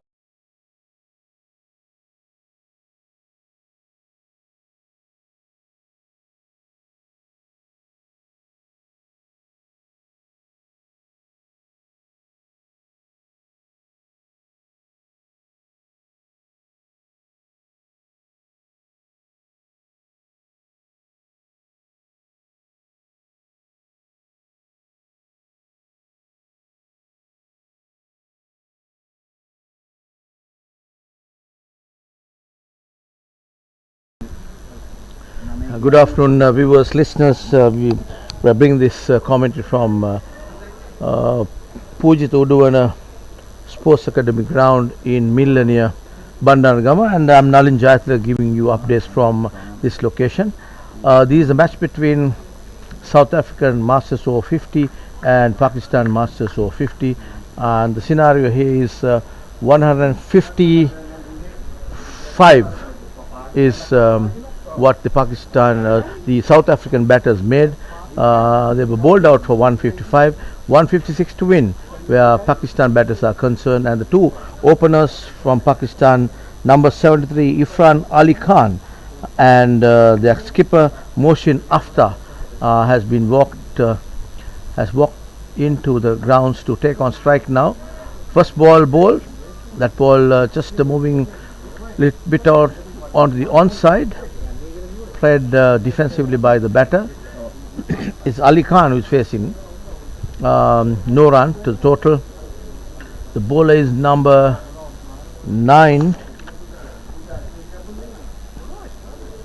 Number 9 is Aaron Chris.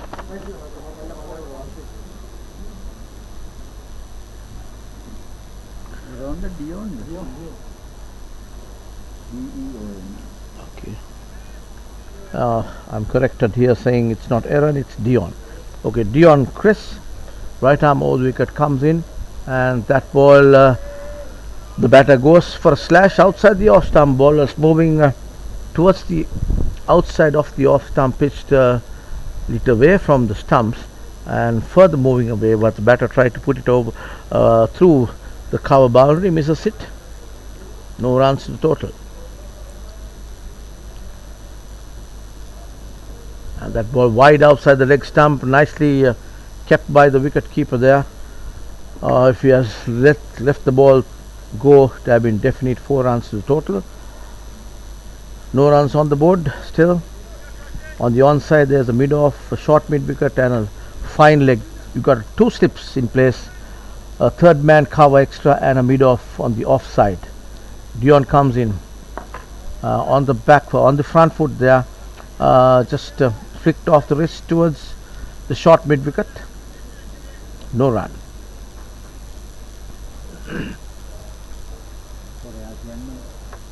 It's nice blowing going across the ground now. I'm sure the fielders likes it. That ball, the batter chasing that ball way outside the off stump, almost called a wide, and he was lucky not to be called a wide that time. No runs added to the total. South Africans quite tall lads here. The bowler, the mid-off fieldsman, the fine leg, and that ball shortish length, just let it pass through by the batter, and that comes to the end of the first over, bowled by Dion Krish. Number 9 is the jersey, and the total still 1 run with that wide for no wicket. Chasing 155, the total posted by South Africa. Pakistanis have been in good nick. They have lost only 1 game, and the batters have been really good, have had some good knocks by players like Ashid Hamayan, Mohammad Shahid, Shaikh Ahmed, and also Mohammad Shahid, who made 90 with 3 sixes and 11 fours in 75 balls. The match against West Indies, which they went to win. So there are some good batters with the Pakistani side. So opening pair is at the crease now, and the next over will be from the far end. The bowler would be, did not see the number as yet. We'll let you know who he is in a while. In the meantime, the field has been set. Have a person catching position, a flighter delivery there, that nicely put away 47 off the toes, just to short leg area for a single. That's number 47 is the bowler. 47 is Corn Purchase. Corn Purchase is the bowler, and there again little tap towards the short square leg area for a single, and gets the skipper Mohsin Aftar on strike.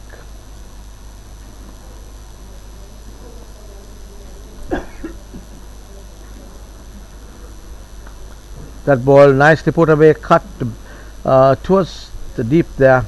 Ball runs down to the deep point, a single to the total off the bat of the skipper Moshin Aftab. Total 4 runs for no wicket. We are on the second over of this Pakistan innings.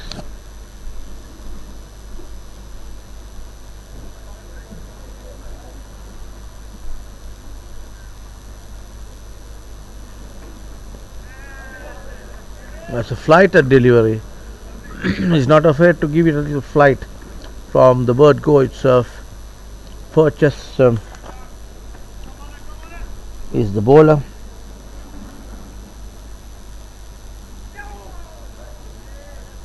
Again very well bowled there by Purchase.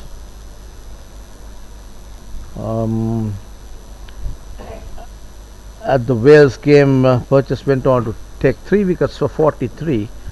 So at that ball, little outside the off stump there, the batter did not get hold of that, and Ali Khan would have preferred and would have liked it to go and run down to the boundary, but that's a mistimed shot.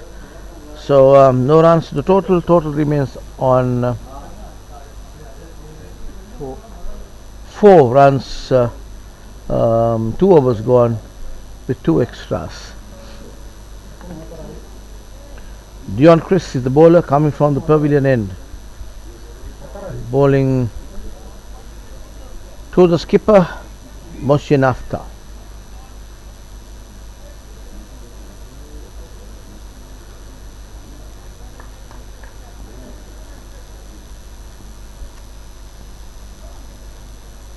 Again, let the ball go to the wicket keeper by the batter. No run scored.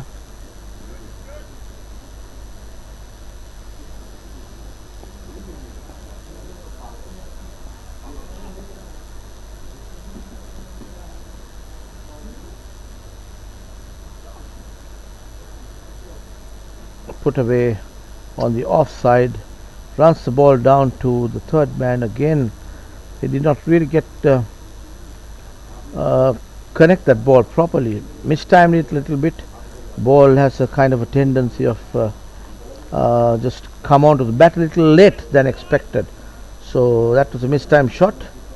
Dion comes in from the pavilion end, way outside the leg stump. One-handed take by the wicket keeper, very well kept there. This is the second time that he bowled way outside the leg stump. Dion, he's still not got his line and length properly. The previous ball way outside the off stump, this time going way outside the leg stump. So he's been bowling to not a consistent line there.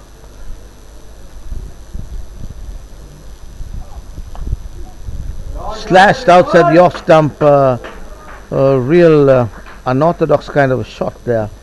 Just a little bit of roll of the wrist. Runs the ball down to the cover area. 4 runs to the total, and the batter is Irfan Khan, who's hit that boundary of the bowling of Dion Chris.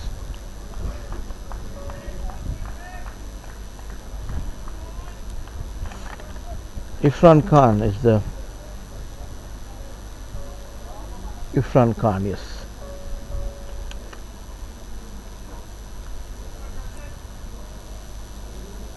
Irfan Ali Khan is the batter. That ball played defensively.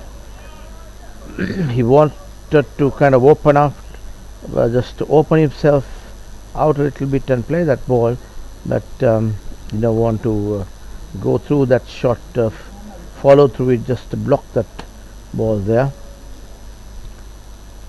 Dion Chris coming in, right arm over from the pavilion in. Again, nicely pushed to the gap there, but no run. He played that ball from the crease. Not much of a movement on the back foot. He's bowling 2 slips. Third man cover extra mid off on the offside. Mid on, short mid wicket. And that ball slashed outside the off stump and fielded well in the deep there at point. As the batters crossed over for 2 here. Yes, a good throw. good arm there by the fieldsman in the deep, and that comes to the end of the over. 12 runs on the board, 3 overs gone, 3 extras, and it will be Corn Purchase should operate from the far end. He bowled well for the first over of his, the previous one. Just rattled the batters a little bit. Batters are still taking a look at who this bowler, what kind of thing he is capable of doing, and so on and so forth. So Purchase comes in from the far end. He's bowling left arm round the wicket, and again well bowled there by Purchase on a flighted delivery, pitched up delivery, played defensively by the batter. No run. Got a deepish silly mid off there, a mid off, extra cover and a point, and the ball runs down to short square leg area. The mid wicket fieldsman comes in, picks up the batter's crosses over for a single. So this is a good contest. Would have been better if there were more runs on the board where South Africans were concerned, but they were restricted to 155. Fantastic bit of bowling by the Pakistan bowlers, consistent line and length by them, and kept applying the pressure and bowled them out for 155. That ball on the front foot, took the chance and took the ball outside the off stump. From outside the off stump towards mid wicket, there is a gap, rather a vacant area over the short mid wicket, and that was there where the batter was trying to put the ball to run down towards the boundary, but misses it, and the ball ran down to the short mid wicket. No run. The next ball played defensively, no run again. Purchase comes in. That one, no mistakes by the batter. Full toss on the onside. You put full tosses on the onside, that's what you're going to get. Is the batter tells the bowler, I'm sure, and finish off the over. He gives by giving 4 runs. Total 17 in 4 overs, 3 extras. Pakistan no wickets down. With Dion Chris back into the attack again, coming from the pavilion end.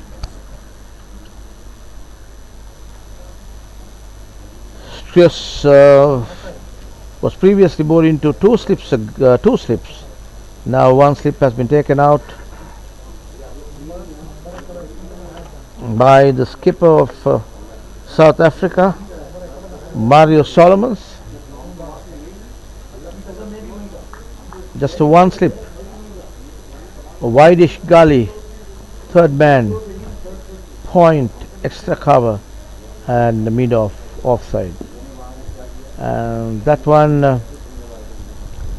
the batter saw it early, but he wanted to run it down to the square leg area because there is no square leg. Misses it, and just hit him on his pads. No appeal because the ball is running down the leg stump. Dion.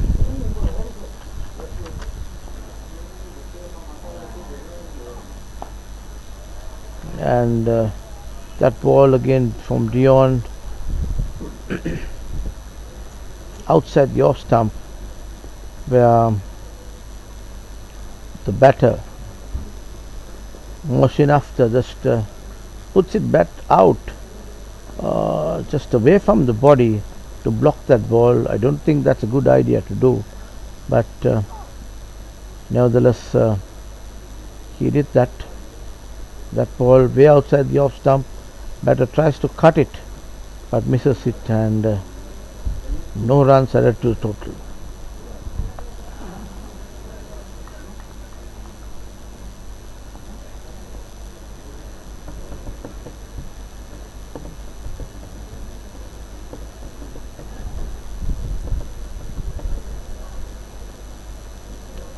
Can ball moving wide outside the off stump.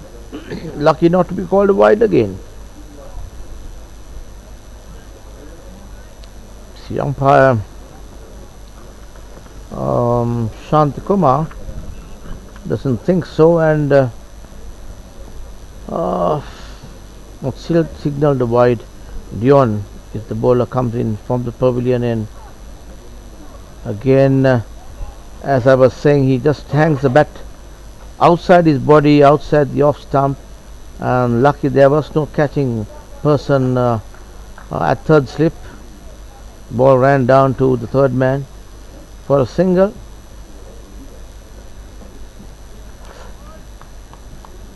And brings Ifran Ali Khan on strike. Again, wide ball on the leg stump.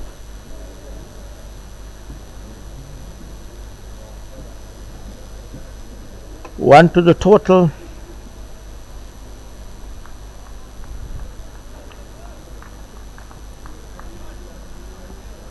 Wide total moves to 20 for no loss, and he has bowled that extra delivery. Total 20 on the board. All wickets intact where Pakistan is concerned.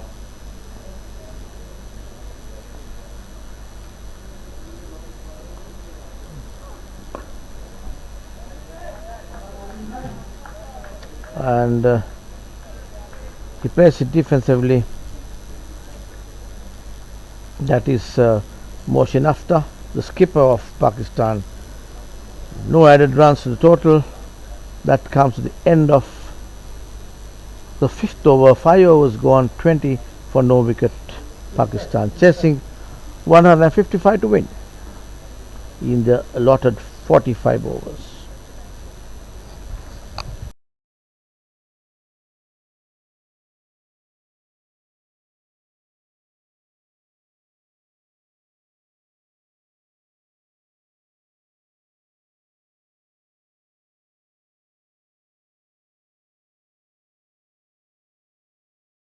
Purchase is the bowler coming from the far end again. Flighted delivery, left arm round the wicket he comes.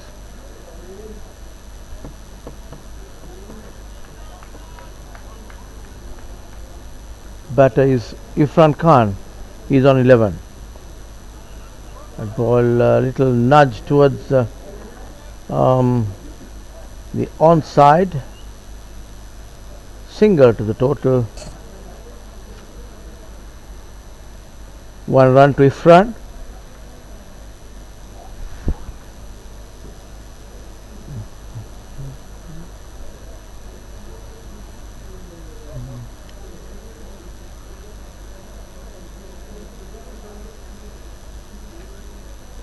And it appears to me that there's going to be a fielder catching, who's going to wear a helmet and a guard as well. So this is the first time I'm seeing such a fielder being placed in this World Cup. A silly mid-off right on the face of the batter there. And that ball little taken on the half volley there, played on the up actually, runs the ball towards in between extra cover and mid off for a single. So there's a fieldsman right in front of you, right in front of the batter. A silly mid off for this left armer who's bowled well so far. The Purchase is his name. Corn Purchase.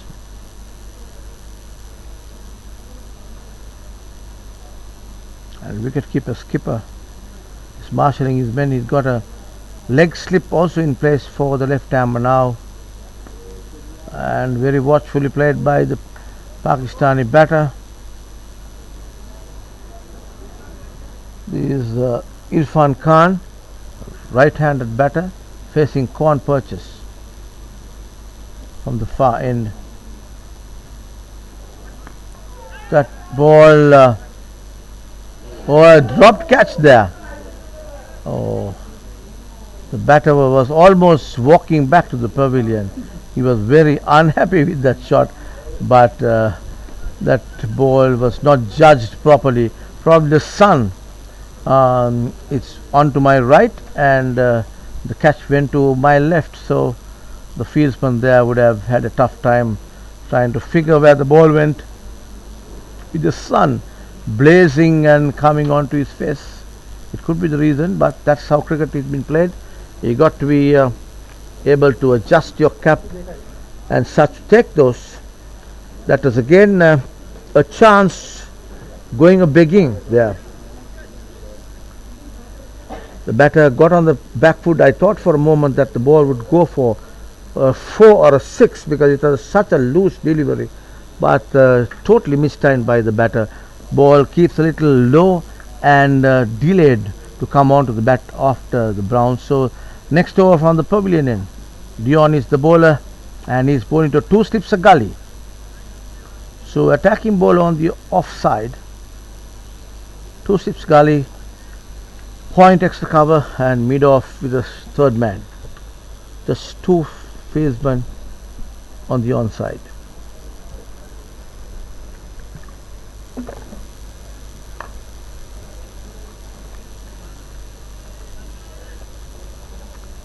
As I was saying, the batter on strike, that is Moshin Kwashi, Moshinafta. Oh, that's perhaps him on his pads, trying to work the ball on the onside, misses it, no run. The batter is playing away from his body.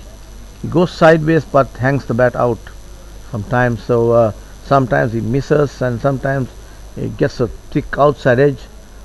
Not connecting the ball properly so far. That ball wide signal down the leg stump by Dion.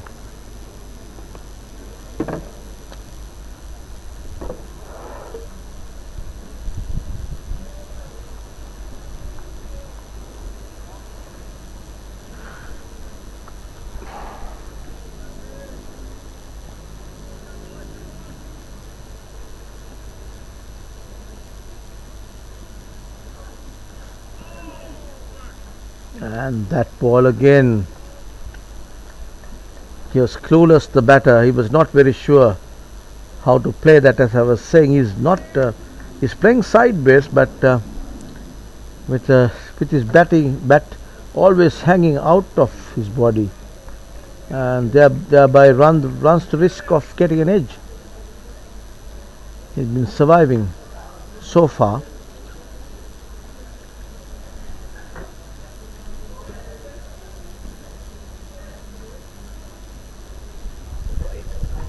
Again down the leg stump there.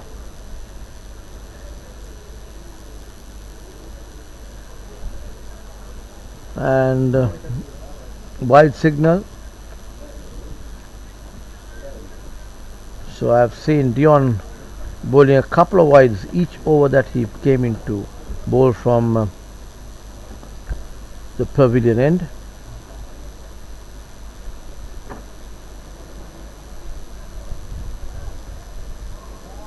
Very well bowled. Again hanging his bat out there, not getting behind the ball properly. Almost got an edge there. Ball just raced down to the wicket keeper. No runs. 26 for no loss here. Moshin on 6 of 18 deliveries and Rehan Khan 12 of 23. Dion comes in. That ball just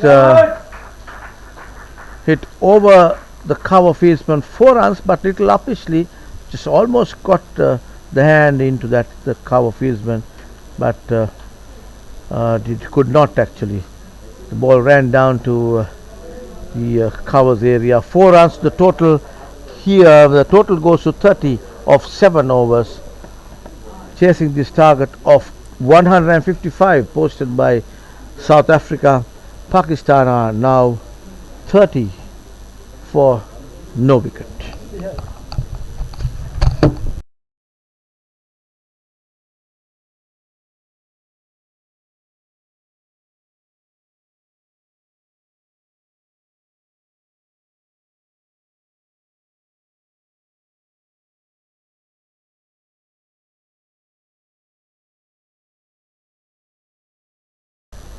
And Corn is the bowler. Corn purchase, and so he's having a attacking field for the batter. Batter is Irfan Khan. That ball, full toss, no questions. Set the ball to the deep mid-wicket boundary. 4 runs.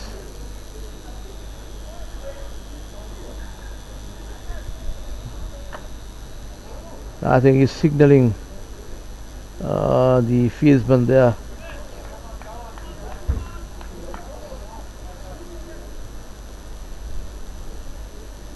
I think there is a fielder who has injured himself. He's just coming out. Number 2 is taking his place now. Just running into the grounds. Holiday is the person who is coming in, and the other person who we don't know who that is yet. I think he's got a knee injury or something. He did not have to run towards that ball much, because from the word go, full toss from the onside. We had no deep mid-wicket there previously, so there was nothing to run, because that anyway ran down to the boundary. So it is Corn purchase coming in from the far end, going to Irfan. That ball just short of length. The skipper wants a run. He's on the non-striker's end, but sent back by Moshin. Irfan. By Irfan, he's on 16 or 27. Again, well bowled. He's bowling to his field. Very attacking field here.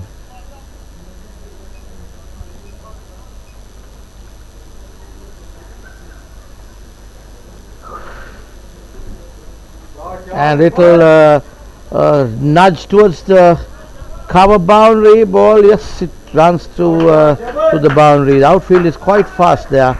That ball in between the two fieldsmen there, point and cover, and there was a chase with both the fieldsmen chased the ball, but really could not get to that. 4 runs to the total. Total moves to 38. 8 overs gone. Pakistan chasing 155, 38 for no loss here.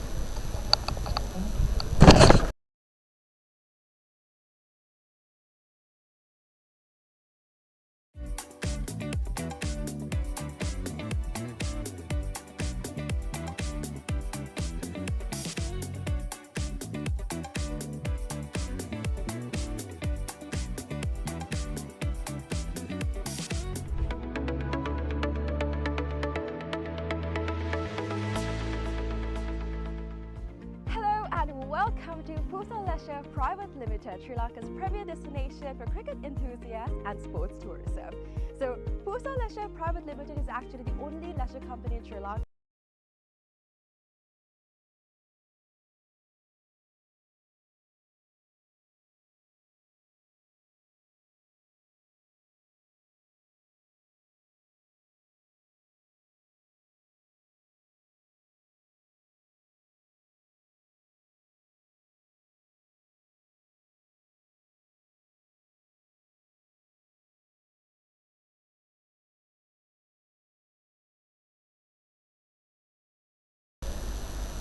Rashid Hedge. I'll have to get the spelling, the pronunciation properly. Ryan is the bowler coming in from the pavilion end. Full toss, nicely put away into the gap ball, running down towards the boundary there. 4 runs, the first delivery foolish delivery, full toss. Nicely taken advantage of that. 4 runs to total. Total moves to 38. 38, 40, 42 runs on the board. No wickets.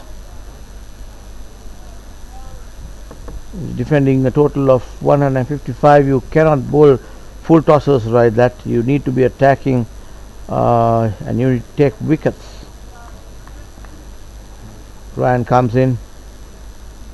Right arm over. And as we was just saying that you cannot bowl full tossers. He yorked him, completely yorked. Motion is the bad. 14, 21 balls. Motion out here, out for 14, faced for 21 deliveries. Motion after the skipper of Pakistan. He has to go off the bowling of Ryan.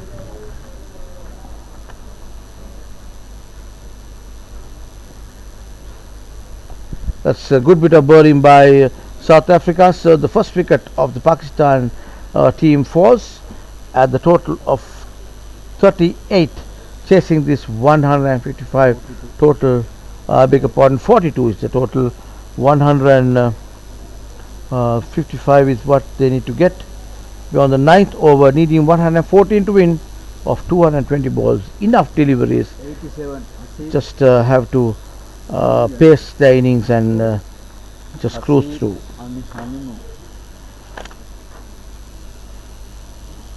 87 is the man who's coming in. Asif Humayun.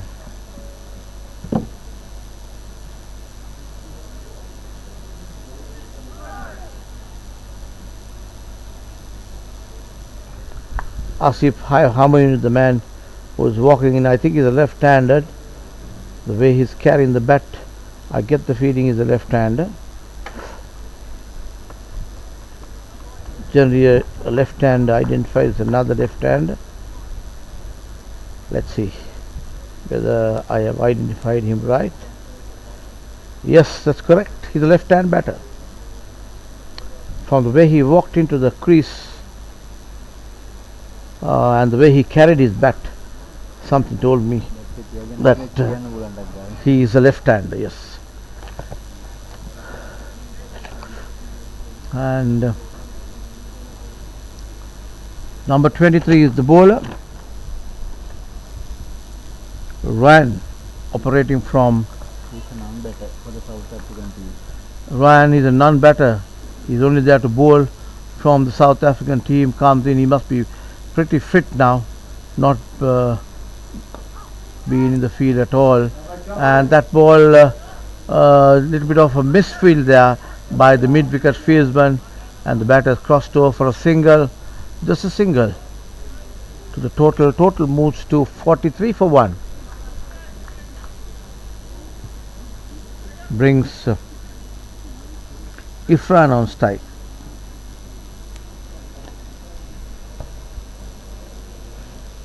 Right arm over the wicket. Ryan is the bowler who took that wicket, yorked, clean bowled Mushin after. He has to walk back to the pavilion.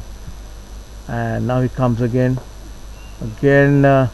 Pitched up delivery, little moving away from the leg stump, and he wanted to put away towards the mid wicket because there is no fieldsman there. But the ball ran down to the mid wicket fielder, no run.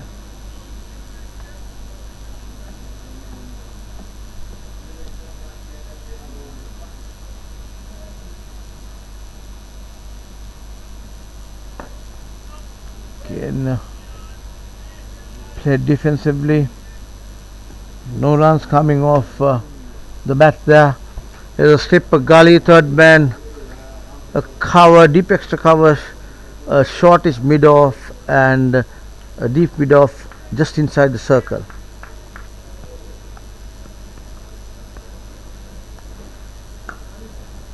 Nicely struck shot there. Ball running down to the man in the deep, picked up just a single to the total, and that brings the end of a good over for South Africa. Ryan is the man who took that wicket, and at the end of 9 overs, 44 runs for 1 wicket Pakistan, chasing this target of 155.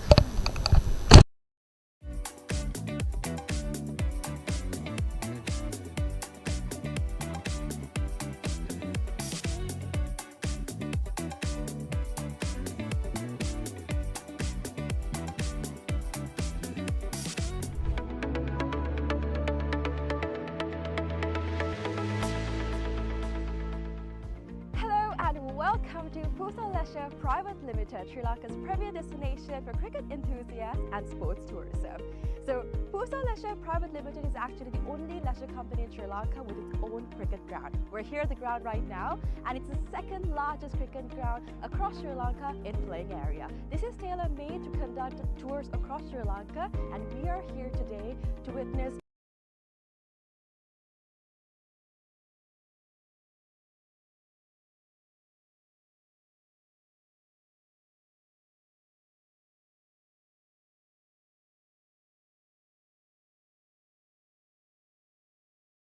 Smith is the bowler.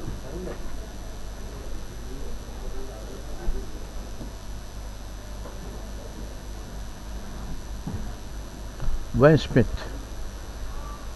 operating from the far end there. He's bowling to a point cover, extra cover, and a mid off on the offside.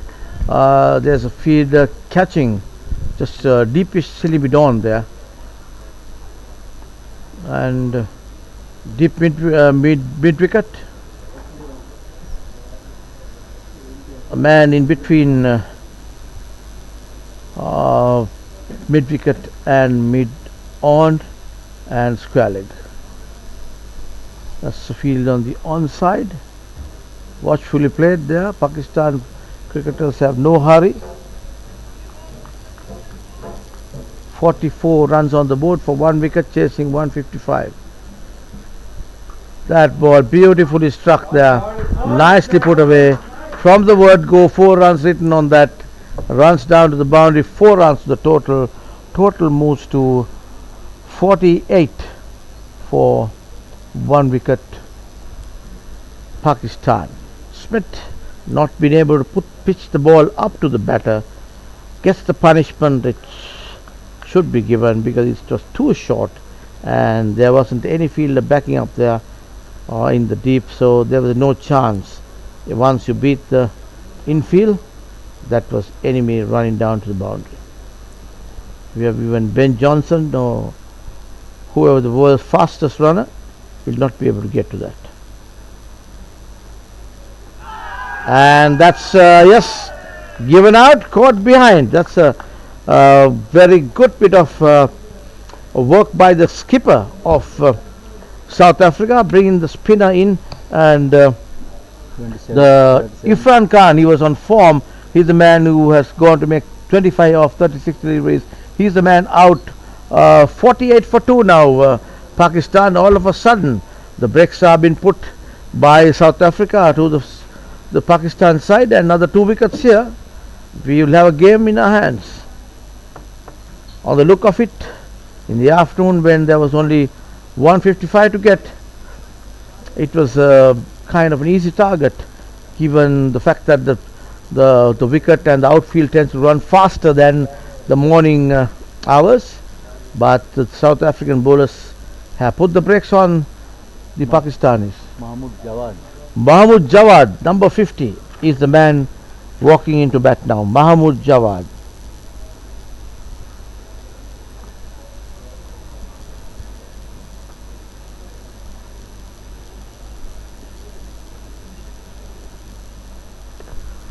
Mahmood Jawad. So Smith was the bowler who took that wicket. Nice bit of keeping by the skipper there of South Africa. Held on to that catch.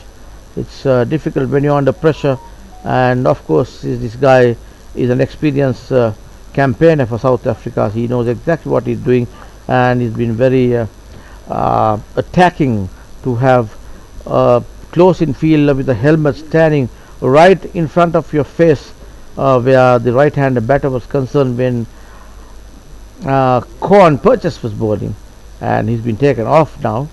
But so that's a good bit of captaincy by the South African skipper Mario Solomons, and some snacks being served here by the camera crew. Thank you very much for that.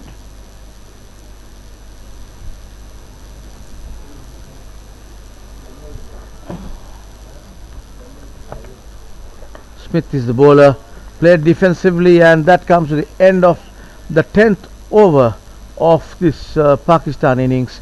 48 on the board for 2 wickets. Pakistan 155, 156 to win.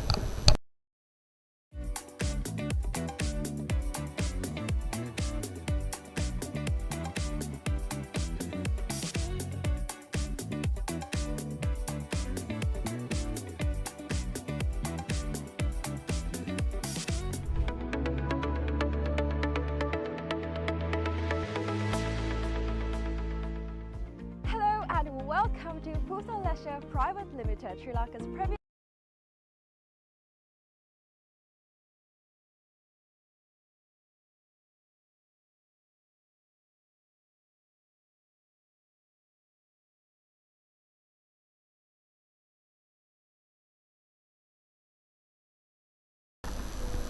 Ryan there is the bowler. He's coming. He's the man who took the first wicket for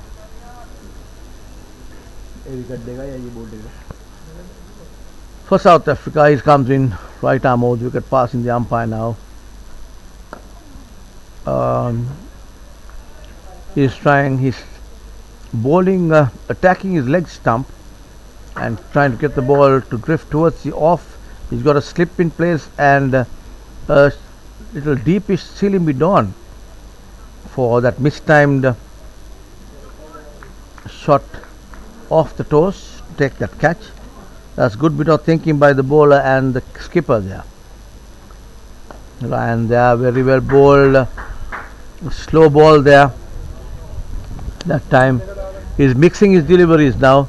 South African bowlers are a little pumped up than before. They have taken 2 of Pakistan's wickets.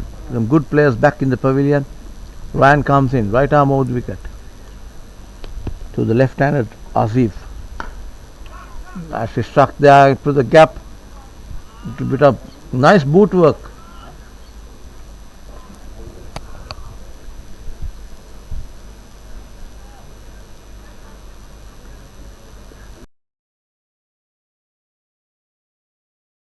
Boot work by the fielder there to stop the 2 runs being taken. We have seen some footwork, boot work, football being played when these Masters matches have started, because that's how these Masters play. Sometimes you don't see if they can stop the ball. And 50 comes on the board there. 50 runs, 2 wickets gone to make that 50. And we are on the 11th over of the South African innings. Ryan Van de Reed is the bowler.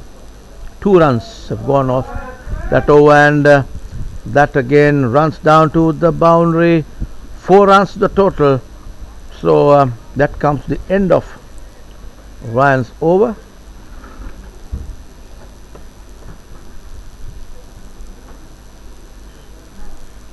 Total moves to 54. 11 overs gone, 54 runs on the board, 2 wickets, and drinks should go to the field now. Yes, they are. So drinks have been taken. This is the first drinks break, and when we also take a drinks break, before that, just to update on the score, 155 is what the Pakistani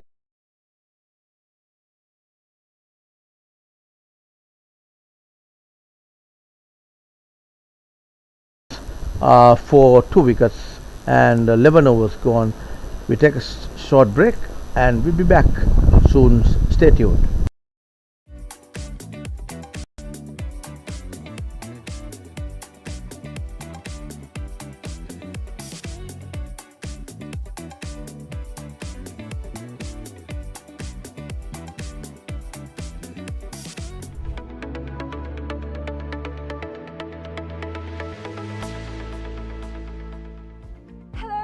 Welcome to Pujitha Private Limited, Sri Lanka's premier destination for cricket enthusiasts and sports tourism.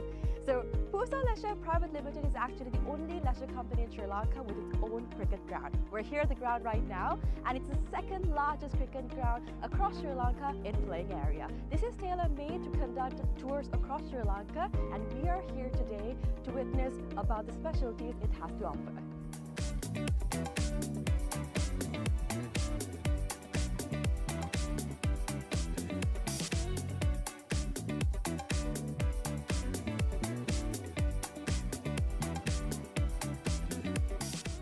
It's only natural for you to ask, what's so special about this ground? Well, let me list out a few reasons as to why it's special to cricket, right? So this is situated in a 30-acre land, meaning you have plenty of space to walk about, have a look and relax yourself. Second of all, this land is situated by so much of vegetation that the amount of wind that comes into this land is quite limited. So as you see, whenever we watch a cricket match, we've seen plenty of occasions where certain calls on cricket are interfered because of the wind. Now that issue will be limited in this ground due to the vegetation that surrounds this place, which is beneficial for anybody who comes to play cricket. Third of all, the lighting is just perfect, right? So it's well lit throughout the day, and the amount of sunlight that you get into this land is much more compared to any other cricket ground around, again because of the location.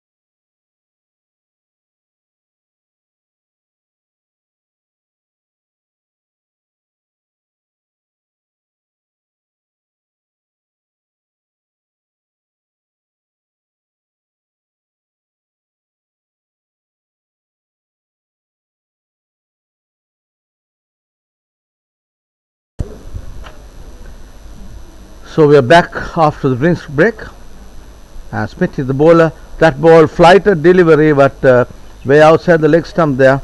The batter really couldn't get hold of that to send that ball ideally to the mid-wicket boundary, but ran down to the square leg fieldsman, who fields it and sends it to the wicket keeper. There's a single to the total.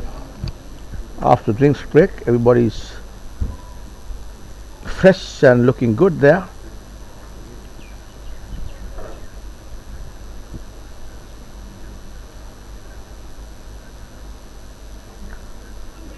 Smith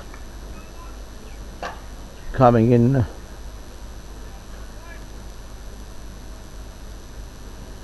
Right arm round the wicket to the left hander there. Plays defensively. Asif is the batter, number 87. Smith is born into a slip. A short is mid off in catching. There he goes. Lofted drive over the mid-off, deep mid-off field, and 6 runs over his head. Nicely played on the offside, waited for it, flighted delivery. He seemed to be striking the ball well there. Left-handed batters are generally very strong on the onside, but this time he goes over the offside field. 6 runs, so total first 6 coming off the bat of Asif. Flighted delivery, just get on to the pitch of the delivery and delivers. Just ball moving about 20 meters away from the side screen there, and the man has been dropped back to the deep by Smith again. A flighted delivery on the front foot, played defensively. Ball rolls down to the bowler himself. No run. Total moves to 61 for 2 wickets here, Pakistan.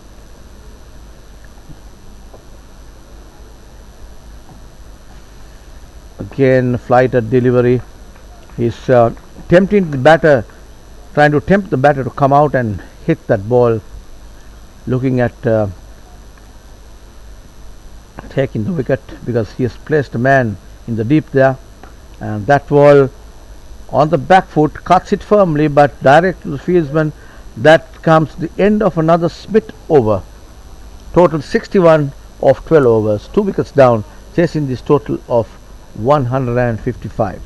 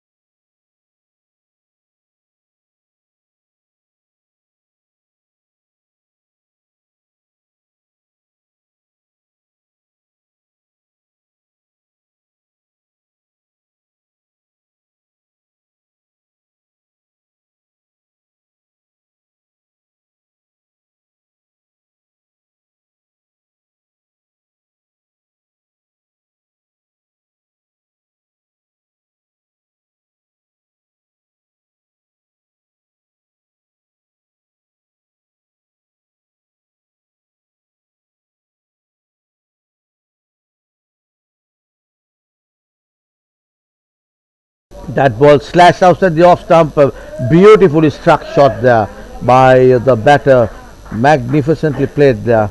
A classy shot to the boundary there. Ball just flew off the bat of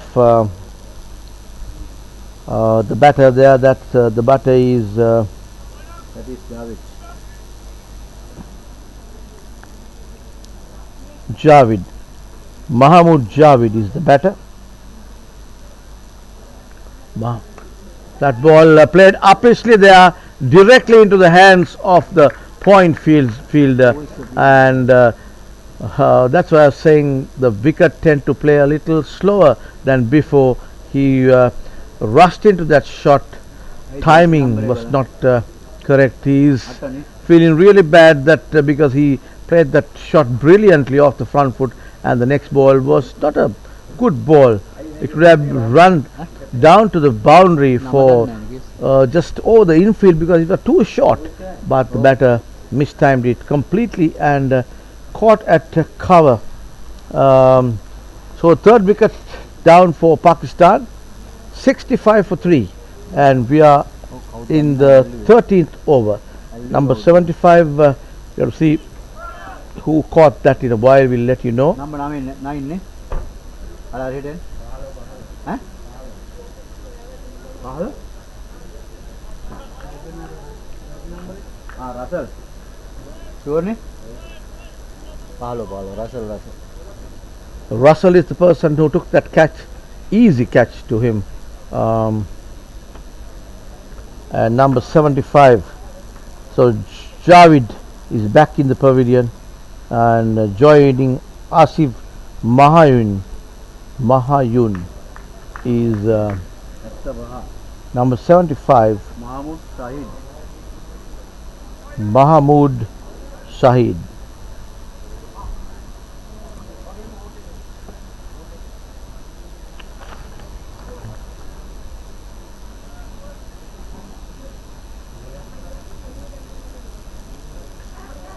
Mahmood Shahid is the batter who came in, and that ball very well bowled on the block hole, played defensively by Shahid. No runs to the total is 65 for 3.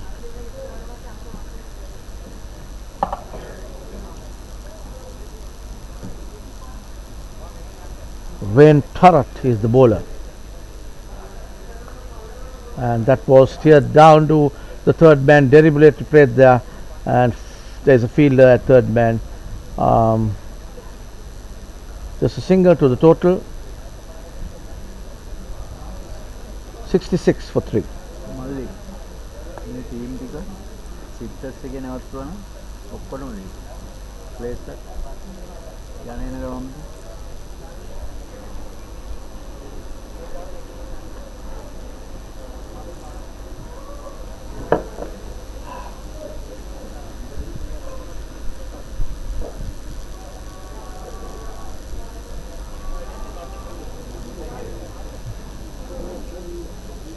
comes in. That ball on the onside, just steered it down to the square leg area for a single, and that comes just a single. One more ball to go to end that over. 67 runs on the board, 3 wickets down. South Africa, Pakistan.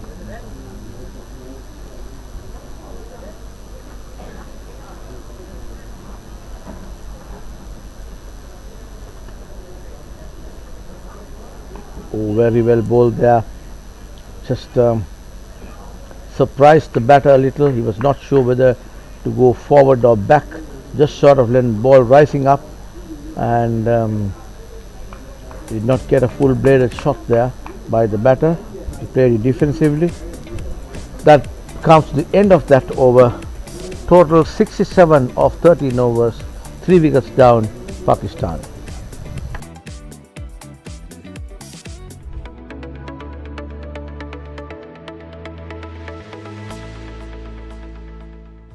Hello and welcome to Consolidation Private Limited, Sri Lanka.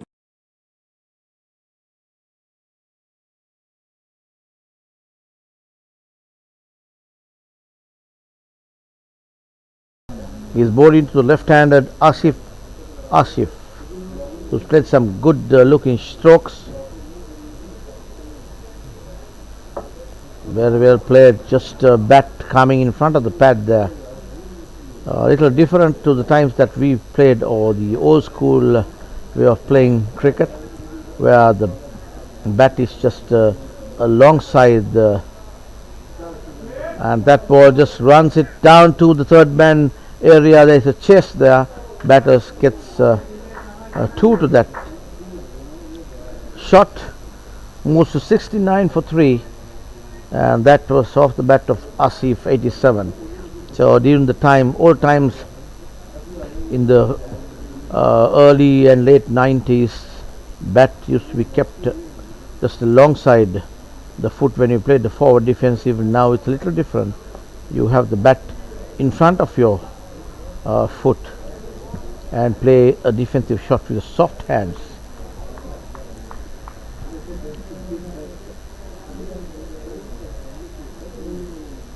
Smith comes in.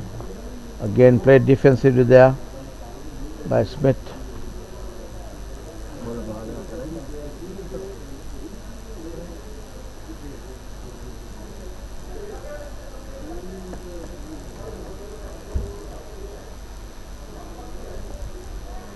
Oh, nicely bowled there. Just a single to the total. So Smith is bowling a good line and length here. Total moves to 70 for 3, chasing 156 to win.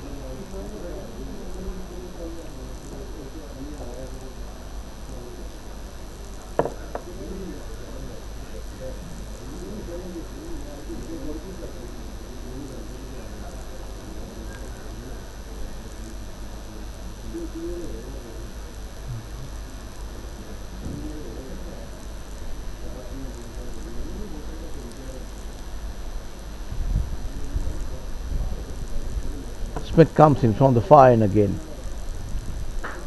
Just angled back there by the batter. Tries to run the ball down to the third man. It went to point, picked up no run. That comes to the end of another over. 14 overs gone, 70 for 3 wickets, South Africa.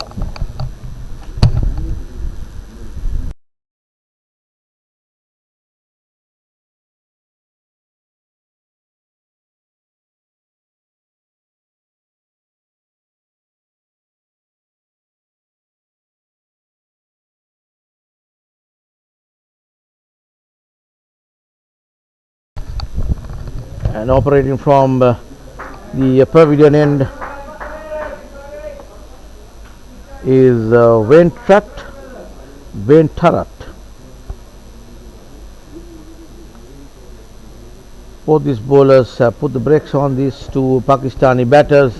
70 runs on the board, chasing 156 to win.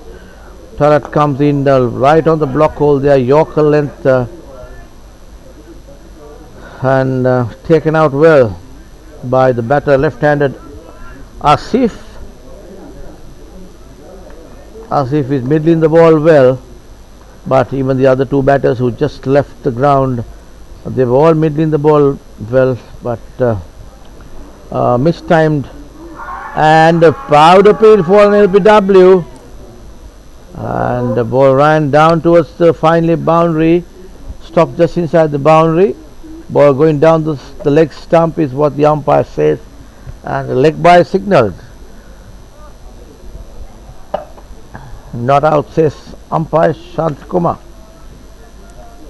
from Canada.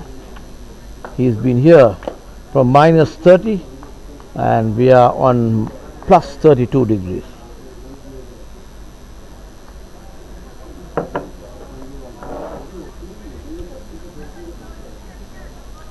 Wayne Turret coming in from the pavilion in right arm over the wicket, bowling to Asif, the left-handed. Nicely played there, beautifully played, just off the wrist.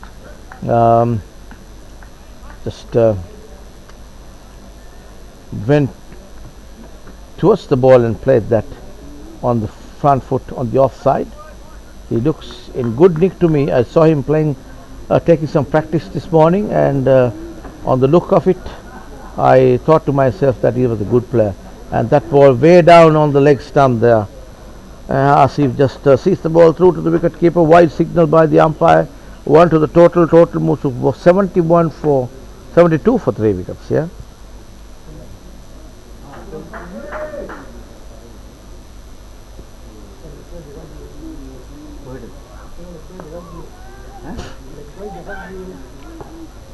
And Asif on the front foot just steers the ball through to the short mid wicket. He wants the single, but sent back by Shahid, who is on the non-strikers end.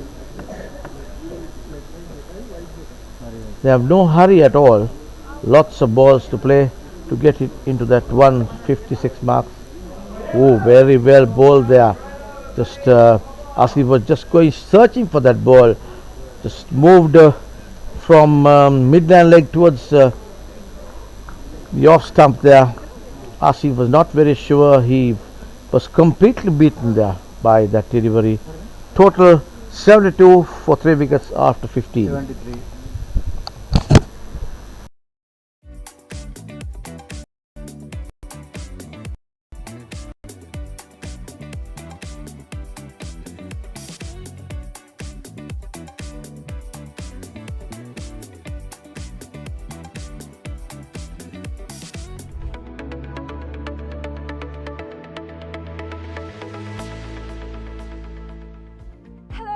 Welcome to Consolidation Private Limited, Sri Lanka's premier destination for cricket enthusiasts and sports tourists.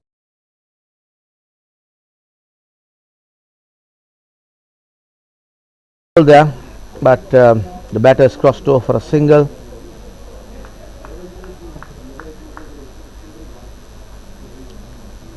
One to the total, 74 for 3 wickets, Pakistan.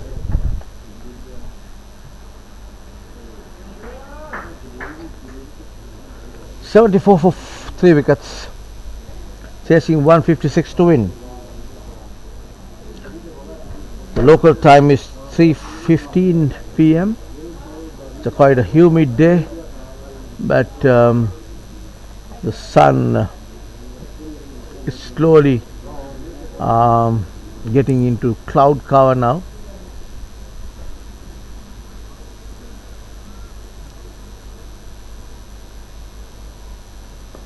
Very well bowled there by Smith.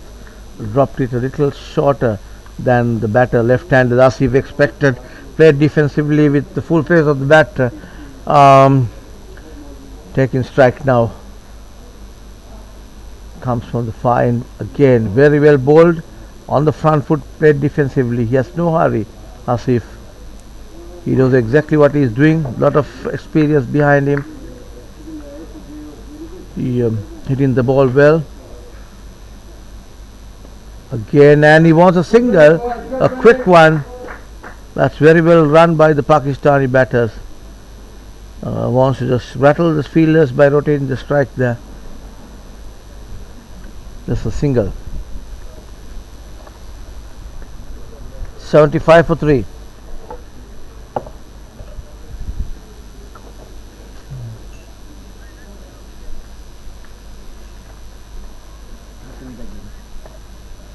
Another fielder has been brought inside the circle on the off side. Slip cover point, extra cover mid off. And that ball is hit hard and high. Upishly though and taken. Yes, that's a good ploy by the bowler. Korn is the person who Korn purchased. He took that catch, mistimed again, and he was playing well, but he has to walk back to the pavilion there. Mahmood Shahid is the man who's out, right? 2 runs, 6 balls. He scored just 2 runs off 6 deliveries. So Pakistan 4 wickets down here, 75 for 4. So South Africa is not giving up here. It's not going to be easy for the Pakistanis. Just the 6 wickets in hand. The South African bowlers are in the attacking mood.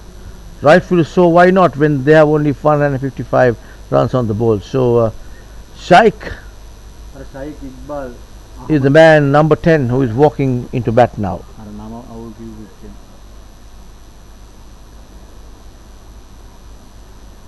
Shaikh Iqbal.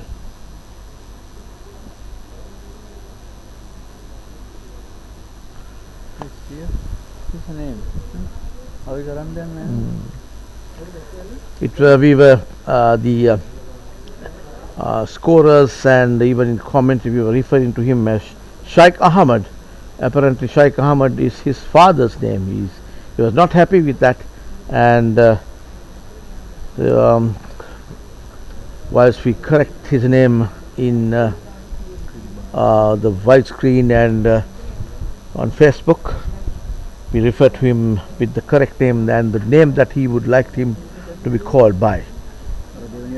Shaikh Iqbal, number 10. He's the man on strike now. That's a good bit of captaincy and bowling. Smith is the bowler. He's taken 2 wickets for 16 runs. His 4th wicket in progress now.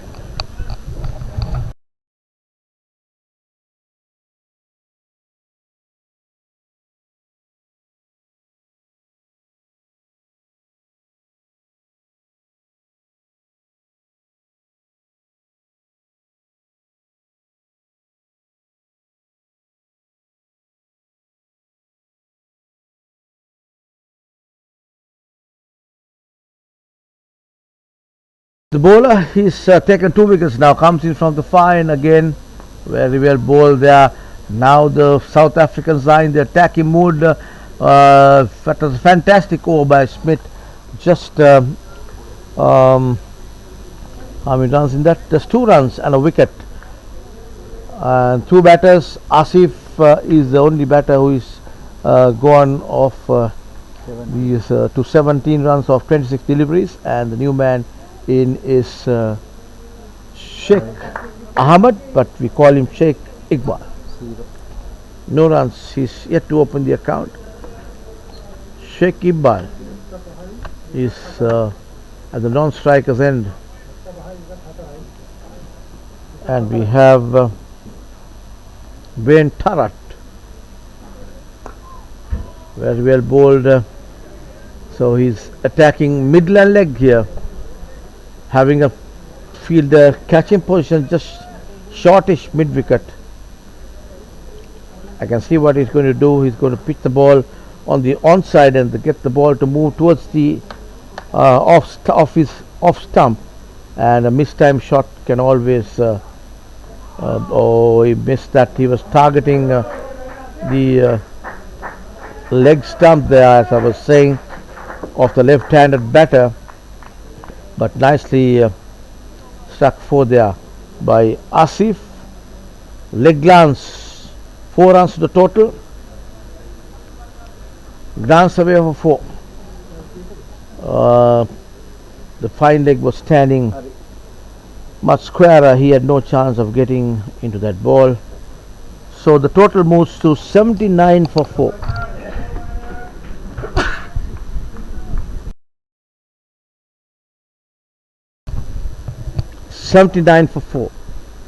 And that ball again got a thick outside edge. They slashed outside the off stump, and but the ball goes to the leg side, to the fine leg area, for the batsman crossed over for a single.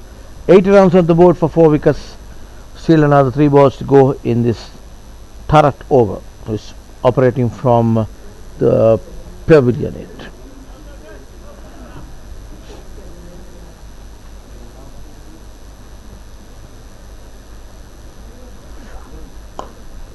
Very well fielded on the follow through there by Turret.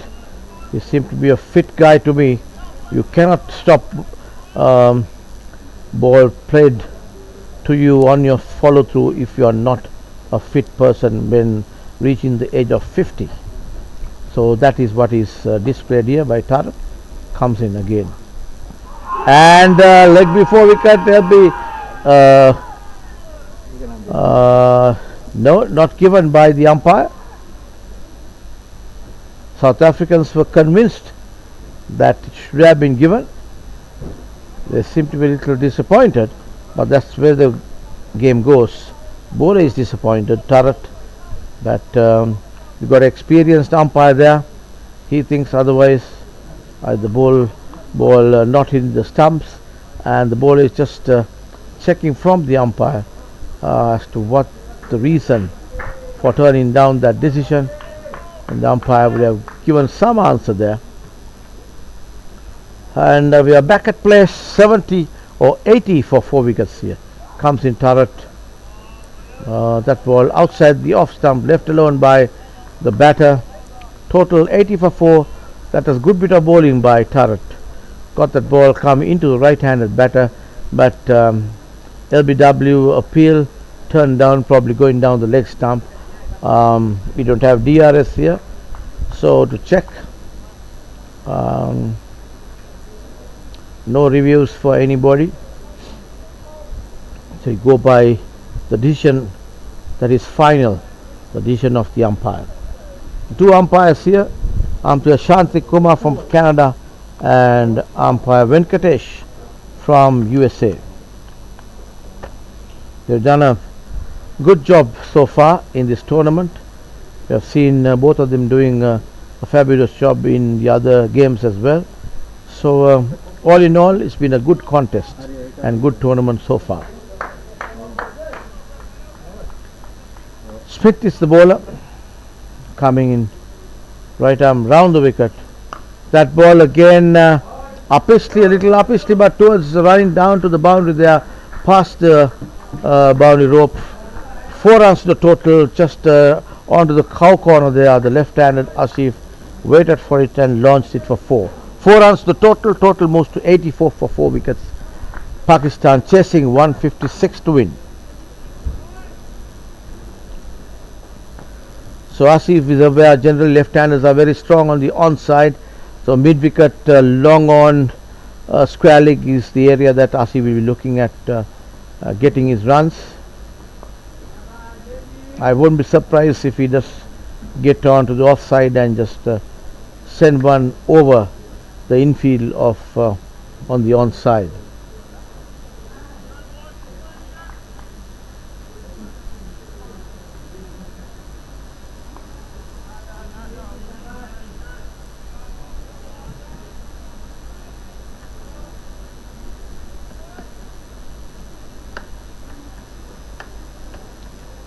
Smith comes in, right-handed batter, flighted delivery, watchfully played there. No runs to the total. Still 84 for 4.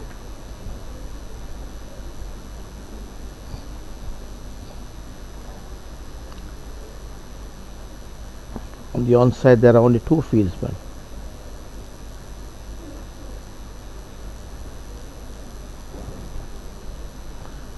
Smith comes in, very well played, and he wants a single, but 3 men coming, rushing in to stop that single. No run. So South Africans are slowly but surely trying to put the brakes on these Pakistani batters to stop their march towards victory here. 156 to make to win this game. Again, flighted delivery. He wants to get the batter to come up and play, and that brings to the end of another Smith over. 84 for 4 wickets, or of 18 overs, 4 wickets down, 11 extras. You're about to witness the 19th over of this Pakistan innings.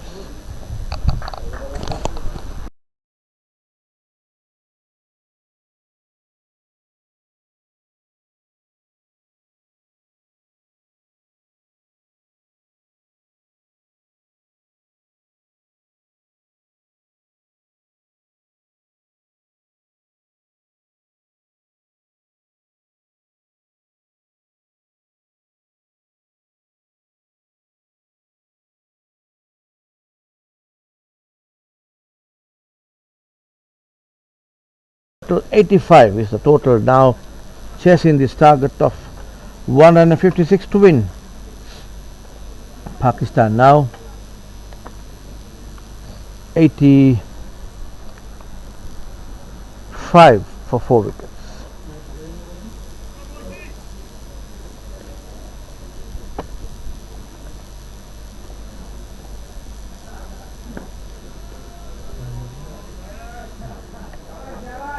Going into a good line and length there. Trot not giving any room whatsoever to these Pakistan batters, trying to put the brakes on them so that they could maybe curtail the batters and get a few more wickets. They'll be on the box seat. Now the 2 more wickets by the South Africans, you're going to put pressure on these Pakistanis. That ball nicely put away, beats the 2 fieldsmen at point and extra cover, just 2 runs. As the ball loses steam and stops halfway. Throw comes in, 2 runs to the total. Total moves to 87 for 4 wickets. Pakistan. The 2 batters at the crease. Asif, 28 of 37. Sheikh Iqbal is not out on 1 of 5 deliveries. So Sheikh is playing the anchor role here, and Asif has been getting the scoreboard to tick. There again, little mistime that one too. 2 runs to the total.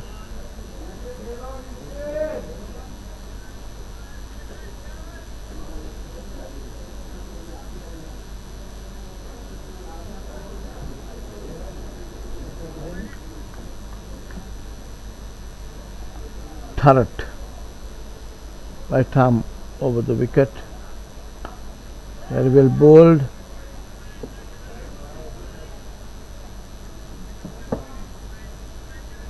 Well fielded there as well.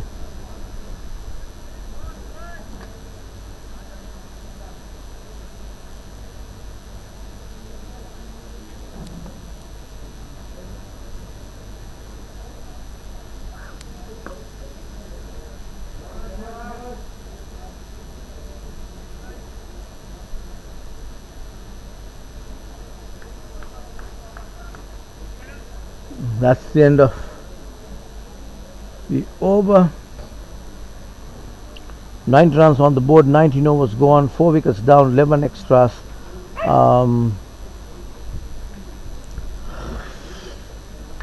Boundaries have dried up for Pakistan here, because the bowlers have been bowling to a pretty good line and length, the South Africans, and hats off to the skipper as well, South African skipper. Mario Solomons, who's been marshalling his men very well and putting the correct fielder to the correct location. Just adjusting his field, getting people on catching positions so that they get he feel the pinch to go over the infield Bowling change. and thereby taking a few wickets on the way. Bowling has been changed. Own purchase. Corn Purchase has been brought into the attack again. Corn is a good bowler. Let's see what he can do during his second spell. And the umpire coming in and having a chat with the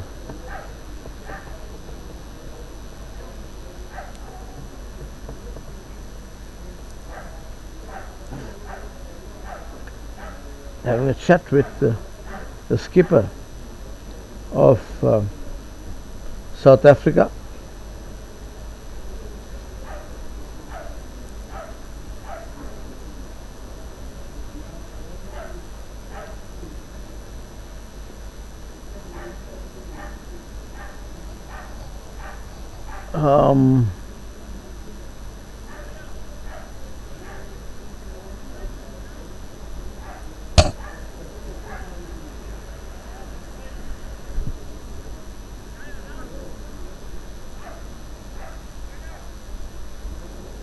Yes, and this Corn Purchase is into the attack now from the far end.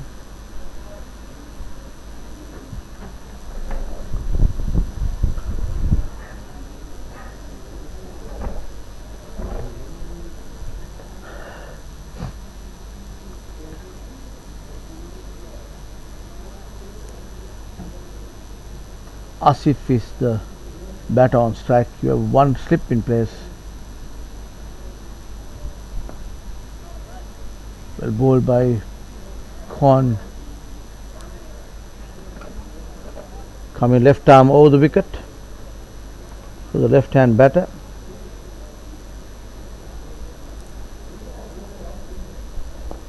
Well bowled there.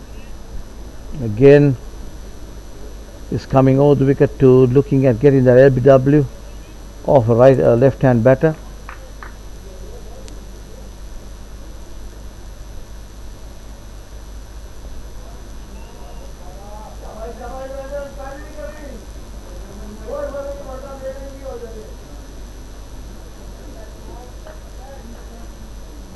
Corn Purchase, 9 runs on the board, 66 runs to win. Nicely cut away by Asif. The left-handed ball runs down to the deep there, and the batter is crossed over for an easy single. 1 to the total, 91 for 4, chasing this target of 156 to win. Pakistan are now 4 wickets down for 91. Corn Purchase is the bowler. He's trying to purchase this wicket of this Pakistan innings.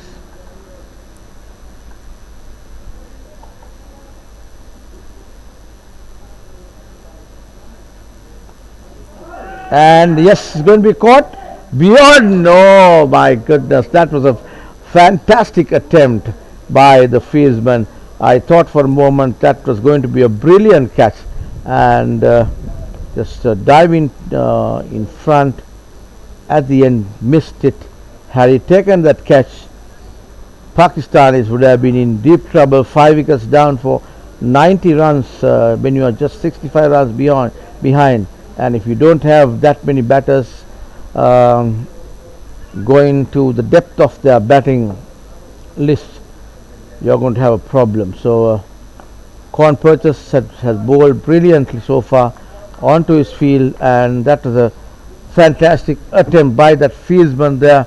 I still haven't got the name of that person, but I thought for a moment that he held on to it, but just missed the grip, just falling on the ground.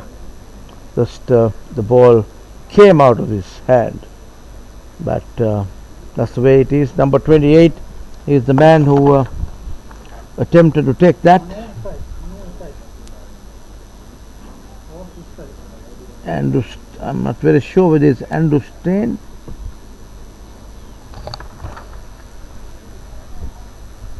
Number 28. Who's the team? South Africa. 38, Andrew Still. Andrew 8. So number 38. Andrew Stein was the person who made that attempt. Bowling change. Brilliant Smith attempt. come descent. So Smith now operating from the pavilion end here. He also have been very good, a tough campaigner for South Africa. Bowled some fantastic overs for them. Again having a person catching in front, a deep extra cover, a short extra cover and a mid-off, a slip, a short third man on the offside, short mid-wicket, deep mid-wicket and a long on the onside.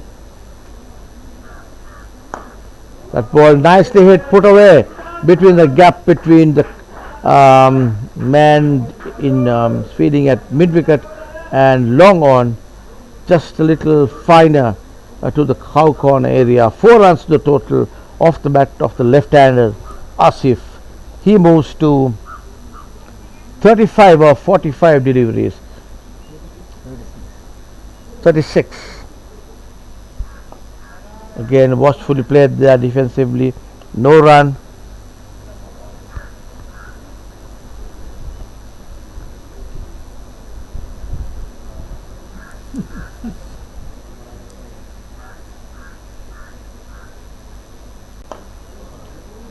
That's a full toss.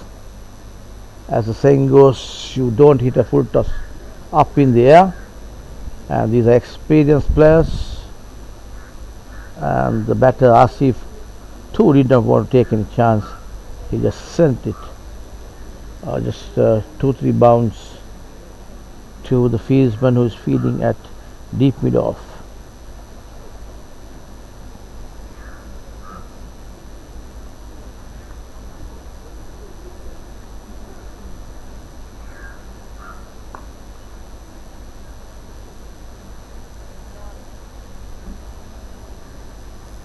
මල්ලි එදා යනකොට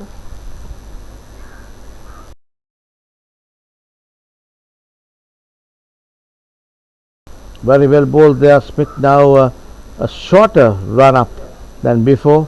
Obviously the heat is getting into him and he's just bowling from just 2 steps now. Like Shane Warne, but he's bowling off spin. Shane Warne bowled leg spin, Smith bowling off spin.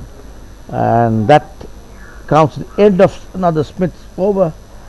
Total 97 for 4 wickets after 21 overs. 11 extras.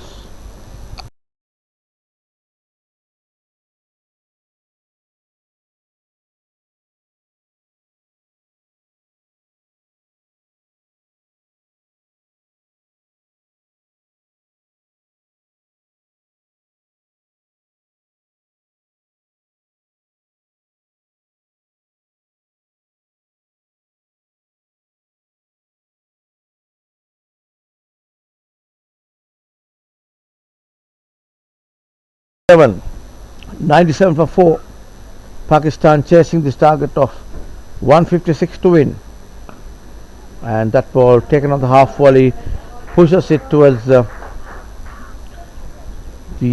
deep mid-off there. A squarish mid-off. Just 1 to the total. Total goes to 98 and brings the left-handed Asif on strike. Corn purchase, left arm over the wicket. Very well played, watchfully there. no ball. No ball signalled. Fee hit there, no ball.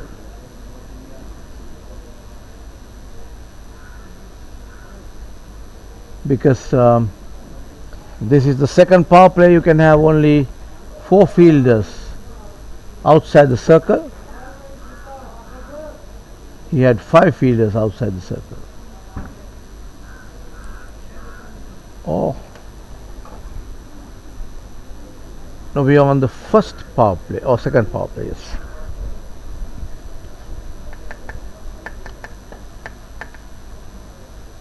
So as umpire got to be vigilant. I missed out on counting the fielders who were outside the circle, but the umpire spotted it. That's what he is there for. Umpire in this match. 4 fielders you can have. And hit firmly, and that ball 4 runs by off the bat of Asif. I said from the word go, he looked in good nick to me.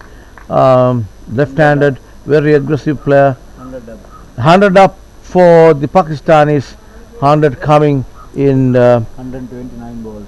129 balls, 103 on the board.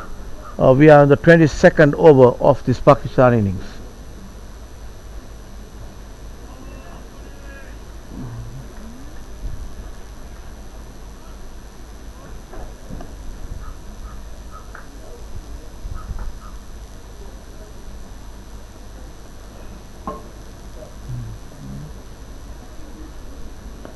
Very well bowled there by Con.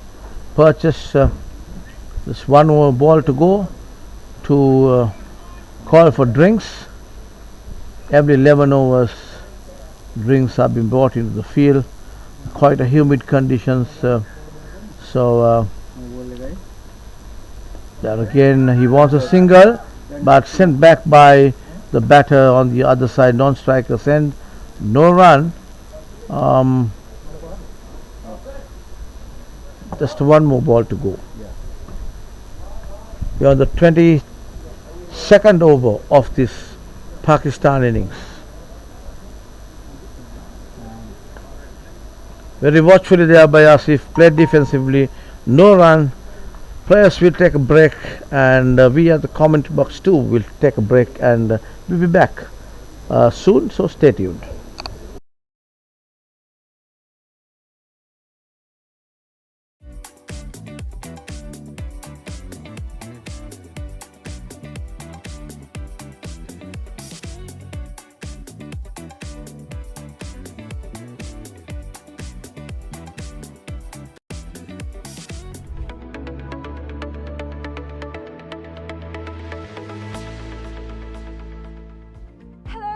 Welcome to Consolidation Private Limited, Sri Lanka's premier destination for cricket enthusiasts and sports tourism.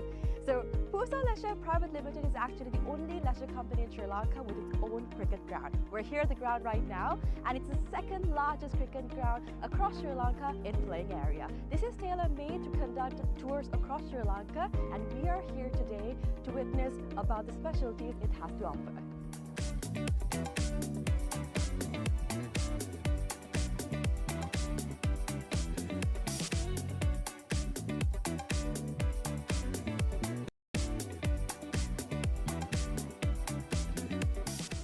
It's only natural for you to ask, what's so special about this ground? Well, let me list out a few reasons as to why it's special to cricket, right?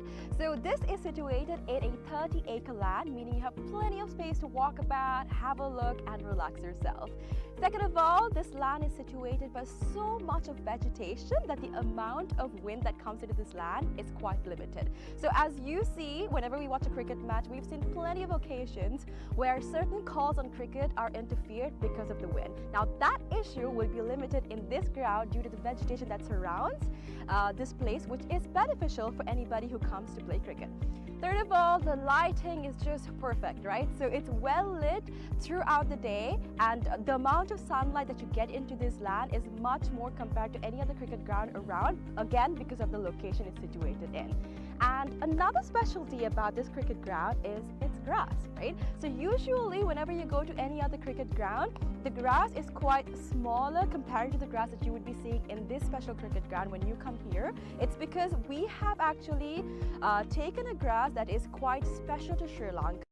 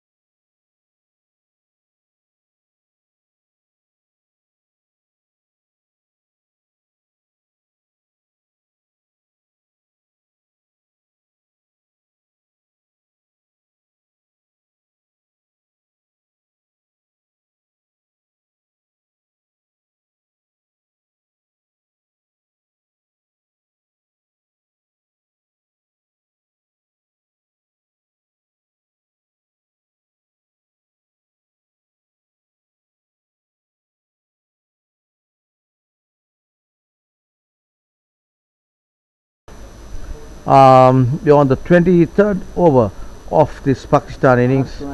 Pakistan 103 for 4 wickets, chasing this target of 156 to win.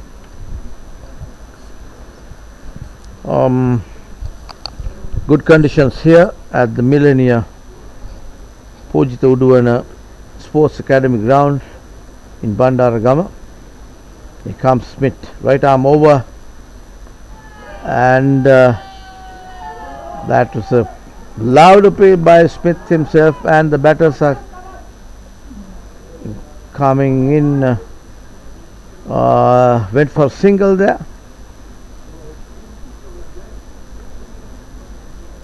That was off the bat. No, leg bite. Leg bite. One to the total 104 for 4 wickets. Pakistan. Smith bowling to a slip, a wideish gully, no third man, deep extra cover, shortish mid off catching position. Again, a little low pitch ball to the left-handed, pushes it to the mid off fieldsman who was standing outside the circle.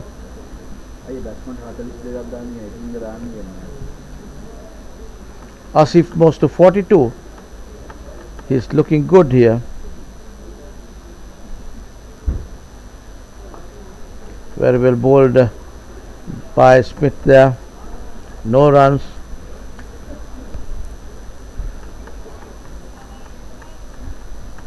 Six wickets in hand. They have to get 53 runs to win this game. And the batter wanted a single, but sent back by Asif.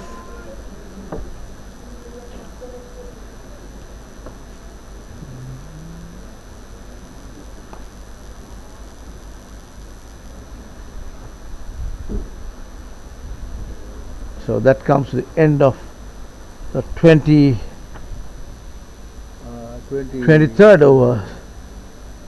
105 for 4 wickets, leading 51 runs to win of 132 balls. So there are enough deliveries. Just less than a run a ball.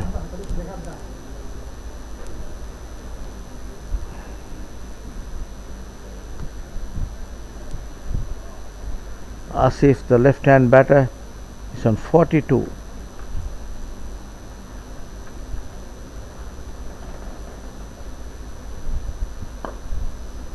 That ball nicely struck over the bowler's head there. 4 runs off the bat of Asif. He is in good nick, timing the ball well, and he moves to 46, just cruising towards a well-deserved half century for him. Ball went just where the side screen is. When Sorry.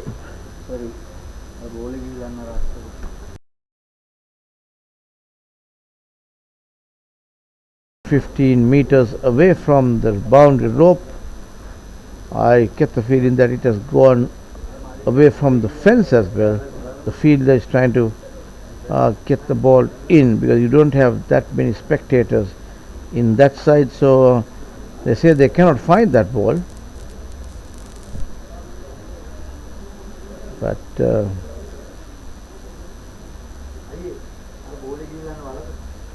whilst they find that, they may get another similar condition ball to resume play here.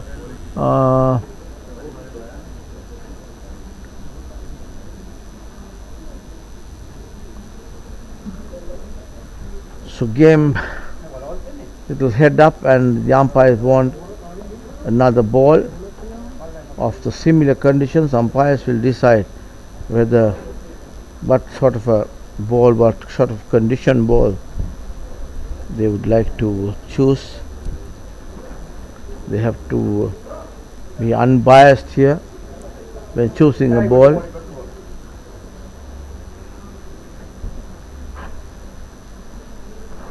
and yes, they have found the ball now, so there was no need for another spare ball to come into the grounds. Umpire Vishwakumar sends that ball back to the pavilion. 109 for 4 wickets. Pakistan. Asif just 4 runs short of his 50.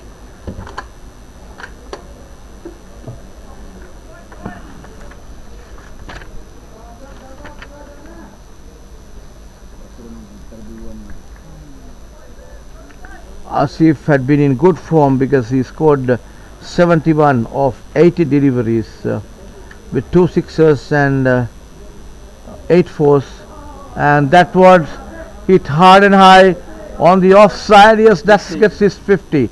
He is 50. Asif gets into the 50-run mark. Nicely played there.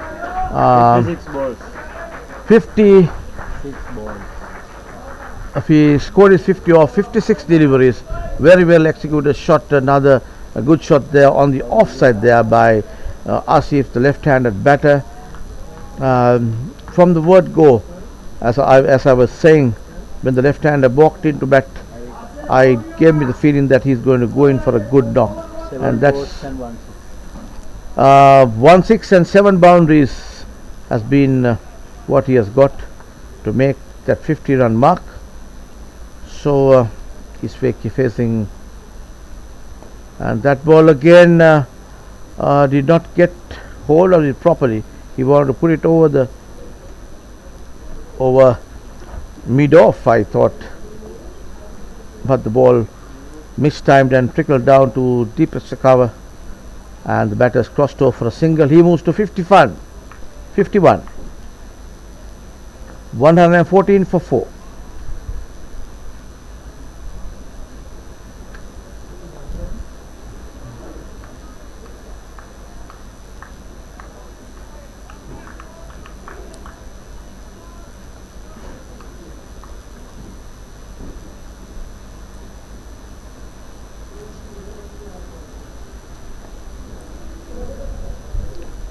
Good bit of bowling by Purchase,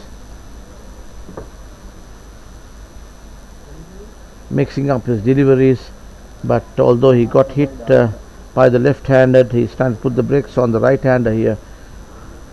And there's a loud appeal there. Well, he says no, the ball is drifting down outside the off stump.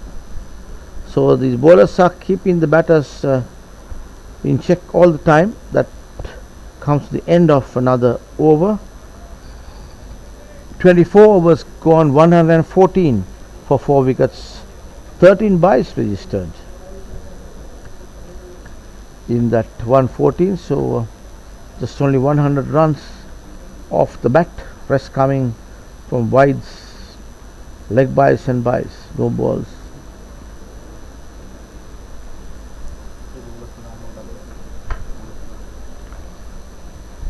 Smith is the person who's going to bowl now. Van Smith, that ball nicely put away, but directly to the field there. Can't beat the extra cover fieldsman there. There is also another person covering sweeper cover.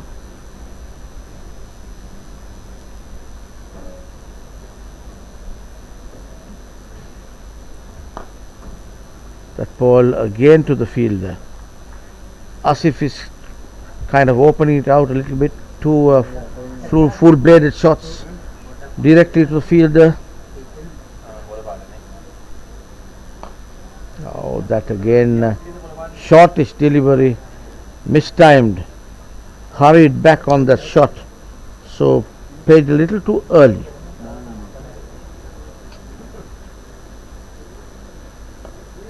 Very well bowled by Spett there, mixing up his deliveries just short of length, and that is a full length delivery played defensively. He's bowling off spinners, or rather bowling off spinners. Again Yorker length again by Smith.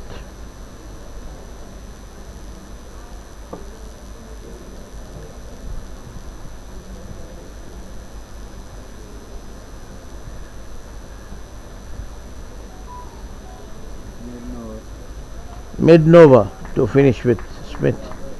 Very well bowled there. And 114 runs on the board, 25 overs gone.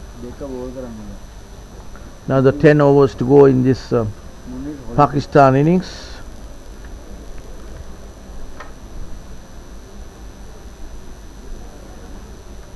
Now the 42 runs to get to reach the target of 156. Bowler change here. The new bowler is Holiday. Holiday is the new bowler.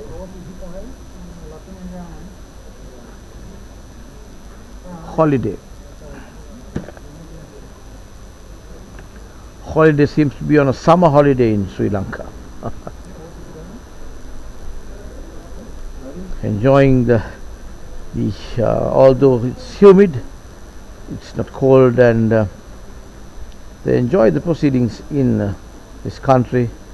And we have had lots of tourists coming into Sri Lanka, and this time around with these teams also in there's quite a few tourists that are hovering around in Colombo, Galle, Ella, in Sigiriya. Incidentally, Sigiriya has been named as one of the best cities and places to visit when touring the world. In fact, by booking.com as the best place to visit.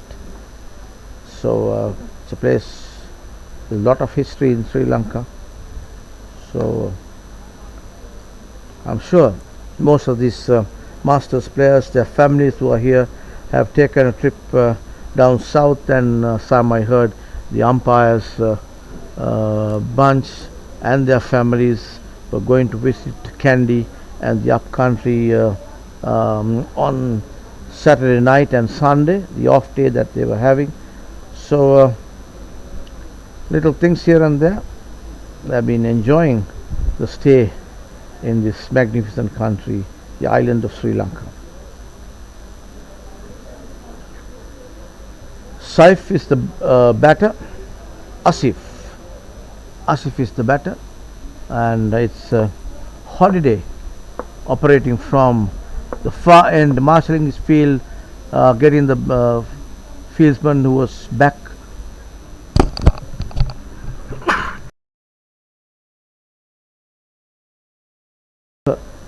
At the deep extra boundary, and appeal for a leg before wicket turned down again by the umpire. So the skipper of the South African side was jumping twice and appealing, but umpire was unmoved. Holiday bowls, and that ball hit hard and high. Yes, that covers the rope there. Over the rope, 6 runs off the bat of Asif. Nicely placed over long on there. 6 runs to the total, baited for it and launched that strike. So total moves to 121. 4 wickets down. Asif moves to 57 of 65 balls beyond the 26th over.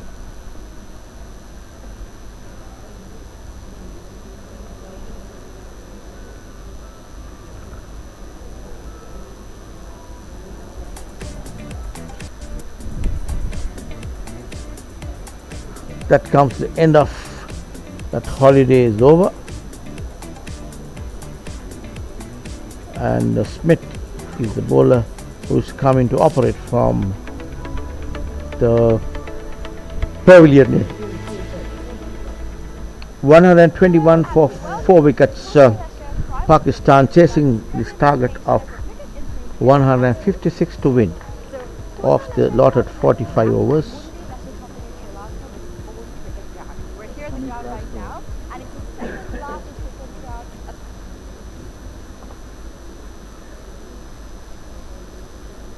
Smith, we got a person catching there in front, and just a roll of the wrist, a glance down to The fine leg region ball running down towards the boundary. Yes, it reaches the boundary. 4 runs to the total. Nicely tickled away by the batter there. Number 10. He's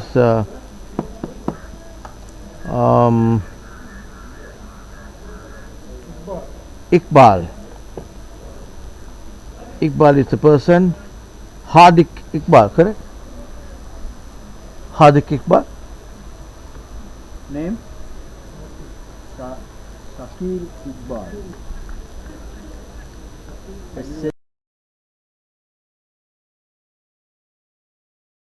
Shahik Iqbal.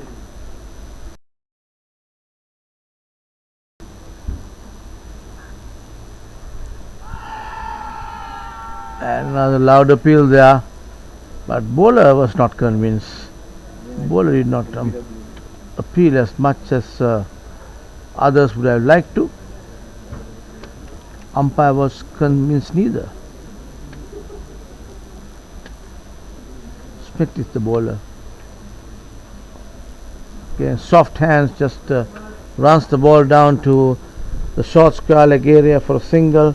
Another one to the total. Total moves to 126 for 4 wickets here. Just closing in to this target, 156 to win. Pakistan. Another 30 runs to get. Lots of deliveries left. Smith is the bowler. 111 balls. Asif is the batter. And there he mistimed that ball. Want to get it over the infield. Then another wicket falls there for Asif.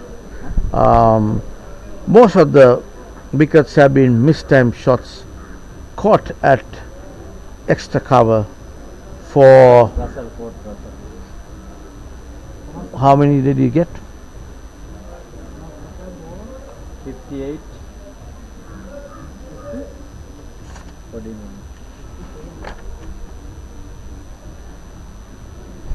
Batsman ke tu? 57. Asif has to get back. 67 balls. Of 67 balls, he made 57. Asif, and he's walking back to the pavilion. A good knock by Asif. He's been acknowledged with a round of applause by his teammates and the spectators here. Left hander is back in the pavilion. Number 13, Asar Khan. Azhar Khan, Wicket keeper for the Pakistan. wicket keeper.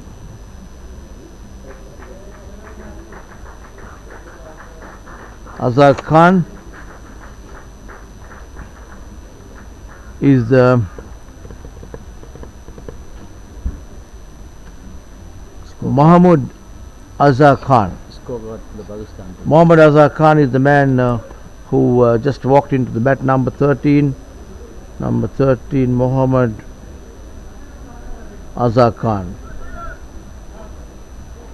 And the Pakistan 126 for 5 here now. Irfan Khan out for 25 of 37 deliveries. Mohsin Koshi 14, made 14 of 21. Asif Hamayun 57 of 67, delivered 2 sixes, 7 fours. Then Mohammad Javid 6 runs. He hit 1 4 during his 6 runs. Mohammad Shahid out for 2. He faced only 6 balls.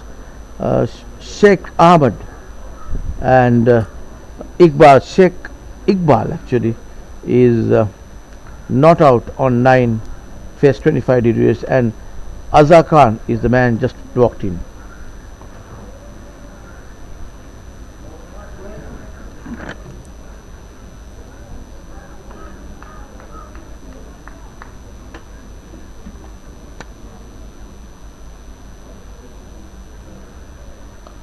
That ball one-handed, nicely executed there.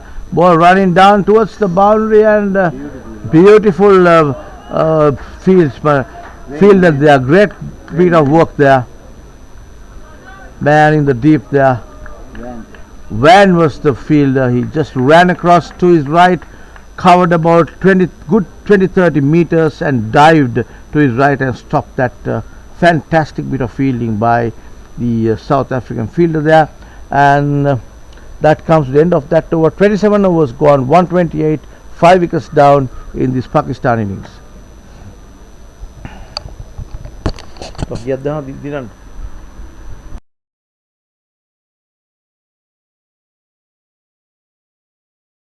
28 to 108 balls.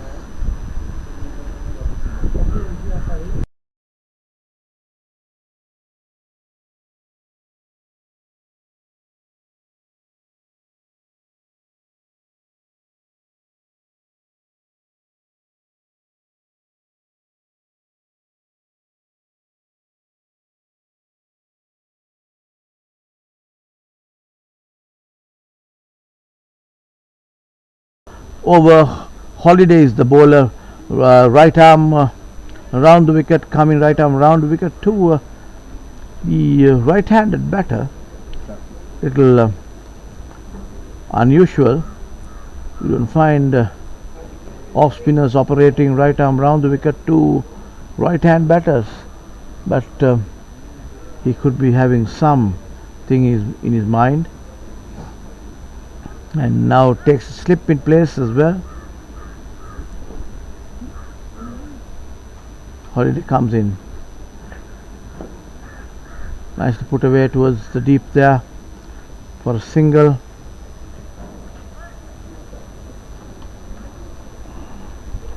"27 runs to win here, Pakistan Masters."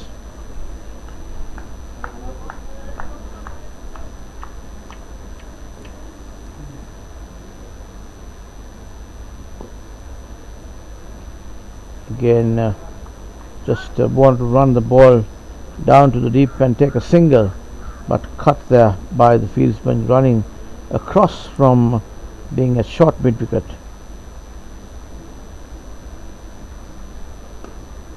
Yes, on the up, played a ball running down towards the deep there. A single to the total. 26 runs more to get for Pakistan to win this game. South Africans are not giving up. The captain trying to marshal his men and trying to stop the singles being taken here, and he knows that he'll have to get the Pakistani batters out. There was a few chances which were missed by these fielders. Some just came off their hands after taking the catches, but that's the way how this game goes. So at the end of 8 overs, 130 is the score on the board, 5 wickets down, chasing down 156 to win in the allotted 45 overs, Pakistan. The two batters at the crease, the wicket keeper Ashad Khan, and Iqbal is the other person who is Iqbal. He's a senior partner of the two.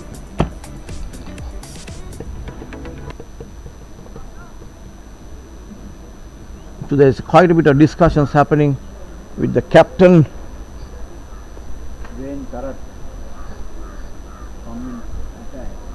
Tarak is the person who's been brought into the attack now.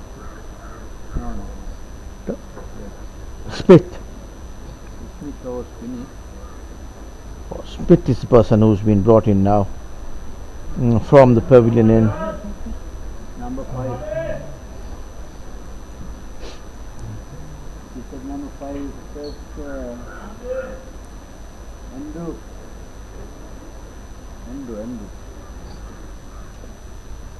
Andrew is the bowler.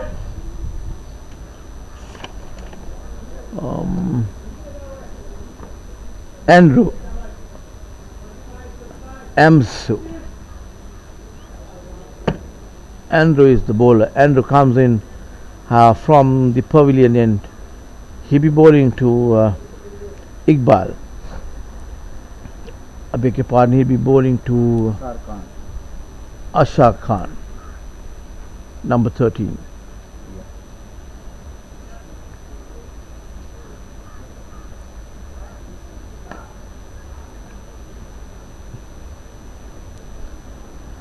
Technically, Khan looks a good batter to me. He's played a few shots. Too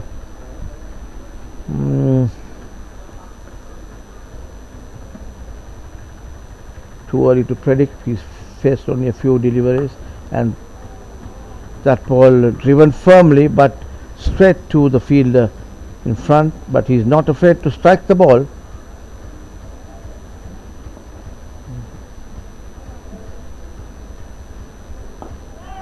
Yep, and he goes that time for a single, and the wicket keeper number 13 is not afraid to strike the ball, and he's middling the ball well as well, so he's definitely a batter who had batted in the middle order during his heydays.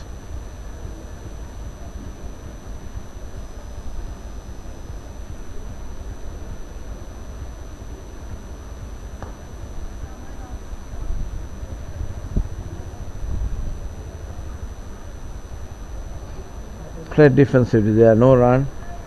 We have just 3 fielders on the onside. That ball nicely struck there, but there is a fielder fielding at mid-off. Underarm throw comes in directly to the wicket. Strong hands, strong arms here by some of these fieldsmen.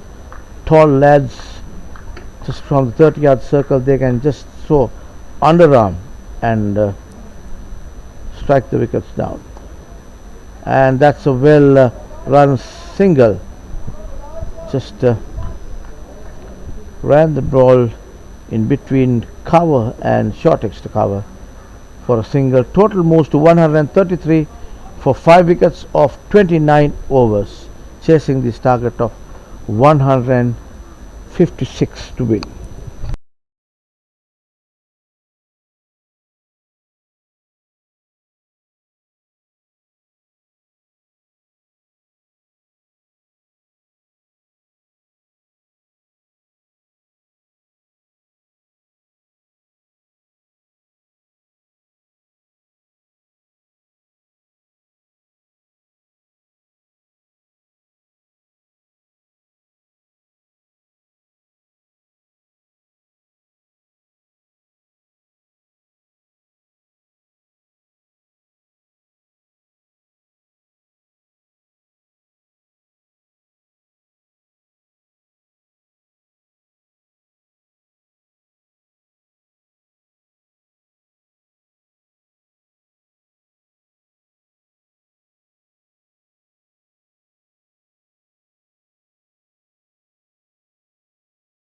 Just 22 runs to get to victory here. Pakistan going very smoothly.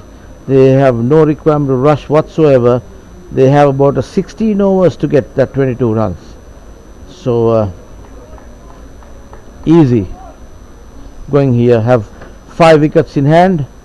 Flighter delivery, and that ball missed completely by the batter and the wicket keeper. Ball runs down to the boundary. 4 by signal by the umpire. Venkatesh gets 4 to the total, 18 more to win. Pakistan just closing in slowly but surely towards the target of 156.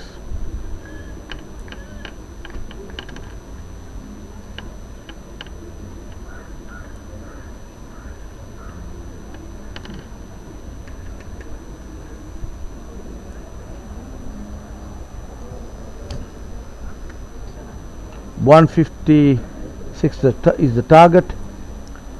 138 for 5 here. We are on the 30th over.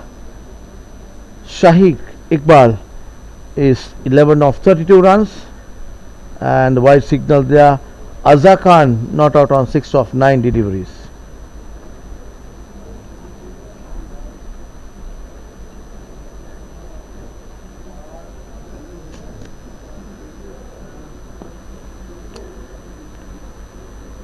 Well pitched delivery, no run.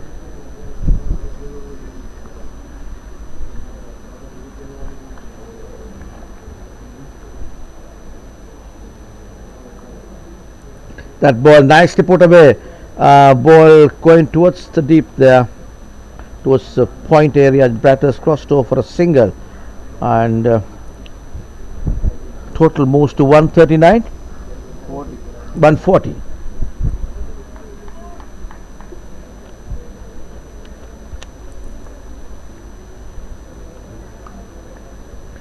And that's nicely struck there off the back foot. I was saying the wicket keeper looks a good player to me, and that's testimony to what I said. He really punched it on the back foot. No fielder there taking on that gap. 4 runs to the total. Total moves to 144 for 5 wickets. Just needing 11 runs, 12 runs to victory here. Pakistan going well. Nicely struck shot there towards the extra cover. Again another one, but this time towards the deep mid off, and total 145 of 30 overs, 5 wickets down, and needing just 12 runs to victory. Another 11 runs. 11 runs to victory, Pakistan.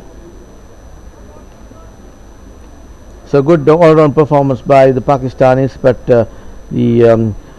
some credit must also go to the South Africans. They have fought hard. A few half chances and chances that were missed. Things could have made a difference here, but there would have been about 7 wickets down by now. But nevertheless, that's how the game goes. Drop chances, and the Pakistanis have capitalized on that, and they are on their way to victory here. That ball again nicely put away towards the deep extra cover, just a single there. The total 10 runs more to victory.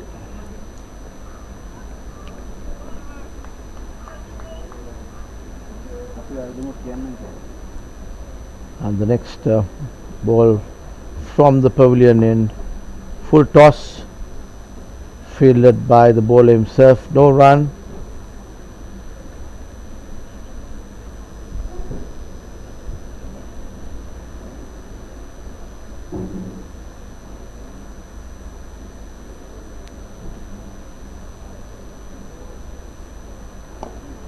That ball just hit all the way 6 runs over the top there.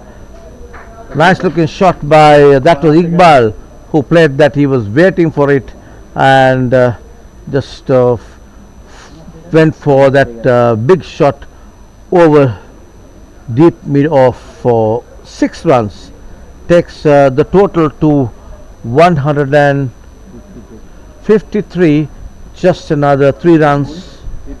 52, just another 4 runs to victory.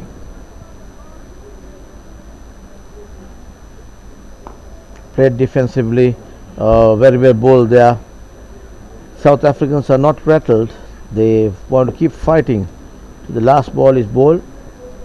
They have taken 5 good wickets of the Pakistanis. And again another shot there. Nobody standing in the deep. 4 runs, and yes, that's the end of this game between Pakistan and South Africa. That takes the total to 156. 156 is the total, and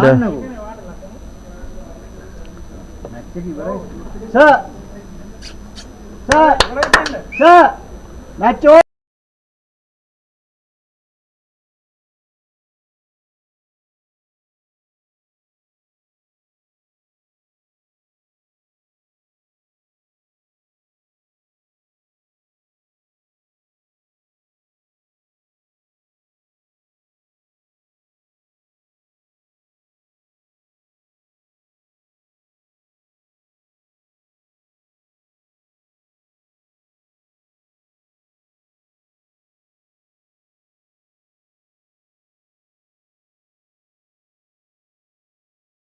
so the scenario here is that Pakistanis have cruised down to victory, chasing this target of 156 posted by the South Africans today.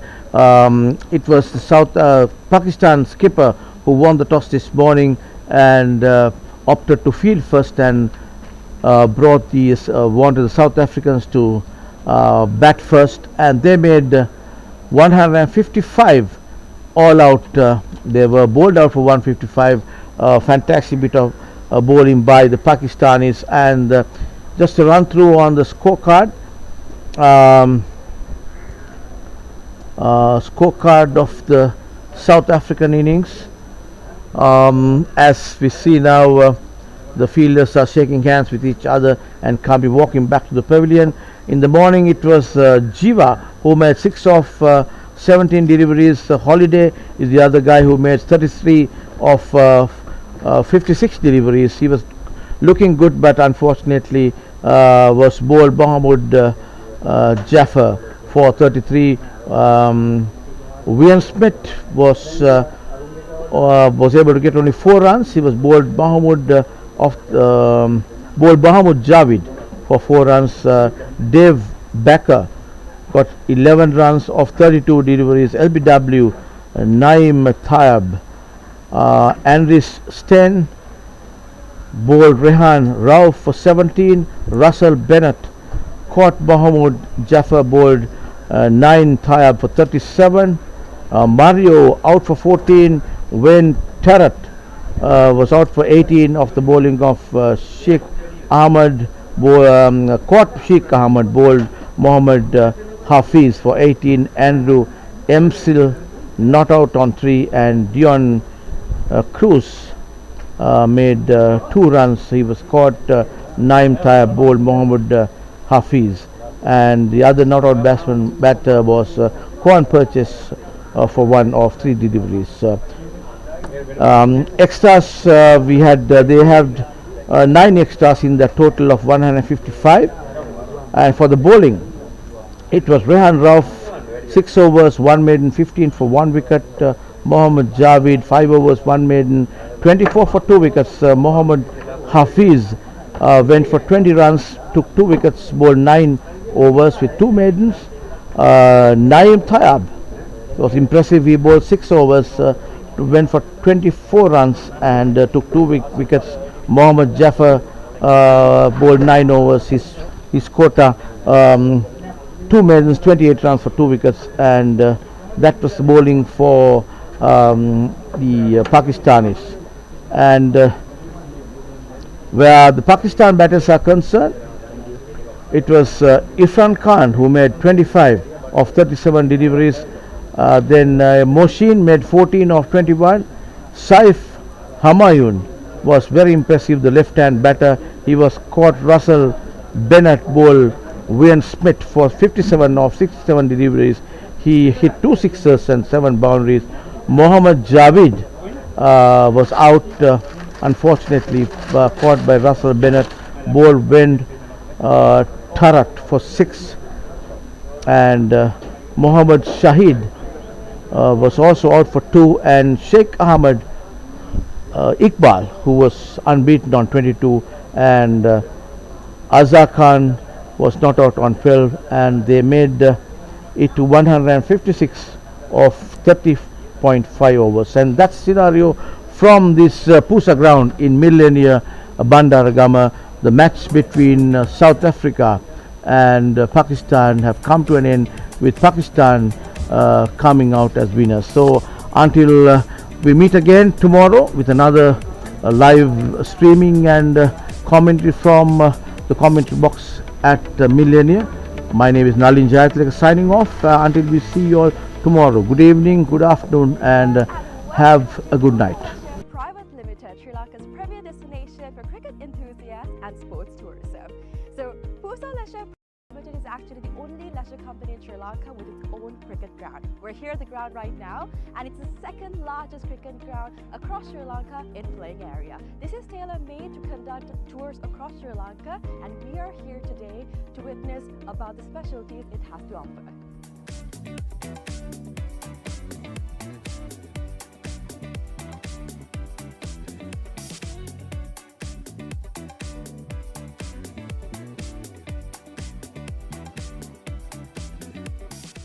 It's only natural for you to ask, what's so special about this ground? Well, let me list out a few reasons as to why it's special to cricket, right? So this is situated in a 30-acre land, meaning you have plenty of space to walk about, have a look and relax yourself. Second of all, this land is situated by so much of vegetation that the amount of wind that comes into this land is quite limited. So as you see, whenever we watch a cricket match, we've seen plenty of occasions where certain calls on cricket are interfered because of the wind. Now that issue will be limited in this ground due to the vegetation that surrounds this place, which is beneficial for anybody who comes to play cricket. Third of all, the lighting is just perfect, right? So it's well lit throughout the day, and the amount of sunlight that you get into this land is much more compared to any other cricket ground around, again because of the location it's situated in. And another specialty about this cricket ground is its grass, right? So usually whenever you go to any other cricket ground, the grass is quite smaller compared to the grass that you would be seeing in this special cricket ground when you come here. It's because we have actually taken a grass that is quite special to Sri Lanka. Why? Because it's easy to maintain, we know how it works, we can make sure that it's well watered, well cut. All of this is easily maintained because of the fact that this grass is special to Sri Lanka. So these are just a few specialties as to why this cricket ground is special for you.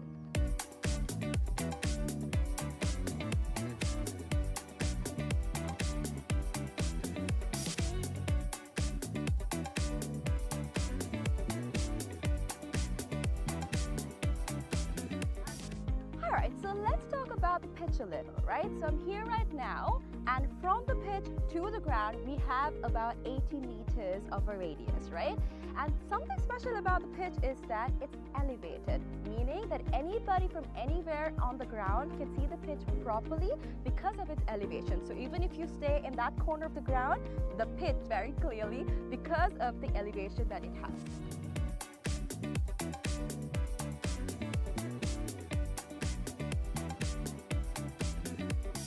Alright, so we have utilized certain methods to ensure that our ground is free of weeds, right?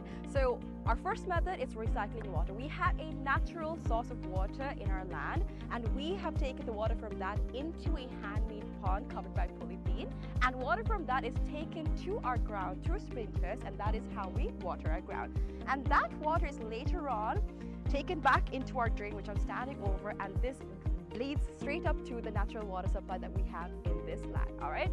Apart from that, we've also utilized certain methods to ensure that no water from outside is brought to our land, our cricket ground basically. So these methods are basically what we use to ensure that there's no weeds in this grass and that our grass is the same that we have maintained throughout from the start.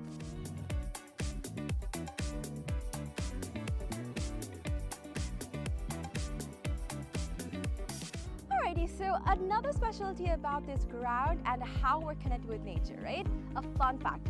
So if you hit a century in this ground, one of these surrounding trees will be named after you. So if you can see, this entire ground is surrounded by vegetation and plenty of trees. So whoever hits a century in this ground will get one of those trees named after them. So this is actually something quite unique. It's not done everywhere, and it's actually a nice opportunity for you to get a tree named after you.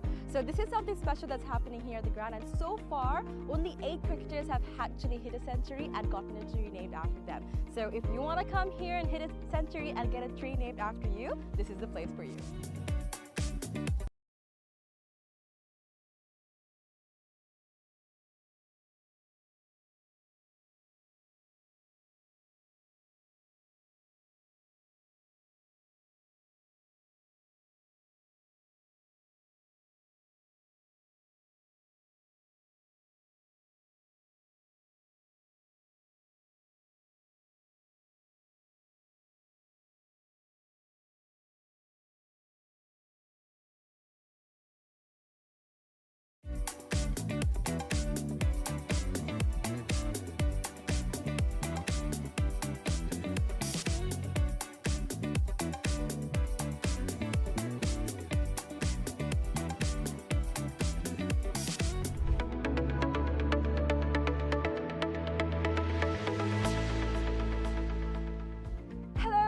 welcome to Pujitha Leisure Private Limited, Sri Lanka's premier destination for cricket enthusiasts and sports tourists.